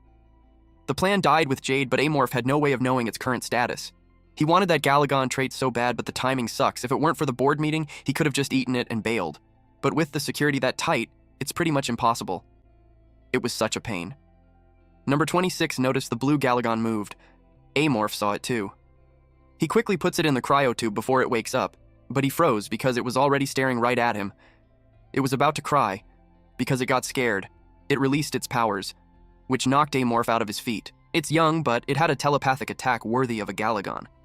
If he didn't have a psionic resistance trait, that would have actually hurt him.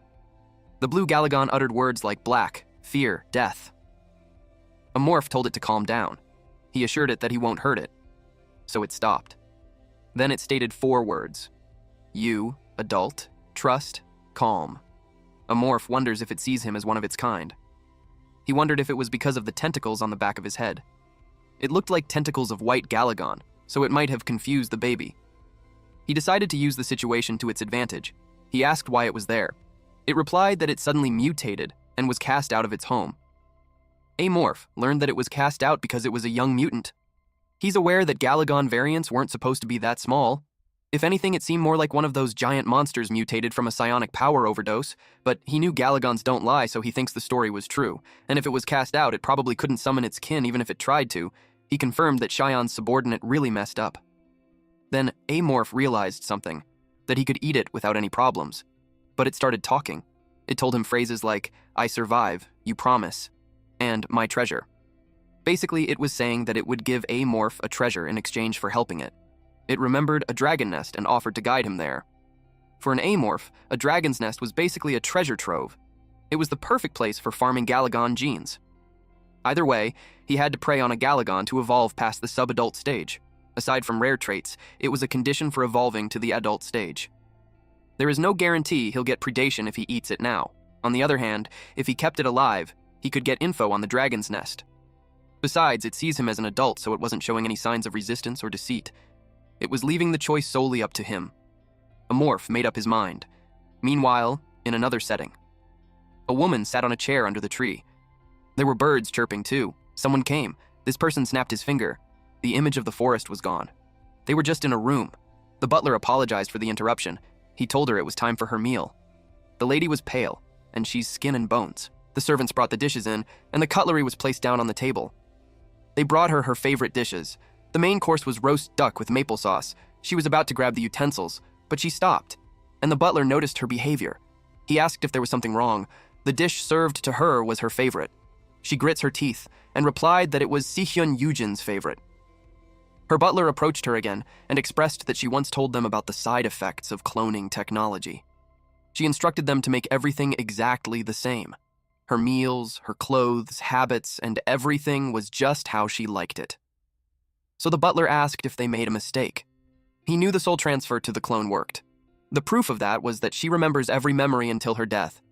But she sees those memories as belonging to Sihyun Yujin and not me. He wondered what was causing all those. Sihyun had a memory of talking to a guy with antlers. It was her master, Beomho, who taught her not just combat, but also how to protect and transfer soul memories through psychic power. He said it was simple enough for anyone to do, but she was certain that even her master didn't know about the side effects. That's why she took every precaution to prevent it. But even if she couldn't predict that kind of level of dissonance, and it made her annoyed, she remembered that the council meeting would be coming up soon. The butler informed her that intelligence reports indicate that Kisaragi Yujin would be visiting under the guise of sightseeing. She was displeased to hear that. It was like that old geezer was trying to be funny now. Kisaragi is pathologically obsessed with clinging to his own life, but that doesn't make him a coward. He always takes at least 2 shadows with him wherever he goes, and she knew every weakness those shadows have. The original plan for her was to take them out first, then disappear. The rest would be handled by the furious Galagon.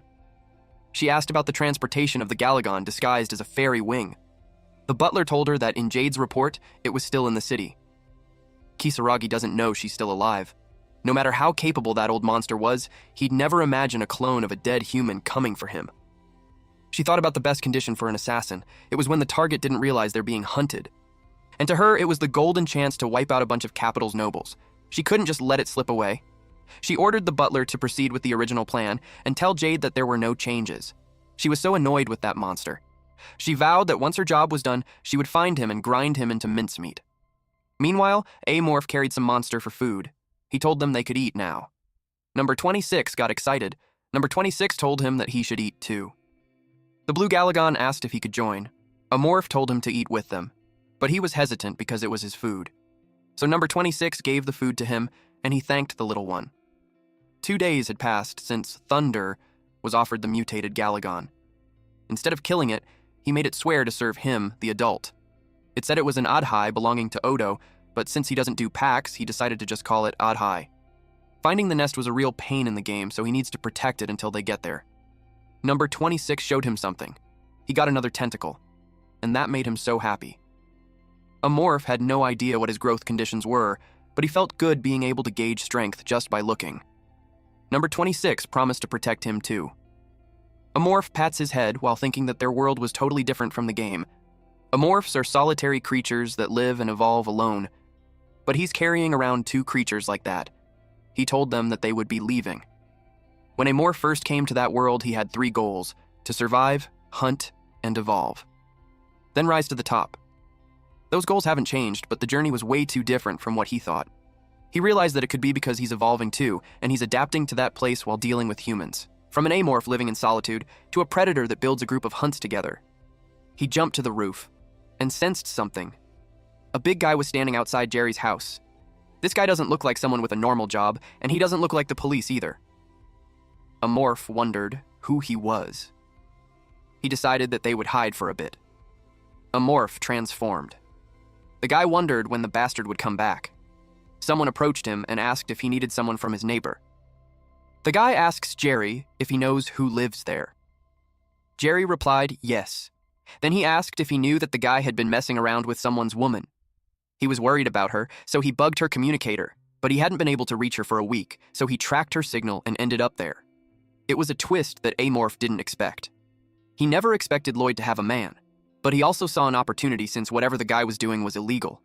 That's why he came alone, instead of reporting Lloyd's disappearance to the cops. Jerry replied that the neighbor probably went out to run some errands. The guy told him to stop being ridiculous since he had been waiting there the whole time. Then, he invited him to wait inside since the neighbor would probably be back soon. The guy entered his home and told him to clean up his place. That guy wondered why it smelled like sewage. And then, he saw something. He got scared of number 26 and Adhai. Then, Amorph placed his hand on the guy's shoulder while asking if he wasn't taught when he was a kid that he should never go with strangers. The guy shrieked loudly. Meanwhile, number 26 slowly closed the door, and inside the apartment, the guy screamed loudly. A few moments later, the guy wearing a green jacket knocked on a door, and then he waited. The guy he visited was someone who always checked in no matter how busy he gets. But for him to have no word for a week, it led him to think that something must have happened. He forced his way in by breaking the pad on the door. Then he entered. The place was dusty, which led him to think that his friend hasn't been home in quite a while. He saw half-finished coffee on the table. It had dried up, leaving the powder stuck on the surface. It looked like it had been left out in the dry room forever. That made him certain that something had definitely happened. He checked the drawers, then the boxes. He was surprised, because a bunch of his friend's favorite weapons and gear were missing.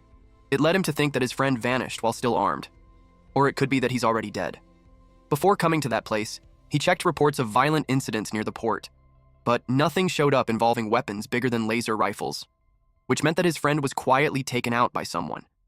He suspects that the pajama guy's crew was involved. He called someone to give him the investigation results on the new face. He was told that after checking the cameras all over the Special Trade Center, they narrowed it down to 20 suspicious people. He wants them to send the details to his communicator. He checked his phone, and the profiles appeared. Something caught his attention. It was the pajama guy. He called someone again to ask for info about a worker in the industrial zone named Jerry. He was informed that the guy had no criminal record. He stated that the face looked like a montage. They called his workplace, but were informed that Jerry hasn't shown up in ages. He was just a day laborer, so nobody noticed. After learning that, he simply told them to check on other 19 individuals. He could see that down there, low capital folks weren't considered people, they're simply parts. No one bats an eye when one disappears. More people die in the entertainment district than on the battlefield. In that rotten city, human life was treated way too cheaply. He stopped himself from spiraling on those thoughts. Before he left, he bid goodbye to the cup as if it was his friend. Then he got determined. He works for the Megacorp, and his job was to catch the criminals ruining the world, and he vowed to take revenge for his friend. A few hours later, he arrived at a certain place. He surveyed the area. It was the building C of the apartment complex where the Pajama Man lives. He ascended the staircase. He could tell that the building was thrown together with cheap materials to save money. His friend's place was like that, but that building was worse. The soundproofing was particularly nasty too. Then he realized something, that it was too quiet. It was like nobody lives on the third floor at all. His hand went to his gun. He took his gun out. Even during the daytime, the level of silence was suspicious. He carefully walked the hallway. Then he knocked on the door. There was no answer. Normally, he would need a search warrant. But he knew that if he waited for it, the culprit could get away. He forced his way in. The door opened, and as soon as he entered, the foul odor hit his nose. It was the smell of blood. On the surface, it looks tidy and clean. But his instincts as a veteran detective couldn't be fooled. He knew that it was the killer's attempt to cover up the scene. He opened the fridge. His eyes widened. There were bloodstains inside it. He found what he needed. He immediately went to the Doro while calling someone. He reported that he found someone working with Broker S. He gave the location and demanded reinforcements at once. Meanwhile, Amorph was eating. A sudden notification appeared before him. His predation effect kicked in for the first time in ages. The system informed him that one of the subadult to quasi-adult evolution conditions have been met. Transformable intelligent entities 2 out of 20 not achieved. Human-type intelligent entities 12 out of 20 also not achieved, and psychic power-using intelligent entities 10 out of 20 not achieved. The predatory effect successfully acquired the Ferocious Beast's Claws gene. He was asked if he wanted to apply. The 4th floor resident should have been the last of those wolves, and now he has that trait. Just when he thought he was short on physical traits. He applied it, and his hands transformed into claws. He expected the clearing of the other floors should meet the rest of the conditions. After that, he needs to get ready to strike the cult. Hunting the cult shouldn't be too hard, but the location was the issue. As things are, taking over the administrative district would be tough enough. Evolution conditions were slow, but he's filling them in step by step. He knew he shouldn't be impatient. The system screen showed his status. It had his species, which was an unidentified hostile space organism. State was subadult, and the objective was to survive, and he had 2 successful evolutions. His physical traits were wings, continuous exoskeleton, regenerative power, neurotoxin, kaiju skeleton, acidic blood, leg strength enhancement, mimetic organ, saw tentacle, contamination organ, spine launching organ, and beast-like claws. His psychic traits were predator's sense, monster's tentacle, human traits transparency, psychic resistance. He also had infection-related, which was the parasitic colony, which has the flesh enhancement type. He strategized to attack the administrative district only after he got the psychic enhancement type.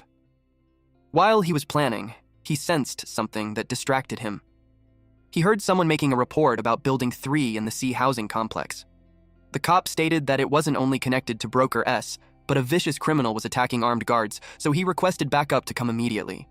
Amorph knew it meant more police. They showed up faster than he expected. Amorph carried his food when he realized that meeting criteria for a humanoid species seems tricky there.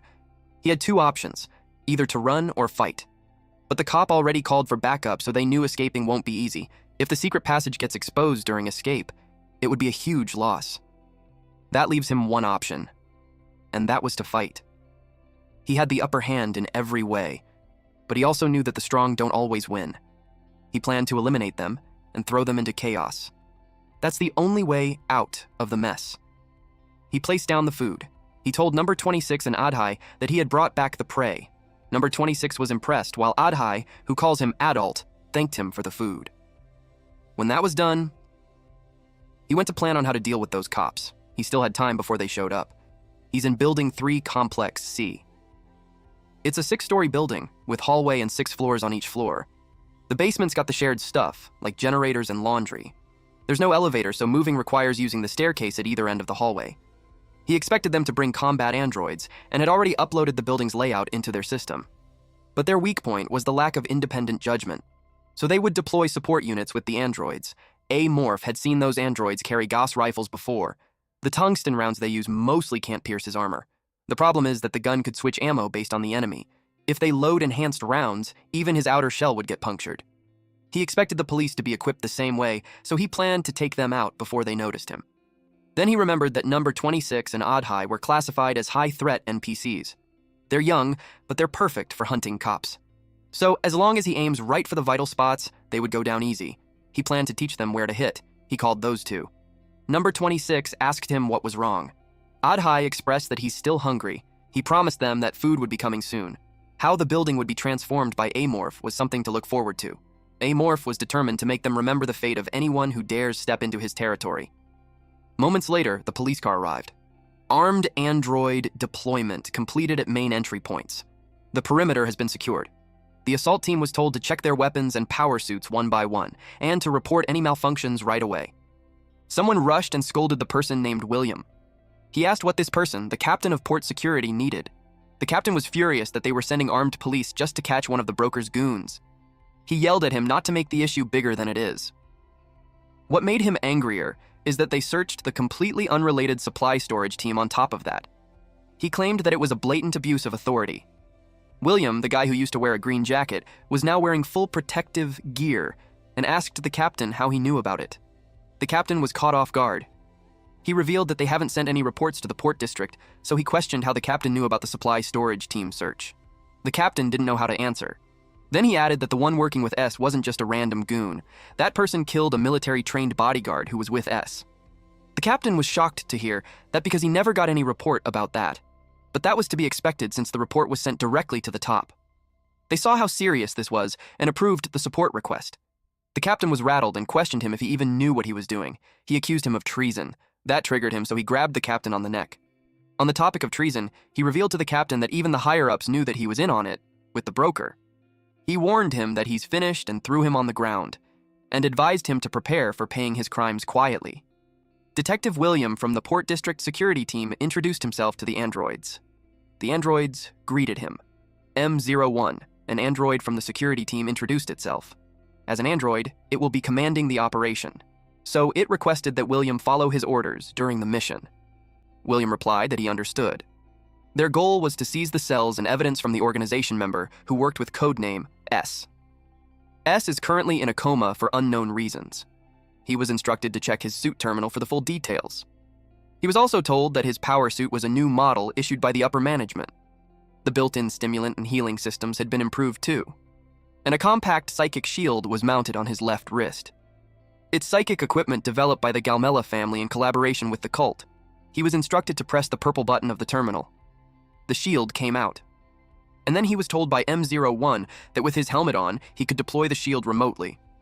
The equipment was gifted as a congratulatory present for the board meeting. He expressed that he was grateful. They proceeded with the assault. M01 commanded to search the first-floor hallway until he gave further orders. They put their masks on. William expected their mission to work perfectly, because the enemy would have never expected the cops to show up with new equipment like that. The armed police from the Earth security team were all experienced veterans, plus they have combat androids backing them up, so he thinks that it would be weird if they don't win. M01 commanded to detain all first-floor residents. Then, it ordered M05 and M06 to stay on standby on the first floor. They moved to the second floor. They commenced searching on the second floor. Then, M01 ordered that after the search was complete, 3 personnel would be left on standby. M01 was commanding when he suddenly stopped and called out to M06. William asked what was wrong, and it expressed that communication with one android in room 10 on the first floor has been lost. M05 and Unit 11 were on the first floor, and communication with M06 was lost in room 105. It requested immediate verification. William finds it weird. The first floor was searched top to bottom by 13 officers and 6 androids, so there shouldn't be any space for the enemy to hide. M04 was told to report status. They were informed that M06's power unit seems to have been destroyed by heavy impact, but detailed analysis was required. M01 told them to contact them again if an emergency occurs. William had found something strange. Meanwhile, officer number 101 trembled, and then its head was twisted 360 degrees until the blood gushed out. They immediately got alarmed after learning of the psychic attack from the enemy. All armed police had activated the psychic shields. Androids were told to monitor surroundings. They glanced behind them when they heard someone scream loudly. Officer number 112 was being dragged away. William tried to reach him, but he was taken aback at what he saw. It was Amorph. Loud screaming followed. One officer reported that number 112 was taken. They spoke to him to see if he was alive. They kept calling out to him, until the final confirmation, telling him to respond if he's alive. Amorph pulled out the communication device from the suit. Our boy mimicked 112's voice to tell them that he's on the 4th floor because he was dragged by the enemy. They confirmed the message. Little did they know, they were already being deceived. Amorph then noticed that the gears of the police were pretty sturdier than he had expected. He thought it looked like mid-tier power armor, but it got a bunch of high-tier options added on, especially the psychic shield that was placed on it. Amorph activated the psychic shield. He lifted the left arm and it showed. He inspected it and he could tell that it was weaker than top-grade ones, but strong enough to block standard laser weapons used by small-time criminals. Our MC now found out that these guys came fully prepared. If they were normal humans, this fight would have ended fast. That is, if they were normal humans. Apparently, the parasite that Amorph planted in Thunder sent him a telepathic update. Thunder tried to talk about Amorph but was immediately punished by the parasite. Thanks to that, the enemy still hasn't figured out what he really was. They probably just assumed that he's some space dog or goon smuggler. Either way, Thunder had become useless to him, so he now has to find another broker. Before they get out of there, Amorph would pick one cop. He planned to plant a parasite in them, so finding the broker would be easy. More importantly, the kids that he adopted were more useful than he thought. Right now, the androids think its enemy is a human, so they haven't even considered that something could be dangling from the ceiling. It's also only detecting enemies without psychic defenses. So this scenario was perfect for the young blue Galagon. He also noticed that number 26 had grown and learned the Sea Demon's bind ability, and thanks to him, it knows human weaknesses really well. But it's not perfect. He looked forward to how strong he would be. Those two had done well so far, and now it was his turn. Our MC started mimicking his victims' voices and tried calling for help. M03, the android assigned on that floor, immediately responded and kicked the door open as it had detected human presence. It immediately prompted the other androids and police to begin searching on the 4th floor, and at the same time, Amorph used this time to hide again. M03 reported that bloodstains were found in room 401. They continued the search until further notice. Little did they know, Amorph was watching them. And suddenly, he struck one officer in the back, then he choked him. Number 106 reported loss of contact with number 110. Number 110 was told to respond, but he could only groan as Amorph was holding him.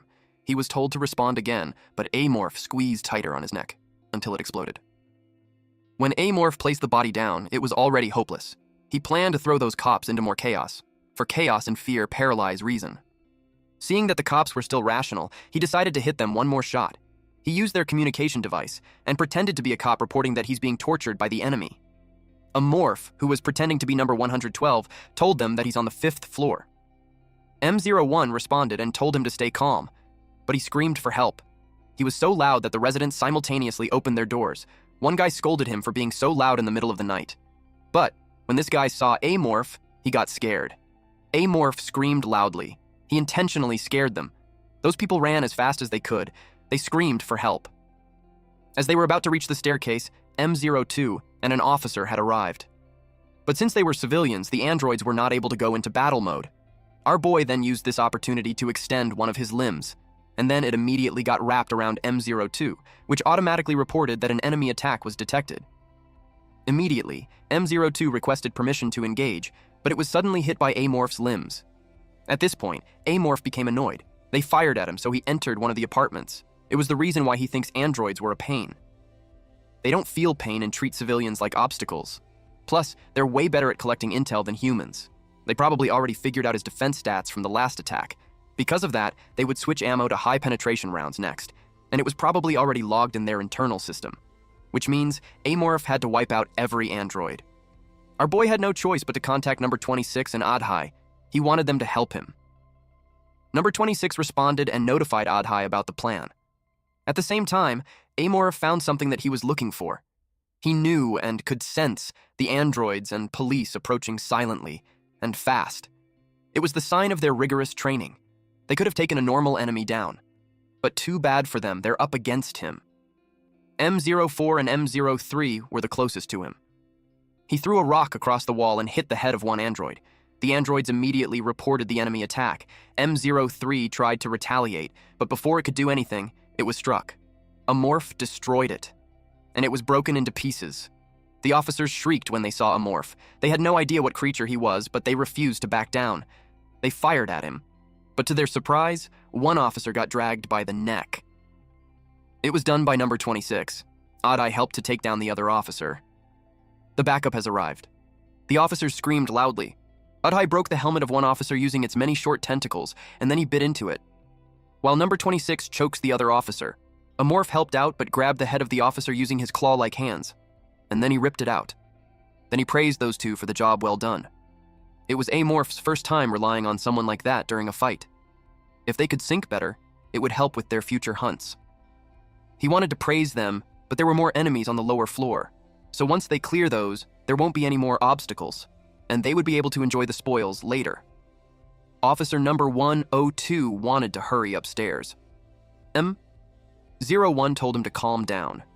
They had already requested external backup standby. Officer number 102 didn't like that, because it meant they would let the enemy do whatever he wanted until then.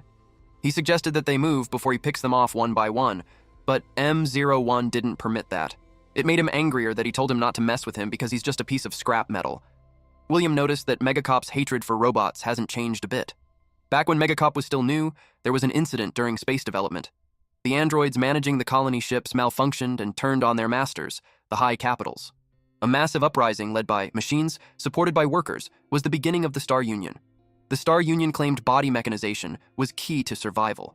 They were humans who agreed to become cyborgs. However, their ideology gradually escalated. They started kidnapping colonists who refused to be modified and forced it on them. By implanting chips into their brains, they erased free will and grew their power. Because of this, even centuries after the rebellion, a deep-seated aversion toward machines still lingers in Megacorp. William understood the feeling of wanting to disobey orders from an android like M01, but fighting among teammates won't help. He encouraged the officer to calm down. He reminded Officer 102 that they are the police. He understood that he's worried about his comrades, but he shouldn't forget their mission. William knew the command android got some data on the enemy from his subordinates. M01 confirmed that.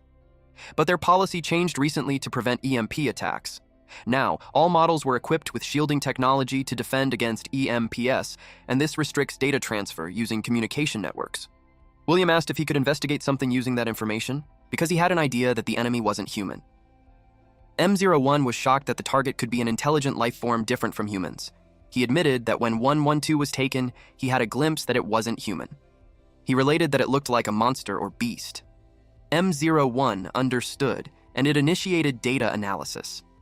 After the rebellion, Megacorp put heavy restrictions on android production. One of those was cutting off their shared network to prevent thought linking. It was a necessary measure because that network fueled the rebellion. But on the battlefield, where information could mean life or death, it was inefficient. So they temporarily lifted the rule just for command androids. William finds that ridiculous, because a lot of soldiers had died because of that policy. M01 finished the data analysis, and as William presumed, the target was non-human. William urged it to tell him more. So it was narrated that M04 and M06 attacked with advanced piercing techniques. M04's memory unit was destroyed by a bullet smaller than tungsten.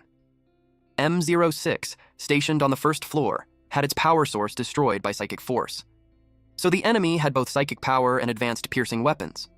Also, M03's data revealed biological weapon traces from a strange organism. William asked what it meant. By widening the search, it showed that the weapon resembles tentacles of a large alien jellyfish species from planet E101's deep seas.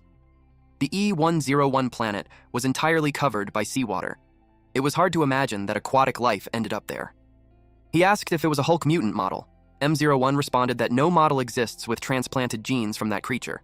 So either it's a new type or something totally unknown. It might be an unreleased Hulk mutant prototype. William knew that the Eugene family had exclusive rights to Hulk mutant technology. He wondered if the Eugene family used that creature to destroy T and C. M01 assured that he added a data storage device when applying the shielding technology. So even if they're wiped out, as long as they aren't destroyed, the information would be reliably transmitted to Earth's Central Security Team. He replied that it was reassuring. He suggested waiting for backup, but the enemy could attack while they waited, so he wanted to get ready. He requested stimulant rejection. M01 knew that the side effects had been reduced through improvements, but it still asked if it was safe.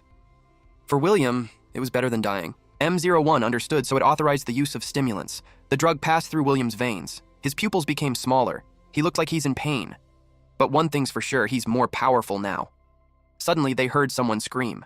William talked to 112 to respond. M01 attached something to William so he could listen.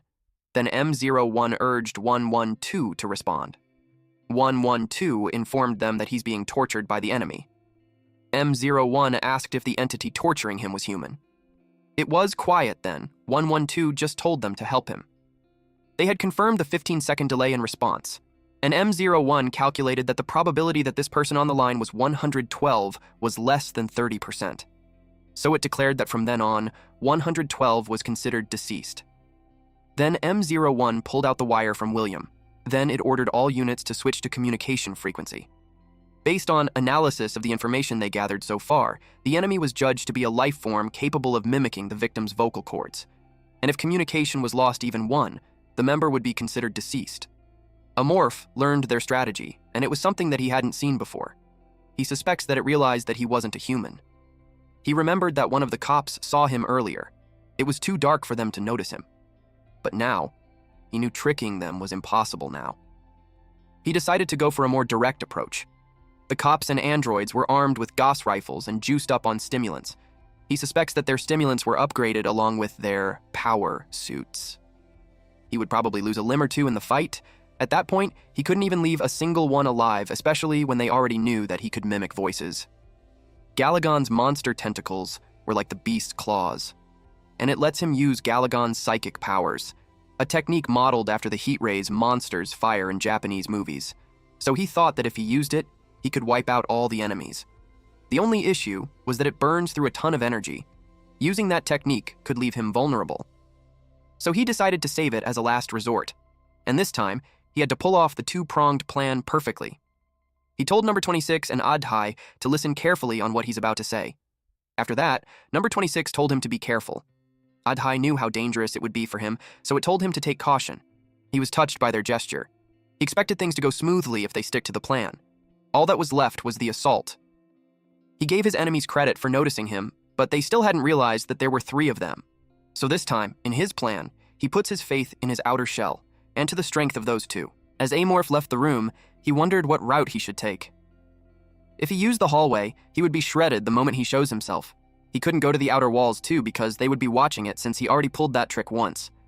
He thought of dropping into a second-floor room from the window, but if they caught him beforehand, the whole move loses half of its impact.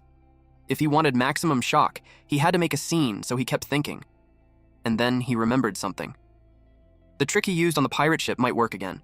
He decided to use that trait one more time. He climbed outside. He sneakily went down, while also feeling every detail of their physical state.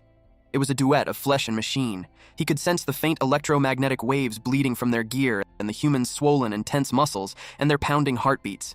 They had stimulants, so their whole bodies were burning with boosted power. Their senses must be razor sharp like cornered predators. He knew that if he walked in without preparation, he would be done for. But sharp senses doesn't always mean sharper thinking. He found the right spot.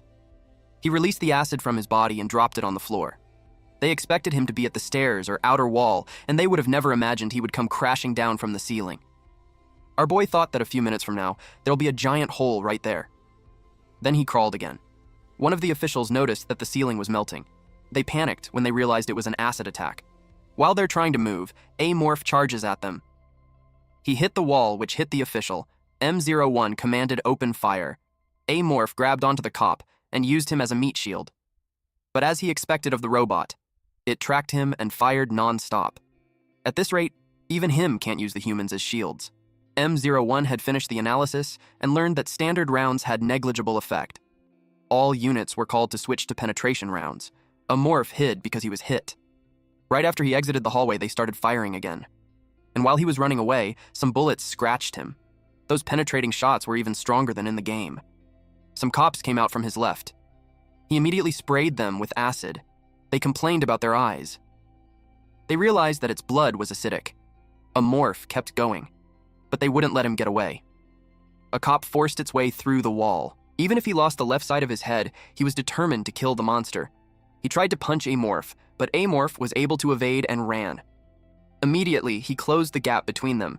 Even if he had to pass through several walls, and then Amorph grabbed him, he was surprised and groaned in pain. Amorph lets parasites into his eyes. He screamed at it to stop. Suddenly, an android appeared. Amorph lets out a chain attack. M01 detected this, but it got surprised when the cop was sent flying in its direction. And then, Amorph ran away. M01 announced 104 was down and ordered all to cease fire. Amorph hurried as he needed to reach the first floor at once. He expected number 26 and Odd Eye to be finished and had been waiting for him. Meanwhile, Unit 104 screamed as the left side of his face melts. The other official comforted him while the other got nervous because the healing agent wasn't working. He yelled at them to get the thing off him. William asked what was happening. Judging by the symptoms, M01 suspects it to be a virus or a small organism that invaded his brain. William asked how they should treat it, but M01 wasn't equipped for medical use. It couldn't administer treatment. The man required immediate hospital transport. William got angry that he punched the wall. He realized that they couldn't beat the target with a few people. And the target's abilities outclass even a Hulk mutant. He kept wondering who the hell Thunder had made a deal with. 104 expressed that he could no longer take it. He apologized, but his colleague told him keep hanging on. Then his colleague got confused. He suddenly fired at him, then expressed that from the start, he should have done that. Then he let out a laugh. M01 declared that 104 had shown abnormal status. It knew that it was controlled by a parasitic organism. It rushed towards him to neutralize it. 104 was pinned to the ground. M01 neutralized him. Then William suggested that it calls for the personnel on the first floor. It ordered them to assemble on the second floor. William was tense. M01 repeated his command, but William heard a buzzing sound. Then M01 declared that anyone not present on the second floor would be presumed killed in action by an enemy attack. William wondered what was going on. Then he realized that the enemy wasn't alone. Yo, thanks for hanging out till the end. If you enjoyed the ride, make sure to smash that like button and hit subscribe. It really helps a ton. The next part of this series will be uploaded over on the other channel, so don't miss it. And if you want to keep the Giga Chad momentum going, go watch the video popping up right here. Stay cool, stay awesome, and I'll catch you in the next one.